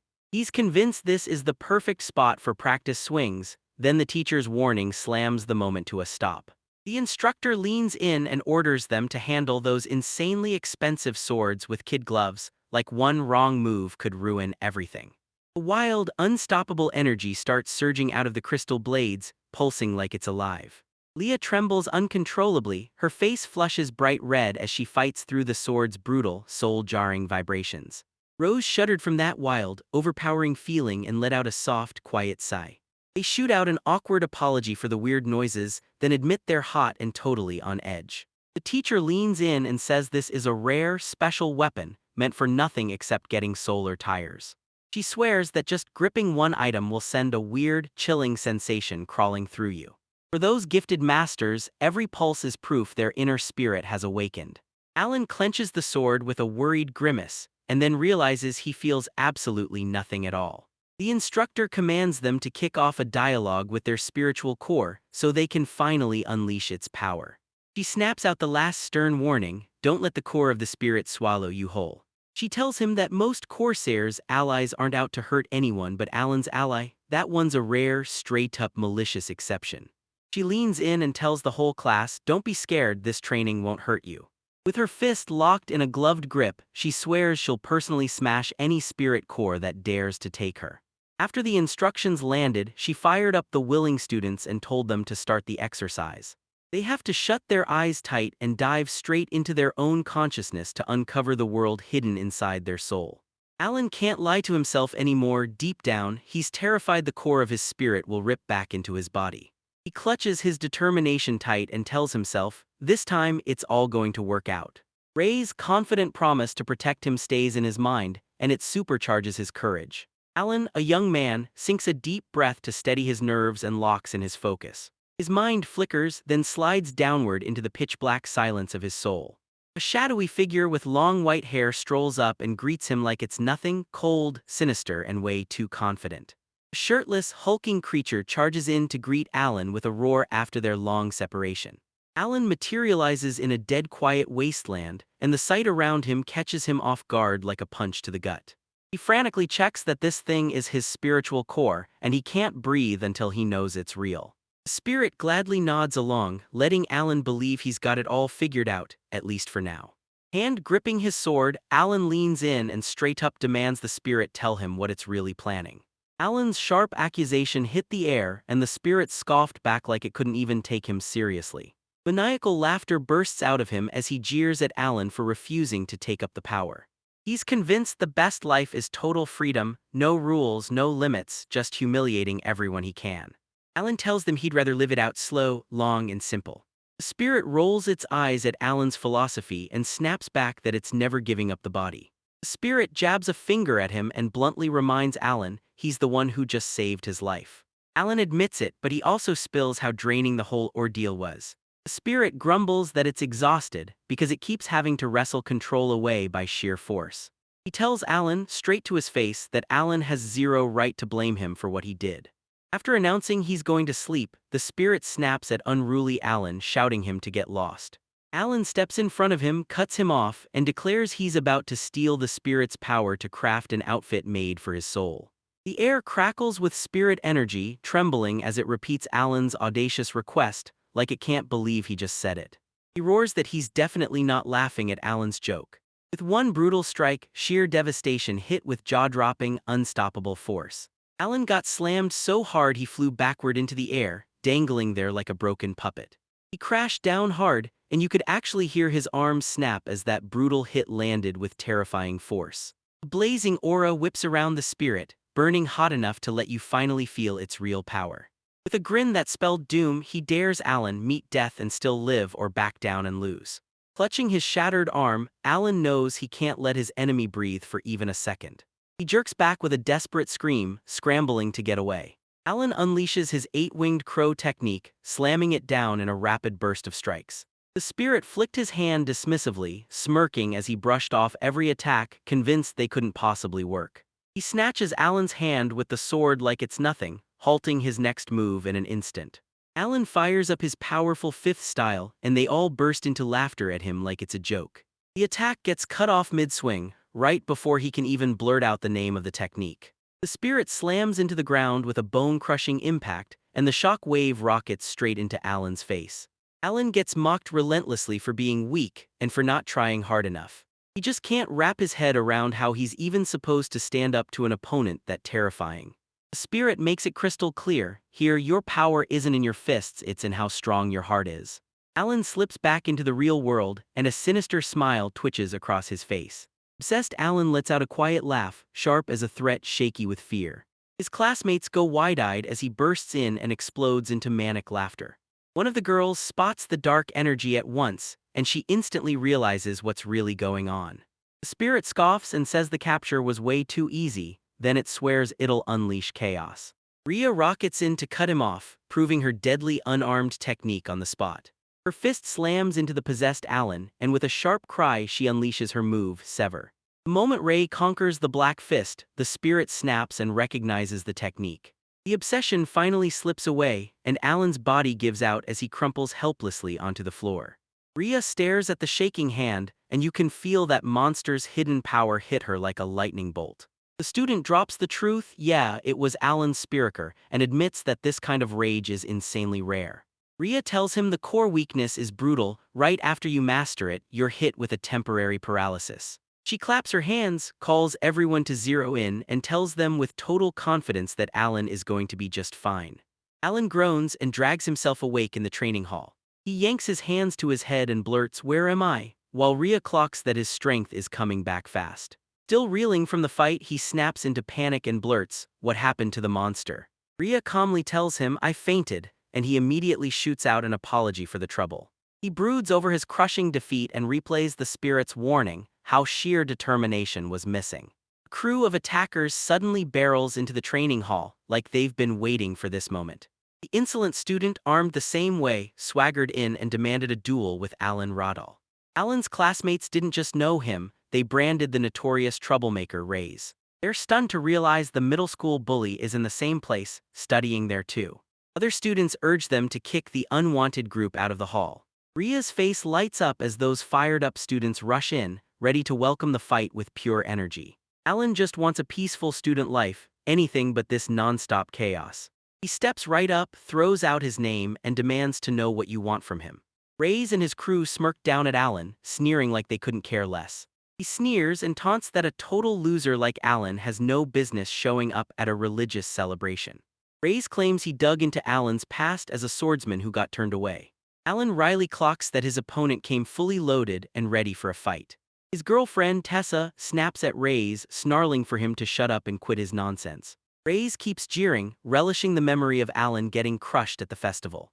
He's convinced Alan must be a terrible fencer after that performance. Alan's eye twitches as fury claws to break free from that insult. Tessa steps forward, locks eyes with Rays, and promises she'll personally take him down to keep Alan safe. Rhea smirks and sneers, offering Tessie a shot at fighting him like she's lucky to get the chance. Their classmates hype them up like crazy as they get ready to kick off the duel. With a brutal thrust, Tessa exploded forward, screaming a battle cry that tore through the air. Leah and Alan lock in, totally spellbound as Tessa rockets past with unbelievable speed. Their swords smash together with a blinding roar, sparks exploding everywhere like the world just split in two. Rays flicks the attack aside with ease, then scores a shallow cut across Tessa's arm. He exploits that edge, unleashing non-stop rapid-fire punches like he can't stop. Alan notices Tess can defend herself way better than he expected. Tessa parry barely even budges, she stays planted in her spot while the attack crashes in. Rays tightens his free fist, and it sparks with dangerous, crackling energy that looks ready to strike. He drives his shining fist straight into Tessa's stomach. The crowd kept cheering for Tessa, and nobody even caught the change that just hit. Rays rips out the rust using his rust removal move. He fuses blade strikes with a fist slam. With a wild grin, he braces himself to crash in with even more jaw-dropping force. 3 ghostly dragons suddenly tore out of his hand like a nightmare breaking free. Tessa froze in pure disbelief, staring at the horrifying, totally unexpected sight. Skeleton monsters rain down on him, clattering bone on bone as they close in. They swarm him instantly, biting, ripping, and clawing, until he crumples to the ground at their feet.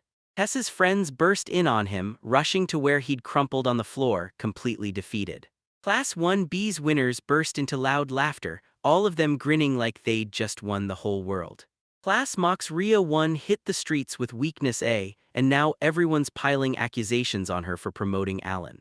His companions nod in agreement and tell him straight, a swordsman's power is only as sharp as his own resolve. Leah and one more classmate push to the front, heat of pure indignation flashing in their faces. Rays shuts their rage down and snaps that their strength training is pure foolishness. Class 1A students are furious, those constant insults won't stop and it's driving them crazy. Rays snaps that they're only in the top class because of what they started with, their first shot abilities. He claims Class 1B has already blown past everyone else. 5 members of his group stand tall, proudly showing off the powerful outfits that mirror their souls. The defeated student's heart drops as horror hits. Every one of the 5 opponents is wearing a soul garment that's unbelievably powerful. Alan grabs another classmate and begs him to watch over his fallen friend, Tessa, then the guy agrees without hesitation. Right by Alan's side, Leah and Rose both step in and swear they'll back him up in the fight. Alan turns away and with calm confidence tells his friends to step back, he's got this alone. Leah and Rose grip the edge of their seats, watching as Alan strides off to take on the opponents head-on. Rays sneers at the rejected swordsman and dares him to fight, no friends backing him up, no excuses. Rays' man erupts in rage, convinced Alan is looking down on them. Alan yanked his sword out and snapped that he didn't care a thing about what they were saying about him. Rays and his crew grin and take the challenge head-on, ready to go toe-to-toe against 5 of them. Close-up locks onto Alan's furious glare as he winds up to strike. He tells them, "Messing with my classmates is a line you do not cross." Ray's never saw it coming. Alan's sudden burst of speed hit like a truck, and Ray's staggered in stunned shock. Alan's mind races as he remembers how his gifted classmates threw their training plans on hold just for him. His teeth clenched with a low, quiet growl, pure protective rage simmering under the surface. With a battle cry tearing through the air, he swears he'll never let them stand there and mock his friends. His eyes burn with pure determination, and it's clear he's not letting them slip out of what they owe. The dark-haired girl flashes a knowing smile, and Leah and Rose just freeze, stunned out of their minds. Alan unleashes his 8th style, 8-span crow, and a storm of deadly cuts erupts like a full-on whirlwind. Their powerful mental armor starts cracking on impact, piece by piece, until it crumbles away. Every one of the 5 students from Class 1B got yanked off their feet and flung through the air, then smashed back down onto the floor. Defeated, Ray's mutters in disbelief, fighting to understand how that just happened. He can't wrap his head around how they could get beaten by someone who looks absolutely soulless. Alan flat-out says soul clothing is basically worthless when unskilled hands try to use it. He slides his sword back into its sheath and snaps that they lost because they never built the basics. Strength training was the missing piece. Leah is convinced that if she can seize his power, her friends would never have been hit. In the middle of a quick fight, Alan suddenly feels something wild, an immense power igniting deep in his bones. He clenches his fist tight, and something brand new sparks in his chest the moment his name gets called. Classmates erupted into applause, stunned that he had steamrolled 5 guys carrying the shower attire so fast. His friends sing his praises, and that buzz lights a fire in them, pushing their workouts to the max. Alan finally realizes this power hasn't shown up in over 1 billion years of brutal training. He realizes the real power in his heart isn't luck, it's the steel resolve to battle for his friends. With a bright grin, he drinks in his friends' praise because he knows right there he's got the power to get even stronger. In the student council room, a girl leans in over a fresh report, reading out the chaos from the recent events. She recounts how Ray's and 4 others got slammed into the hospital after a brutal clash with Alan Roddle. The president lays it out. Alan's got a rough, haunted past, and to him, Alan isn't a provocateur at all, he's a full-on criminal. Her subordinate swears his fencing is the real deal, and that convinces the president to take a real interest. The junior member admits he's at least a little intrigued, and the president flashes a sly, knowing smile. The student council president confesses with a grin that she's powerless against a bad boy. The very next day, Alan and Leah sprint up the stairs toward the academy building. He clocks that Lee's running on fumes, then she yawns so loud it feels like the room just stops. She rubs her eyes and tells him that ever since those soul clothing classes kicked off, sleep has been slipping right through her fingers. Crushed with embarrassment, she told him in a shaky voice not to stare at her while she slept, because it made her feel wildly uncomfortable. He stumbles through an awkward compliment, tells her she's still beautiful, and that sweet words only makes her blush even harder. They creep up to the corner and bam, they peer out just in time to hear a massive crowd roaring ahead. They're met with absolute chaos, clubs crowd around them, shouting and shoving as they try to snap up new recruits. Zealous students spot them instantly, and their gazes light up as they stare at the newcomers. Before the couple can even catch their breath, cheerleading and climbing clubs are already swarming them, desperate to recruit them. Overwhelmed, they're surrounded as students rush in, shove flyers into their faces, and won't let them slip out.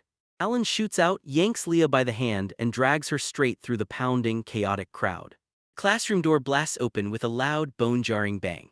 Alan and Leah stumble toward each other, drenched in scattered flyers, both wiped out from everything they just survived.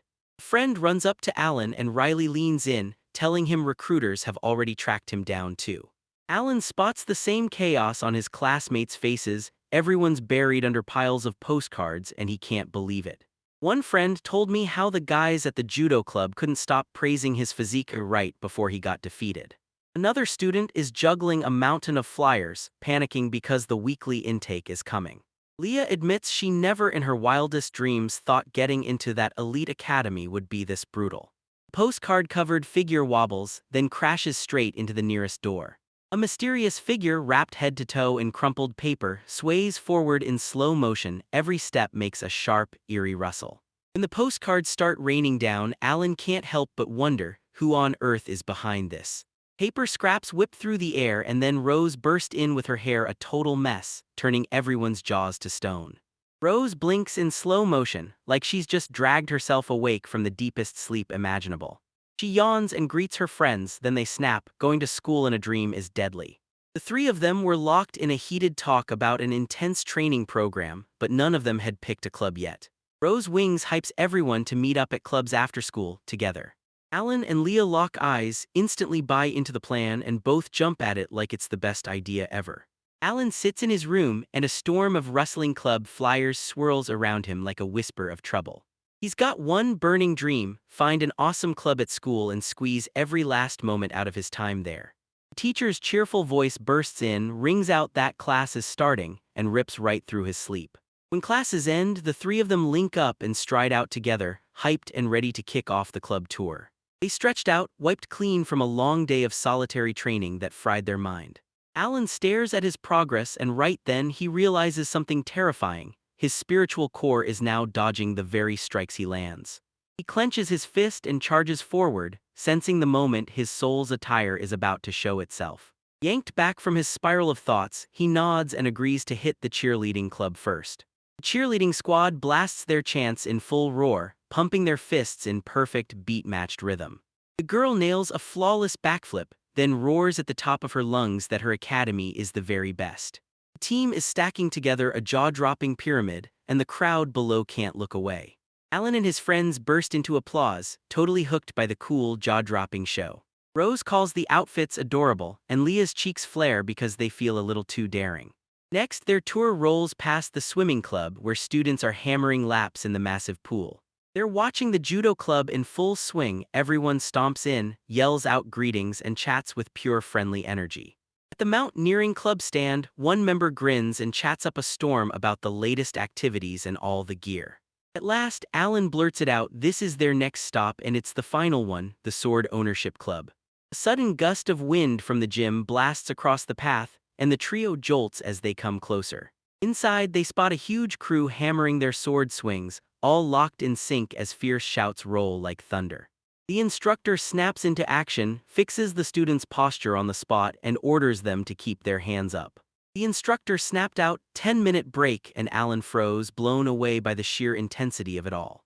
Alan leans in and tells Leah, that strict, disciplined style, it's the exact opposite of what I thought I'd get. Leah nods right away and says she'd rather fence with way more freedom in her style. Just as they're ready to bail, the club girl bursts in and calls them out. An energetic girl spots Alan, grips her wooden sword, and calls him out by his name. She closes in fast, eyes bright, and blurtouts, so what do you think of the performance? With a confident wink, she steps forward and introduces herself, Serdi Rosette, the club's vice president. Alan throws him a pat on the shoulder and then studies him up close like a close-up interrogation, 30 circles and all. She blurts out that she likes him and swears he'd make a perfect opponent. Serdi instantly steps in and dares him to a spar, but he keeps his cool and politely tries to wiggle out of it. She pauses for a beat, and that bright smile starts to slip away just a little. Her smile tightens into something fierce the moment she demands a sparring match again. With a sharp snap of her fingers, she turns utterly terrifying in an instant. The other club members creep up in silence, sealing the exit and cornering the three. Serdi's expression turns stormy the moment she tells Alan, "You're not getting away." A dangerous grin spreads across Serdi Rosette's face, and she snaps that she wants a duel. Alan lets out a heavy sigh, worn out to his core, and mutters under his breath like, how did I end up in this mess? The hosts' voices blasted out, officially kicking off the training match between Serdi and Alan. Alan sucks in a deep breath and tries to find some light in the middle of the force duel. He sees this as a golden shot, sparring with the vice president of the fencing club. The heart crackles with a laugh, tells him to stop stressing, and then, like it's feeling generous, offers to make the very first move. Alan sincerely thanks her for giving him her full attention right before the match kicks off. The judge double-checks both fighters are ready, then throws up the signal, boom, the duel kicks off. Two fighters step up on opposite sides of the tatami, gripping drawn wooden swords like they're about to clash for real. Alan studies Serdi's flawless defense, and the moment he sees it, he knows she's gearing up to smash back with a counterattack. With razor-sharp focus, he finally commits and makes his very first move. He snaps into his first style, Flying Shadow, launching a ruthless strike straight at her. Heart doesn't back down, it's got nerves of steel, fully ready for that attack. Her eyes flare wide, and in that heartbeat she finally grasps what his attack is really made of. The second she realizes it's a trap, she snaps her eyes up, and Alan's already slipped behind her to strike. He whips around her in a blink and unleashes a fresh storm of lightning-fast strikes. On February, Alan's 8-winged raven slams into Surdy's circle of wind, and the defensive tech fights back. To his shock, she expertly blocks every single one of his strikes from a tight defensive stance. He groans as her block hits like a truck, and she snaps that he's gotta push harder. Her heart bursts with a laugh and admits it caught her off guard, yet her defense is ironclad, unstoppable. He realizes her non-stop defensive fighting style isn't like anything he's ever seen before, like she's built a fortress out of pure survival. Alan tightens his grip on the sword, grins like he's thrilled by the challenge, and decides to go all in. He tears loose a ferocious battle cry, then launches into an even nastier assault. The heart got blindsided by a violent surge, its speed, its power, and its sharp impact all spiked at once. Alan sets his mind on mastering every inch of his sword skills, and with fresh determination he whips into a razor-sharp swing. He lunged forward out of nowhere, and Surdy screamed in pure panic. The rapid-fire clash keeps going, and both fighters streak across the dojo like shadowy blurs. Alan heaps praise on her skills and admits, straight up, she's vice president for a damn good reason. Right as he's about to crank it even higher, he slams on the brakes, then suddenly asks for a break. Surdy's wheezing and gasping, but he grins. His speed is way higher than it was back at the religious festival. He has the nerve to demand a break so he can plot, and for one heartbeat it totally rattles her. She nods yes, then urges him to hurry, and he fires back his thanks for that tiny, life-saving pause. Alan's eyes go wide as he urgently lunges to warn Surdy, because the ground under her feet is about to betray her. Jagged spikes burst from the floor and impale her, and she gasps and screams in pure shock. She slams to the floor with a bone-jarring thud, and right then, everything goes black as she loses consciousness. Rose lays it out. CERTI didn't just mess up, they straight up stumbled into Alan's foggy trap on the moon. The swordsmen in the club panicked, surged towards Surdy, and demanded a stretcher right now. The host declares Alan the winner, but Alan and his friends can barely stand, pure exhaustion crashing over them. Later, the trio sprawls over the table, dead tired and completely wiped out after that chaos. The girls swarm Alan after his victory, cheering him on while they quickly apologize for dragging him into the fight. Rose leans in and asks Alan if he's finally picked which of the school clubs he's going to join. Alan admits that every club looked tempting, but none of them fit him. His friends are crushed by his choice, and he starts to wonder, did he mess up somehow? Suddenly, Leah felt that spark hit hard, and she just stumbled on the perfect solution. She slammed her hands on the table and practically begged him to start a brand new club. She laughs and says he's always just swinging that sword, so if he wants to make it real, he better gather a whole team. Alan, a little annoyed by what she said, quickly admits that the idea actually sounds pretty amazing. Leah and Rose don't even think twice, they instantly promise they'll join his brand new club. Happy Alan daydreams about all three of them laughing as they drill sword strikes together. Leah's over the moon, because this feels like the perfect chance to stay with Alan for the next 3 years. Rose can't stop thinking about getting to study his totally unique swordsmanship style up close. Fueled by their mission, the girls snap that there's zero time to lose, then rush headlong to shove the documents through the process. The moment they burst out, the door slammed shut behind them, leaving a stunned Alan frozen in the room. Alan can't help but light up with warm joy because the moment he realizes you're just as hyped for sword training together, it feels like pure momentum. Minutes later, the door suddenly blasted open again, yanking him out of his thoughts. The girls burst back in, grinning from ear to ear, and proudly tell everyone that Rhea has already agreed to be the club's official advisor. They swear they're about to fill out the application, and they're slapping Alan's name on it as the club's president. They fire off the form, then basically say, all that's left now is picking a name. Alan grins and pitches the idea of calling it a swing training club. Leon and Rose both lock in on it. This name is asterisk perfect for their brand new band. Tired, Leah shot a question into the air: where should their new club meet, then pointed straight to a corner of the schoolyard. The muscular, spiky-haired classmate stares at the three, completely baffled. Suddenly, a huge wave of students surged in around them, all begging to sign up for the new club. Alan shuts it down and insists he's still never gotten the chance to explain what the club is really all about. His classmates burst into laughter, teasing him non-stop, and they brand him a maniac, like all he does is train. Leah clutches the registration sheet, grins like she's losing it, and jots down the names as she jokes that it's totally maniacal. Everyone throws their fists up and waits to start the second it gets the green light. The practice swing club was born, and in no time it turned into a magnet for hardworking, delightfully weird oddballs. Alan's face crumples into pure confusion the moment he hears there's a war coming over the club budget. His friends stare at him like he just landed from another planet, because he has no clue about the big school event coming next week. They spell it out: this is one brutal tournament where every club fights for the funding that keeps their whole year alive. Alan can't believe the funding gap between first place and last place, it's enormous. He finally gets why every other club was desperate to drag them away. In that tight close-up you can see it, his eye is locked in, fully catching just how deadly this situation is. Rose snaps that solitaire is off-limits to all first years, so if you can pass it you've truly proven your skill. Alan can't shake the feeling that their simple club doesn't deserve a massive budget at all. Leah realizes something huge: money can level up the club's training, giving them better conditions to grow stronger. A massive fighter declared it was go time to pick 3 warriors for the coming war. He flashes an apologetic grin and tells them he's already promised to fight for the judo club. Alan's jaw dropped. Almost everyone else shot their hands up too, because they'd all been invited to other clubs as well. Leah snaps that the burden just landed back on the 3 of them, again. 3 teammates band together and charge into the war, determined to crush it and win it back for their club. On the day the club's budget fight was about to go down, they stomped toward the arena with grim, unshakable determination. In the stands, the crowd is roaring with fire, ready to crush the current student council no matter what. The trio watched the other competitors like, wow, every single one of them looked ready to settle things with raw force the moment they showed up. Rose can feel the tension crackling in the air, and when Leah lights up with excitement, she blurts out, "You're hot." Alan tightens his fist the second he spots a perfect opening to snag some much-needed experience. The battle for club budgets kicks off in full force at the overcrowded arena with the opening ceremony blasting underway. The host kicks things off by letting the winners from last year step up and fire off a speech.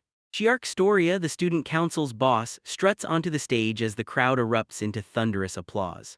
She flashes a quick, proper greeting to the sea of students packed together. Alan leans in and whispers to Lee, asking if the president's really as great as everyone keeps hyping him up to be. Leah straight up declares, no doubts, no hesitation, that she's the strongest swordswoman the whole school has ever seen. She tells the story of last year's war, how she completely crushed the competition, even though she was just a freshman at the time. She insists the 2 girls beside her are deadly fighters too, and then she throws it all on herself. Alan takes in the new info and realizes she's the clear-cut favorite, the one destined to win it all. She flashes a confident smile, wraps up the formalities in seconds, and can't stop thinking about how her opponents are about to crumble the moment the fight starts. She steps up and makes the announcement that the club's budget fight is officially underway, and the crowd erupts like a storm. Alan steels himself and slaps his own cheeks, forcing his focus to lock in and pushing himself to do his absolute best. The tournament kicks off and Leah and Rose absolutely steamroll the early rounds for the practice swing club. 2 girls are cheering their club's big win. 1 girl grins and says, "We started strong." Alan realizes the ban on soul clothing didn't stop anything, it let their core skills burst into the real world. 3 determined players huddle up, locked in and ready to tear into the championship's final match. The host's voice booms down the empty long corridor and screams that the final round is about to begin. The first team is totally weirdos, standing in the corner of the campus, yelling and waving swords like it's no big deal. When Alan, Leah, and Rose step in, Alan's face flushes with embarrassment, because he definitely wasn't introduced in the best way. Their opponents are painted as ruthless, unstoppable rulers of the Academy of 1,000 Blades. The student council team strides into the arena with fearless confidence and pure show-stopping swagger. Their hyperactive secretary, Lilium Sharon, bursts in flashing a bright, cheerful peace sign. Kirit, the stoic treasurer, and Captain President C step forward as the very last 2 left standing. Alan's jaw drops when he finds out the vice president is missing, because the penalty game dragged them out. Leah gets called up to the stage for the very first match, and with zero hesitation she declares that she's got everything under control. Leah and Lilim stand across from each other in the heart of this massive arena, locked on the signal that's about to spark the fight. The first match erupts with a thunderous thud, and the whole arena seems to shake as two forces collide. Lee rockets forward at breakneck speed, her sword whirling so fast it turns into a blur. After a brutal fight, Leia got wiped out, and Lilim's win left her staring down, crushed and disappointed. In the second match, Rose gets knocked out and stoic Tirith takes the win. The student council throws a massive celebration after sealing a total win in the fight to control the club's budget. Leah bows her head and apologizes to Alan for losing, and he steps in right away, telling her that finishing second is still a huge win. As everyone watched the winners, Alan admitted he felt gutted he never got the chance to throw down with the president. Right before the award ceremony kicks off, a stranger shoots their hand up and demands they stop the whole thing. Even after the war is officially over, she still pushes the idea of holding the captain's match. She's fuming that neither her nor Alan ever got to throw down in a fight. Alan clenches the sword's hilt tight, and a rush of pure excitement surges through him. He gladly snaps up her challenge, thrilled at the chance to spar with the president himself. She flashes a smile at his honesty, nods in full agreement, and decides they're going to fight. The crowd explodes into thunderous applause when the captains drop a surprise bonus match out of nowhere. Leon Rose leans in and wishes Alan good luck, firing a warning reminder that his opponent hits with jaw-dropping strength. She strides into the duel arena with total confidence, and the crowd can't stop staring at her. She admits that at first she truly believed he was the villain who had to be brought to his knees and taught a lesson. But when she looks into his eyes, she knows pure honesty and kindness are blazing there. She dares him to a duel of real, no-holds-barred fencing, pure skill, no tricks. The announcer is absolutely blasting the crowd as the Academy's most troublesome student faces off against a mega-talented powerhouse. When Alan realizes his opponent is stronger, he throws caution away and launches an early strike with his flying shadow. He barrels ahead, ready to unleash his technology's blinding light as a smart decoy to keep everyone guessing. She slips aside in a heartbeat, instantly clocking his trick meant to block her sight. Stunned, Alan watches as she clocked his fake fainting right away. She matches the bleak sky's mood, tightening her guard as she prepares for his attack. Their blades crash together and she realizes he's got an insanely impressive self-taught fighting style. Alan is gearing up for a massive counteroffensive he just knows is about to hit any second. She slammed down with a crushing hit, and he jerked back, groaning in sharp pain. She shoves him with her raw strength and razor skill, and he skids across the floor. She cheers him on, saying his animal-level reflexes are insane, right as he slips out of the full hit at the last second. Alan can't stop staring, her moves flow like magic, shifting from defense to full-on offense without missing a beat. She dares him to step up and prove himself because she's sure he's still pulling punches. After sizing up her superior basic training, Alan clenches his sword with pure determination. He vows to smash her refined technique using nothing but pure, jaw-dropping speed. A brutal clash erupted, blows slammed in, steel screamed, and sparks exploded every time their swords met. She clocks that he's getting more relentless, but his moves are way too blunt, so she shuts him down and rejects him. Even with her criticism ringing in his ears, Alan clamps his jaw tight and snaps that he's nowhere near finished. She tears open the air and unleashes the deadly Sakura Slash, her school's secret mirror technique. Her strike slices through the silence, and she can't help wondering where he vanished to.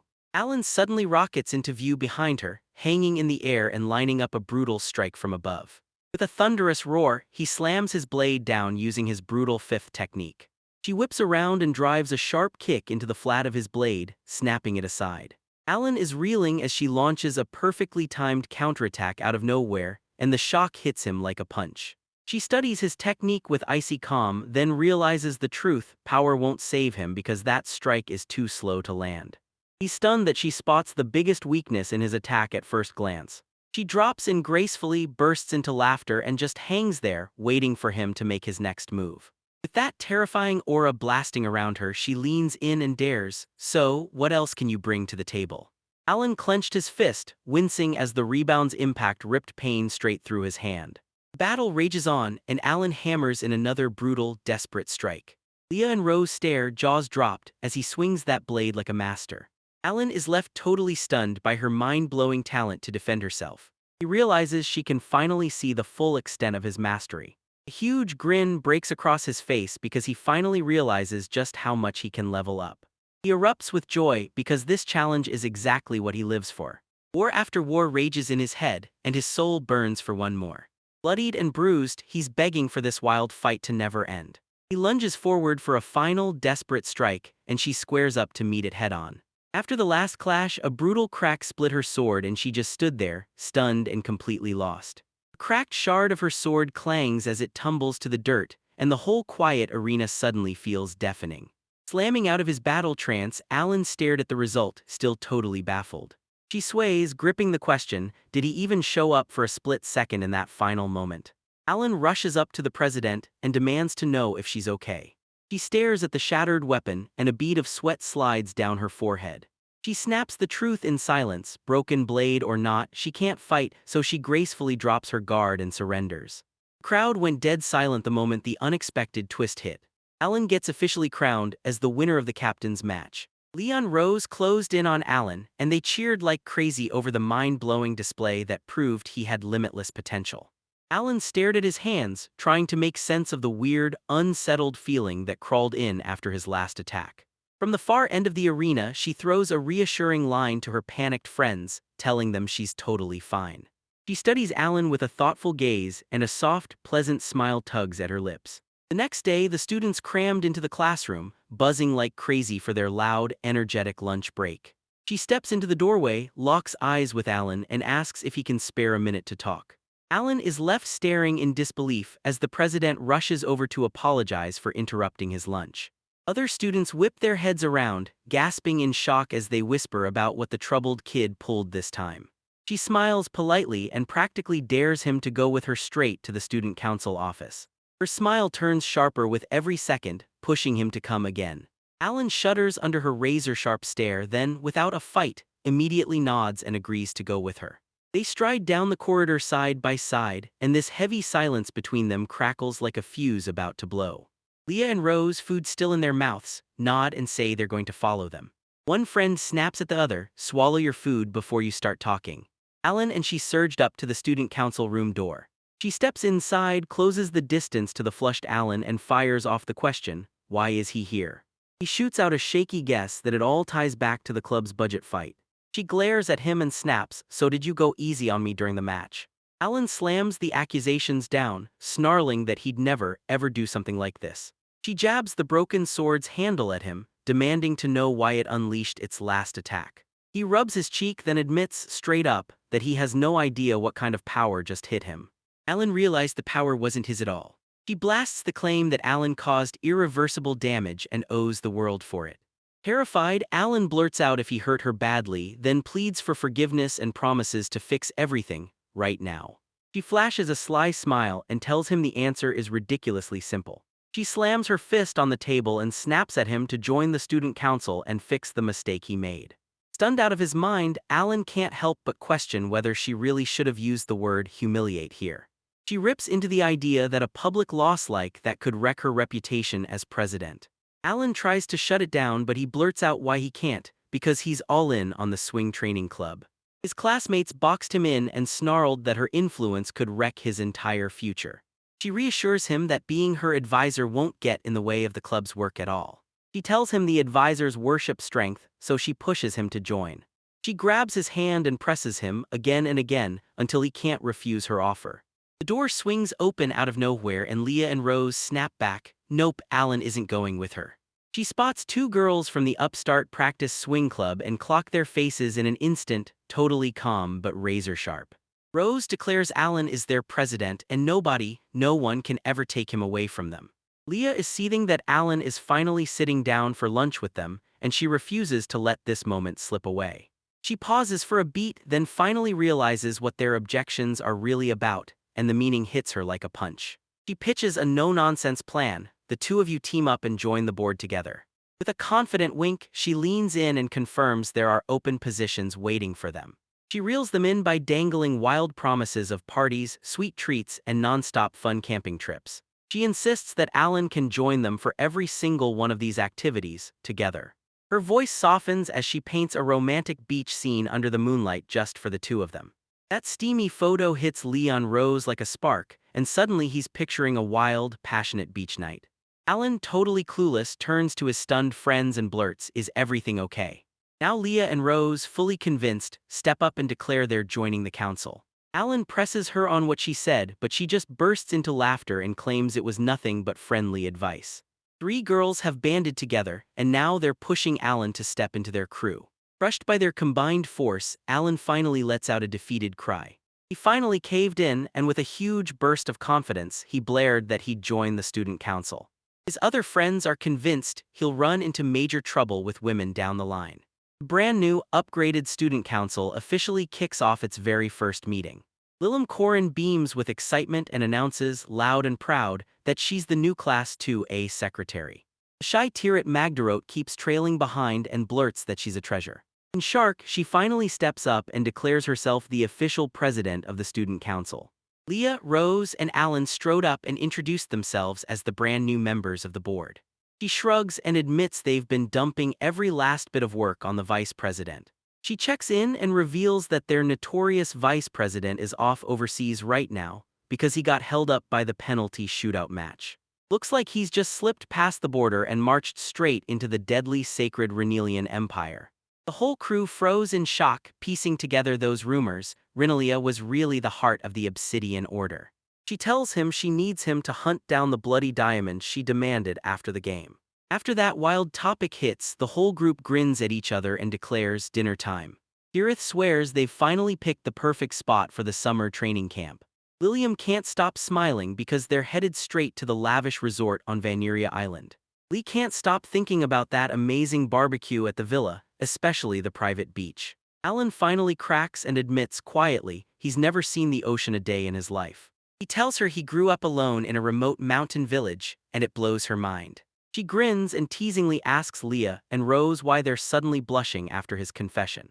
Talk suddenly swings to the final exams looming at the end of the semester.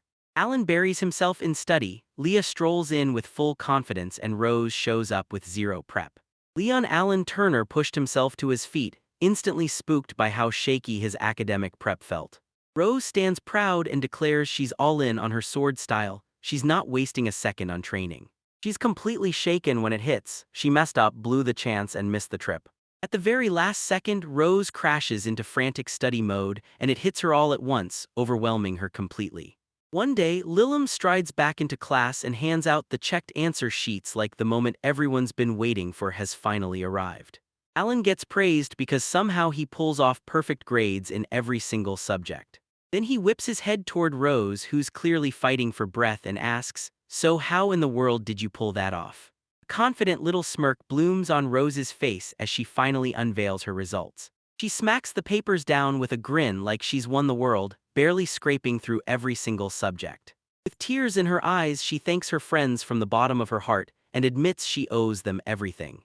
The whole crew erupts in cheers, screaming with joy because every single one of them finally gets to go on the trip together.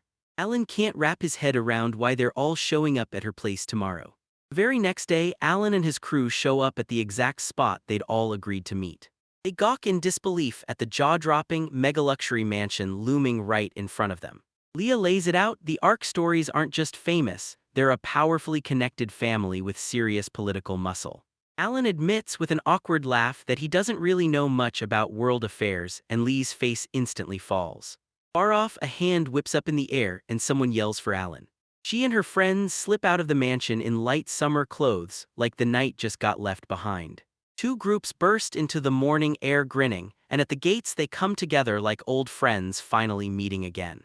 She spins in place, grinning at Alan, and asks what he honestly thinks about her everyday outfit. He showers her with compliments, and she lights up with a bright smile, thrilled by how honest he's been. Right after the greetings, she turns to the group and snaps, "Come with me," urging everyone to follow her. She whisks them to the estate's airfield where a huge private plane sits waiting, ready to blast off. Alan's never laid eyes on an airplane in real life, and suddenly nerves slam into him like a wave. She reassures them that their advisor will show up at the resort. Once everyone was set, she lit up and urged them all to board right away. The private jet rockets down the runway and blasts into the sky. When it rockets up to the destination, the chassis glides back in with a smooth, satisfying snap. The group steps off and the locals greet them with big, welcoming energy at the southern resort. Leah snatches Alan's hand and beams, pointing him toward the breathtaking scenery. Alan's eyes flare wide with pure, breathless amazement at what he's staring at. The camera pans across a stunning coastline, where a massive, untouched beach stretches out like pure paradise. He leans in and murmurs that the ocean never runs out, just like his mother always told him. He grins with pure joy, drinking in her beauty like it's the best thing he's ever seen. Leon Rose meets his eyes with a warm, gentle smile, and you can tell she's genuinely thrilled for him. She tells them that first, she and her friends are headed straight to the villa to clean it up. She laughs off their offers to help, even as her room is in total chaos. She sends Alan, Lee, and Rose to the nearest beach hut just to fill the hours. The three buddies nod in sync, lock in the plan, and race off to the cabin. They storm up to a plain little beach shack named Blue Sea. Inside the shack, the place is packed tight, and the air practically crackles with energy.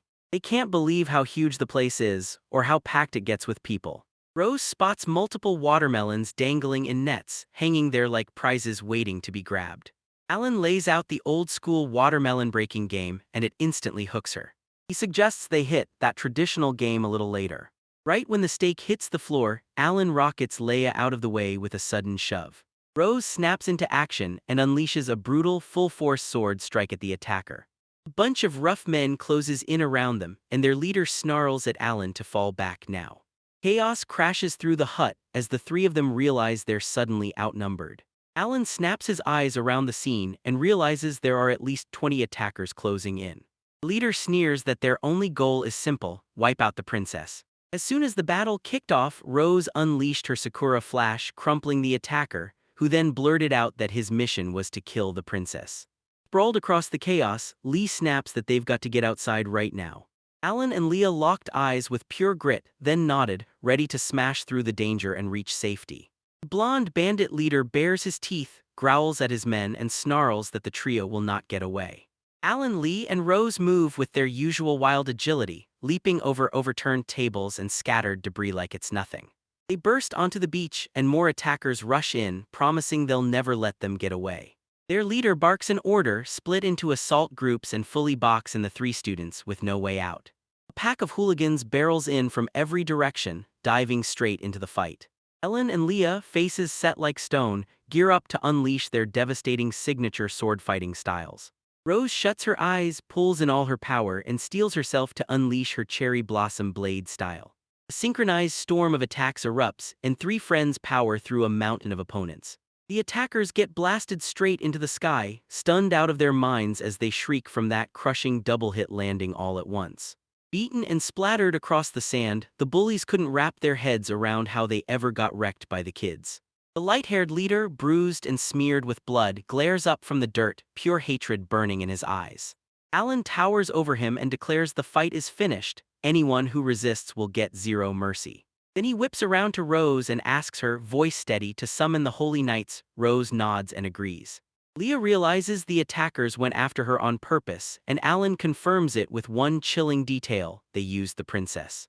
Rage and humiliation slam into him. He clenches his fist in the sand and spits curses at his own crushing defeat. He slams past his friend's terrified warning and makes a desperate play, choosing the final option no matter what. He's convinced that if getting defeated means losing everything, then this final shot is the one he has to take. As the man tears through the clothes, Alan watches every move, zeroing in on the plan like it's about to snap into place. Maniacal laughter erupts as the leader lifts a tiny pill and declares that the kids are finished, right now. He shoves a nasty dark thing into his mouth and bites down hard, letting out a vile, crunching sound.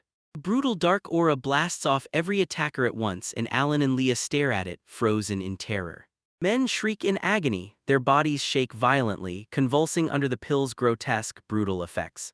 Leah screams in pure panic when she realizes every single one of them has swallowed a strange pill, and it's already changing them. Men rose up as dark, fiery energy crackled around them like unstable threats in the air. Alan and Leia stare in disbelief as everyone starts using solitaire, and a bad feeling hits them hard like something's seriously off.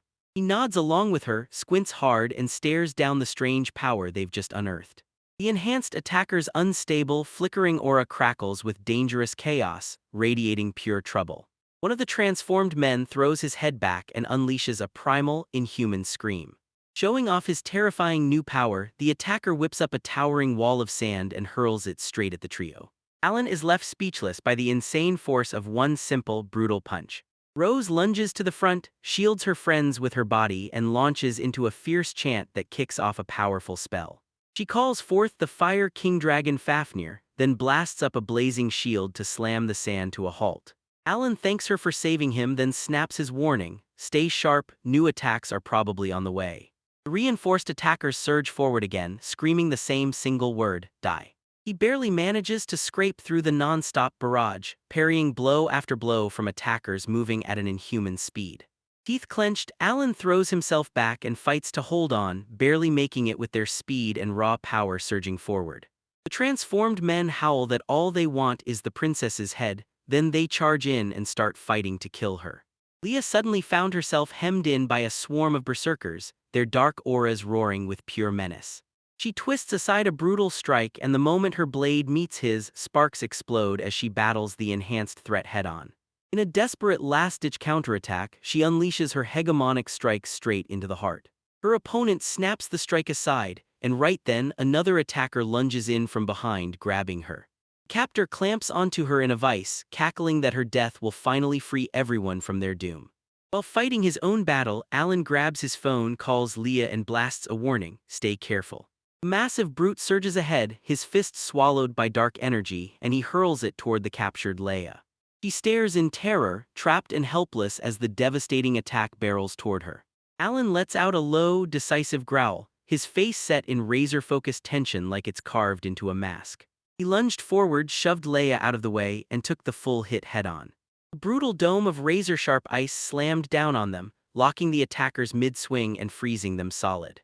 Trapped in that crystalline prison, Alan and Leia snapped their heads up, stunned as an ice shield slammed into place out of nowhere. The attackers recoil in disbelief as their assaults crash over and over against an unshakable steel barrier. One of the men whips out an icy spear, stabbing and thrusting hard, yet it still won't break through. Jagged ice spikes burst from the sand, stabbing the attackers as their screams tear through the air. A brand new figure strides through the wreckage of the battle, calmly looking around as they demand to know who these defeated men really are. Pinning the attacker's head down, the rookie sneered at Alan and demanded whether he'd fought back. Alan and Leah jolted upward in shock, and when they finally saw who saved them, they realized it was none other than that trashy guy. The blonde swordsman, Shido, bursts up out of the cracked ice with a smug, self-assured grin. Alan demands answers on what Shido is doing here, because Shido's sudden appearance blows his mind. Two pigtails swinging, Ferris pops up in front of Vax Shido and chews him out for standing there freezing the whole beach. The group gets boxed in by even more students, and Ferris keeps hammering the remorseful Shido with sharp, brutal scolding. Alan the confused blurts out, "Why is everyone from the Ice King Academy here?" That girl with the pin blurts out that they're at a summer training camp, and Alan's totally stunned. Shido snaps right in Alan's face, demanding to know if he has any complaints about him being on the student council. The girl with the hairpin smirks and taunts Shido like, "Come on, you're smarter than you pretend to be," and it hits him like a challenge. Then she tells him he's sweet and he snaps it away with furious irritation, so she beams like she just won. Alan watches their weird, friendly back and forth and can't help wondering what kind of bond they really have. He jerks at the sudden noise and fear makes him whip his head up toward the sky. A huge thing tore through the air and made both him and the girl in the bikini jump out of their skins. The thing slammed down with a thunderous splash, and Alan and Lee couldn't believe how hard it hit. Rhea pops his head up from the 18th floor, grinning as he asks the kids cheerfully how they're doing. Alan leans in and asks, "So you're a student council advisor?" And she lights up, answering with a cheerful, confident yes. Rhea straight up admits she'll never pass up hanging out, especially the second Ferris calls her out. Ferris and Rhea kick off an argument on the spot, smashing the vibe for Alan and Lee right away. Rose rolls in with a squad of heavily armored holy knights and shouts Alan's name. The knights spot the defeated attackers, get snapped an order to stop fighting, and rush to call in a rescue team. Rose rushes in, huffs an apology for being late, and Alan shoots back his gratitude for all her help. The rivals keep going at it over the chair, and Alan's friends can't believe what they stumbled into while they were gone. The holy knight snatches up one of the attacker's pills, and his curiosity ignites like wildfire. He spots it as a soul crystal pill, then snaps to his men, barking, "Call headquarters right now." Alan and his friends are left scratching their heads after overhearing this wild name, soul crystal pill. He can't stop wondering if that pill is where their power came from and what made them pick Leah in the first place.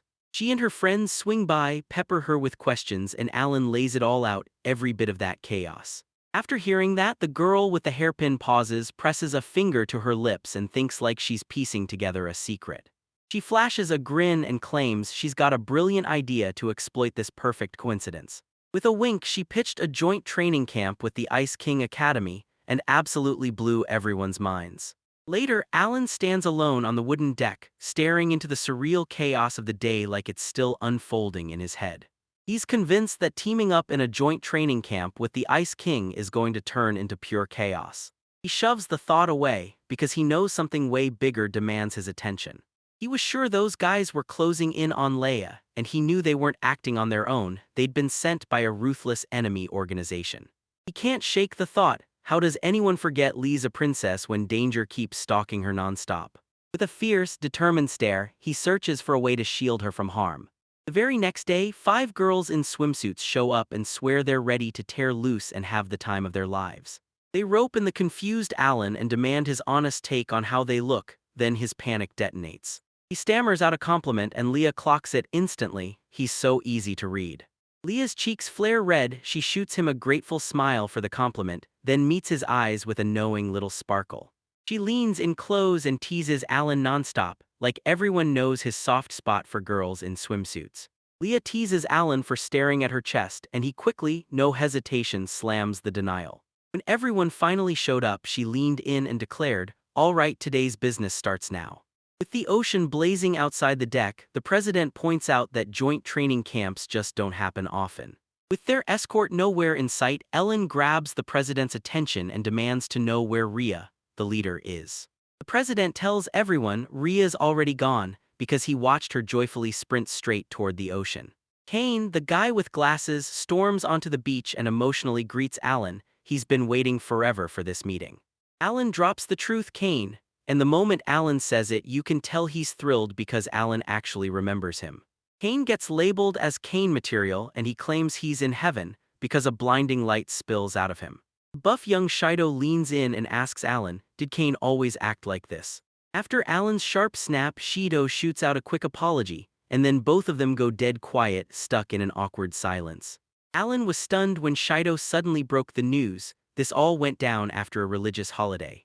The flashback rips open the moment after Alan defeats Kane. Kane tries to end it all, but his mind snaps and everything spirals out of control.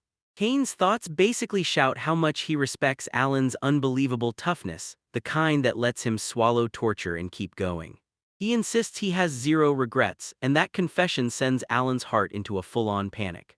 Shido asks for permission to call Alan God, and that request sends a chill straight down Alan's spine because it feels insanely creepy. Rhea raises her head and gathers everyone in an instant, standing beside a woman in a kimono named Ferris. Rhea tells everyone that she and Ferris have cooked up surprise activities for the joint training camp. The students are stunned to see Rayar working and she snaps back, saying she can't believe they think so little of her. Ferris lays out his whole scheme to level up by diving into a gauntlet of beach games. A brutal rivalry erupts as Ferris and Rhea both slam the table, insisting their own students will seize the top spot. The first challenge just got announced, an intense beach volleyball showdown on a sand court. The match lineup locks in Alan and Leah sprint onto Thousand Blade's side, and Shido with Kane charge into Ice King's ranks. From the sidelines, their teammates shout encouragement, pumping them up with pure support. The referee rips the whistle to his lips and the match ignites officially and with pure tension in the air. With the clock screaming **20, 19 Thousand Blade is still ahead just barely by a hair. Alan sucked in a deep breath, drained to the bone yet locked in tight, ready to slam in the final point.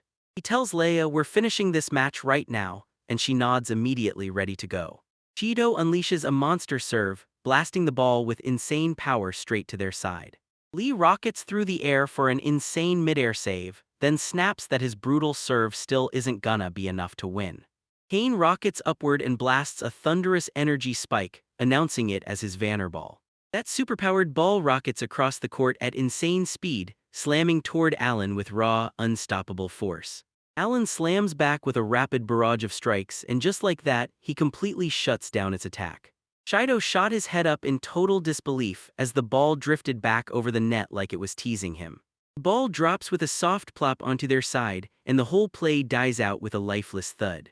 Thousand Blade snags 21 and 19, and Alan and Leah erupt in joy as they celebrate their hard-fought victory side by side.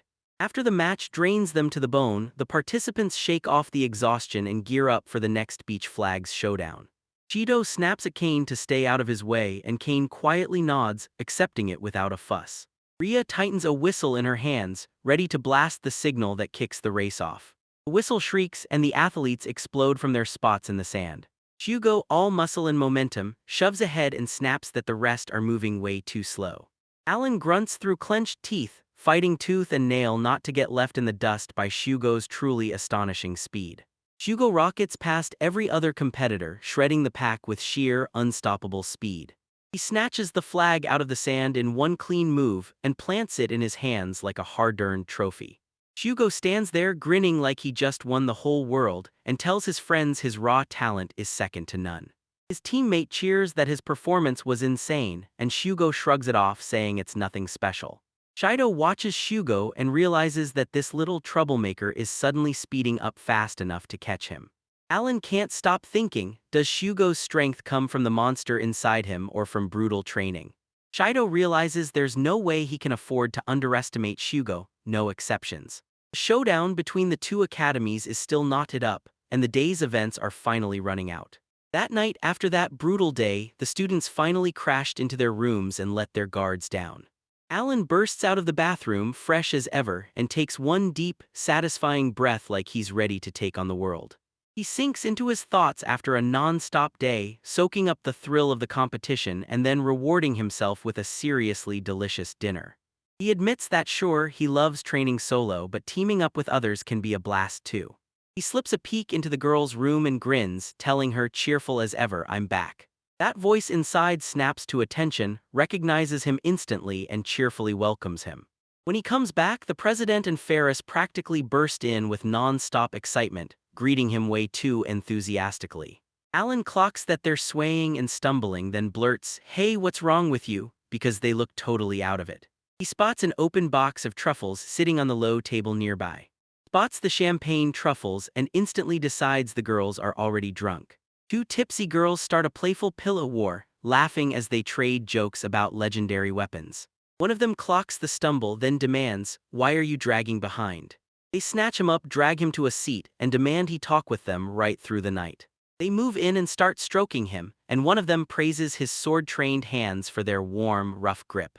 Alan is completely overwhelmed, trembling as their gentle touches spark a sweet feminine sensation. One of them steps in way too close, and the instant she's in his space, panic detonates in his head. She leans in on him and can't stop staring at his ripped, muscular chest. Alana gets blindsided and crashes to the floor, hitting hard as she's knocked clean off her feet. Drunk Leia tumbles into him, grinding close as she breathes out, half dreaming that he's her master. Trapped between three women, Alan finally realizes this isn't a game, he's in serious danger. He shoots a quiet look at someone and begs for help to escape the danger closing in. Suddenly, all three women black out at once and crash onto him in one massive heap. Alan finally exhales a heavy breath of relief, grateful that the threat has vanished for good. Rose swoops into the scene and Alan wastes no time. He asks if she grabbed the champagne truffles too. Rose confirms it, then admits she grew up in a house where almost everyone drank. She tells him everyone else drinks terribly, and then she drops the bomb, even the Shugo crew is out cold. The moment she opened her mouth, the alcohol slammed into her system, and she crumpled into unconsciousness. Alan leans in and asks another girl if Leah will survive everything that went down today. She says Leah was rattled by the morning attack, but she forced a bright smile anyway. Alan and Rose locked eyes and agreed on one thing: they'd help their friend no matter what it took. Once everyone's tucked in, Alan drops into a tired exhale, half relief, half exhaustion. Her voice cuts through the silence, sharp and trembling, and she says she's been waiting for him this whole time. Alan spots Ray's head and realizes it's begging for a serious talk with him. She says it's all about that crew that struck Leah earlier that morning. Ria pulls him into a separate room, demanding they talk in private. She tells them those attackers weren't random at all. They were killers tied to either the Obsidian Order or the sacred Renelian Empire. Ria braces herself to tell him the next round of brutally difficult, fragile news. She drops a report in front of everyone, claiming all 20 of the arrested men are dead. Their bodies turned to ash, burned clean to wipe out any trace of Sol Crystal tablets. Alan spots the drug instantly, the very same stuff those men down right before everything changed.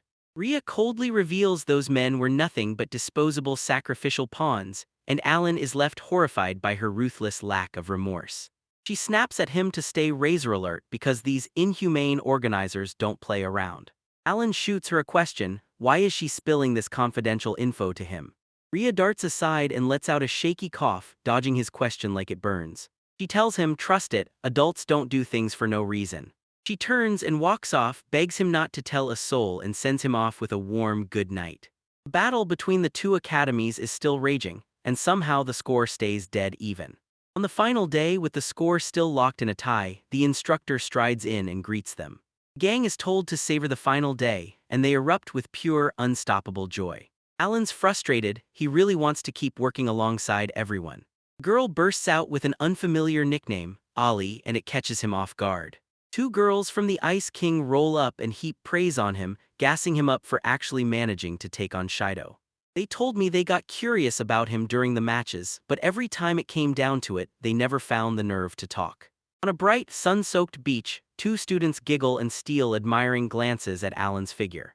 Their fingers brushing his skin sparks a weird jolt in him, like he's felt it all before deep down. Suddenly, another girl rockets onto the stage, her determined look blazing like a signal. She shoves the other two aside with a hard snap and chews them out for bothering Alan. One of the girls giggles and makes a teasing sorry for bothering him. Leon sprang to his feet and each of them snatched one of Alan's hands, yanking him straight toward the water. Right now, all three are calmly floating through the tranquil ocean, drifting without a care in the world. They sprawl on inflatable rings, comfy as can be, soaking up a rare, peaceful moment side by side. Alan jerks his head up, stunned, then bubbles erupt in the water right in front of him. A massive splash blasts up and instantly flips Lee's inflatable ring upside down. Cheeto exploded out of the water, clutching a massive fish he'd just reeled in. He stands there, victorious, gripping that fish tight in his mouth as water streams off him drop by drop. Cheeto was locked in with pure ferocity, while Alan and Kane stared on, completely stunned. Kane shoots an apology and drops into a deep bow while Shido just keeps staring, still clenching that fish like it means something. Meanwhile, a group of female students sprawls out on comfy beach loungers, letting the ocean vibes melt their stress away. Shido and a mysterious girl team up and build an absolutely gorgeous sandcastle, like they're racing the tide just to see who can make it the most stunning. Riss and Ria leaned into the cool shade under a giant umbrella, watching the students. Inside his villa, Rizzy grins as he welcomes a fresh-faced guest from the Academy of 1,000 Blades. She proudly lays out a lavish barbecue so everyone can dig in and savor every bite. Alan, Leah, and Rose are packed around a table right in the loud middle of a barbecue, where the whole place feels like it's buzzing. Big cuts of fish and a whole spread of dishes hit the grill and sizzle like pure delicious magic. Leah can't wait, she tears into a fresh piece of grilled fish the moment it hits the plate. Suddenly, a hand lunges in and snatches the skewer right before she takes the first bite. Cheeto bursts in clutching a fish in his hands and Lee snaps furious, demanding to know what's going on. He warns that the fish is poisonous, menarcasego, and if you eat it, it can kill you. Reyes is sick with regret because those local fishermen completely misread their catch. Cheeto pushes to inspect every single fish, while Alan can't help questioning if he's even competent. Kane looked Shido up and down and confirmed he's a fish expert, and the student right beside them couldn't believe it. A classmate leans in and tells Shido's secret: his survival skills weren't taught, they were forged in his strange upbringing. Leah and Alan turn to Cheeto with real, heartfelt gratitude because he just saved her from that poison. He snapped his hand in dismissal at their gratitude and declared, cold as ice, that he had zero intention of saving them. Shido sneers, then turns his back on them like they don't even matter. Alan and his friends all agree on one thing: he's a genuinely good person even if his mouth runs a little rough. Once the danger finally fades, Alan laughs and happily jumps back in, ready to keep the barbecue going. Summer training camp wraps up perfectly, and everyone's cheering because the food is absolutely delicious. It shows a bunch of guys laughing together, fresh off the grill, chowing down like life's perfect. At the party, they watch Rhea slam a giant mug of beer in one single, unstoppable gulp. Alan wants these calm, peaceful moments to stretch on forever. A burst of dazzling fireworks erupts in the sky, and every student is instantly hooked, staring in awe. Ask Rose and Alan plus Lee if they're down to come back to camp next year. Alan gives the nod and Rose lights up, swearing she'll repeat it. The very next day, Raisin Ray storms into the match, arguing fiercely enough to stop the contest from ever slipping into a draw. Reeve steps up and proposes settling everything at the next Sword Masters Festival. She lays it out: this arena is the ultimate battlefield where academies can clash and fight for absolute supremacy. Alan grins through the challenge, eyes locked in determination as he steps up. Kaido fires back with a contemptuous snort, and his expression turns heavy with thought. He swears he'll hunt down Alan at the festival to pay back that crushing defeat. Alan and Leah shoot wide-eyed when Shido drops his real name for everyone to hear. Shido's comrades are just as baffled, then start poking fun at him non-stop for acting so strangely. Reyes drops the bomb that he's out, and the friends immediately spiral into a hilarious chase after Shido. Even the students of the Thousand Blades finally agreed, time to break out and head back. Both groups tearfully wave goodbye as their summer training camp officially reaches its final day. Alan, Lee and Ray stride together down the paved path, side by side. Leah fires back, asking Rhea why she's in a costume, and Rhea drops the bomb: she's got an unexpected guest showing up. A shadowy figure bursts onto the scene in a snap, and a fierce gust of wind slams through the air in front of them. A young man draped in luxurious noble gear stands tall, radiating cold, fearless confidence. Alan stares at the stunning outfit and can't help thinking the newcomer has to be some kind of nobleman. The young man burst forward like lightning, tearing through the air at breakneck speed. He's cutting down a brutal, hegemonic assault before it can crush everything. Alan snapped into motion and threw up his guard, blocking that devastating strike at the last second. He grits his teeth and strains against the opponent's crushing strike. Two swordsmen are clashing head-on, each one fighting tooth and nail to overpower the other. Alan blurted out in pure confusion, shouting demands for answers like, "What is happening right now?" The attacker yanks Leah close to his chest, uses his body as a shield and spits, "Alan, you pig." Alan's jaw dropped when he heard the man address Leia as Your Highness. He fires a question at Leah: "Do you know this guy?" And she doesn't hesitate: "Yeah, I do."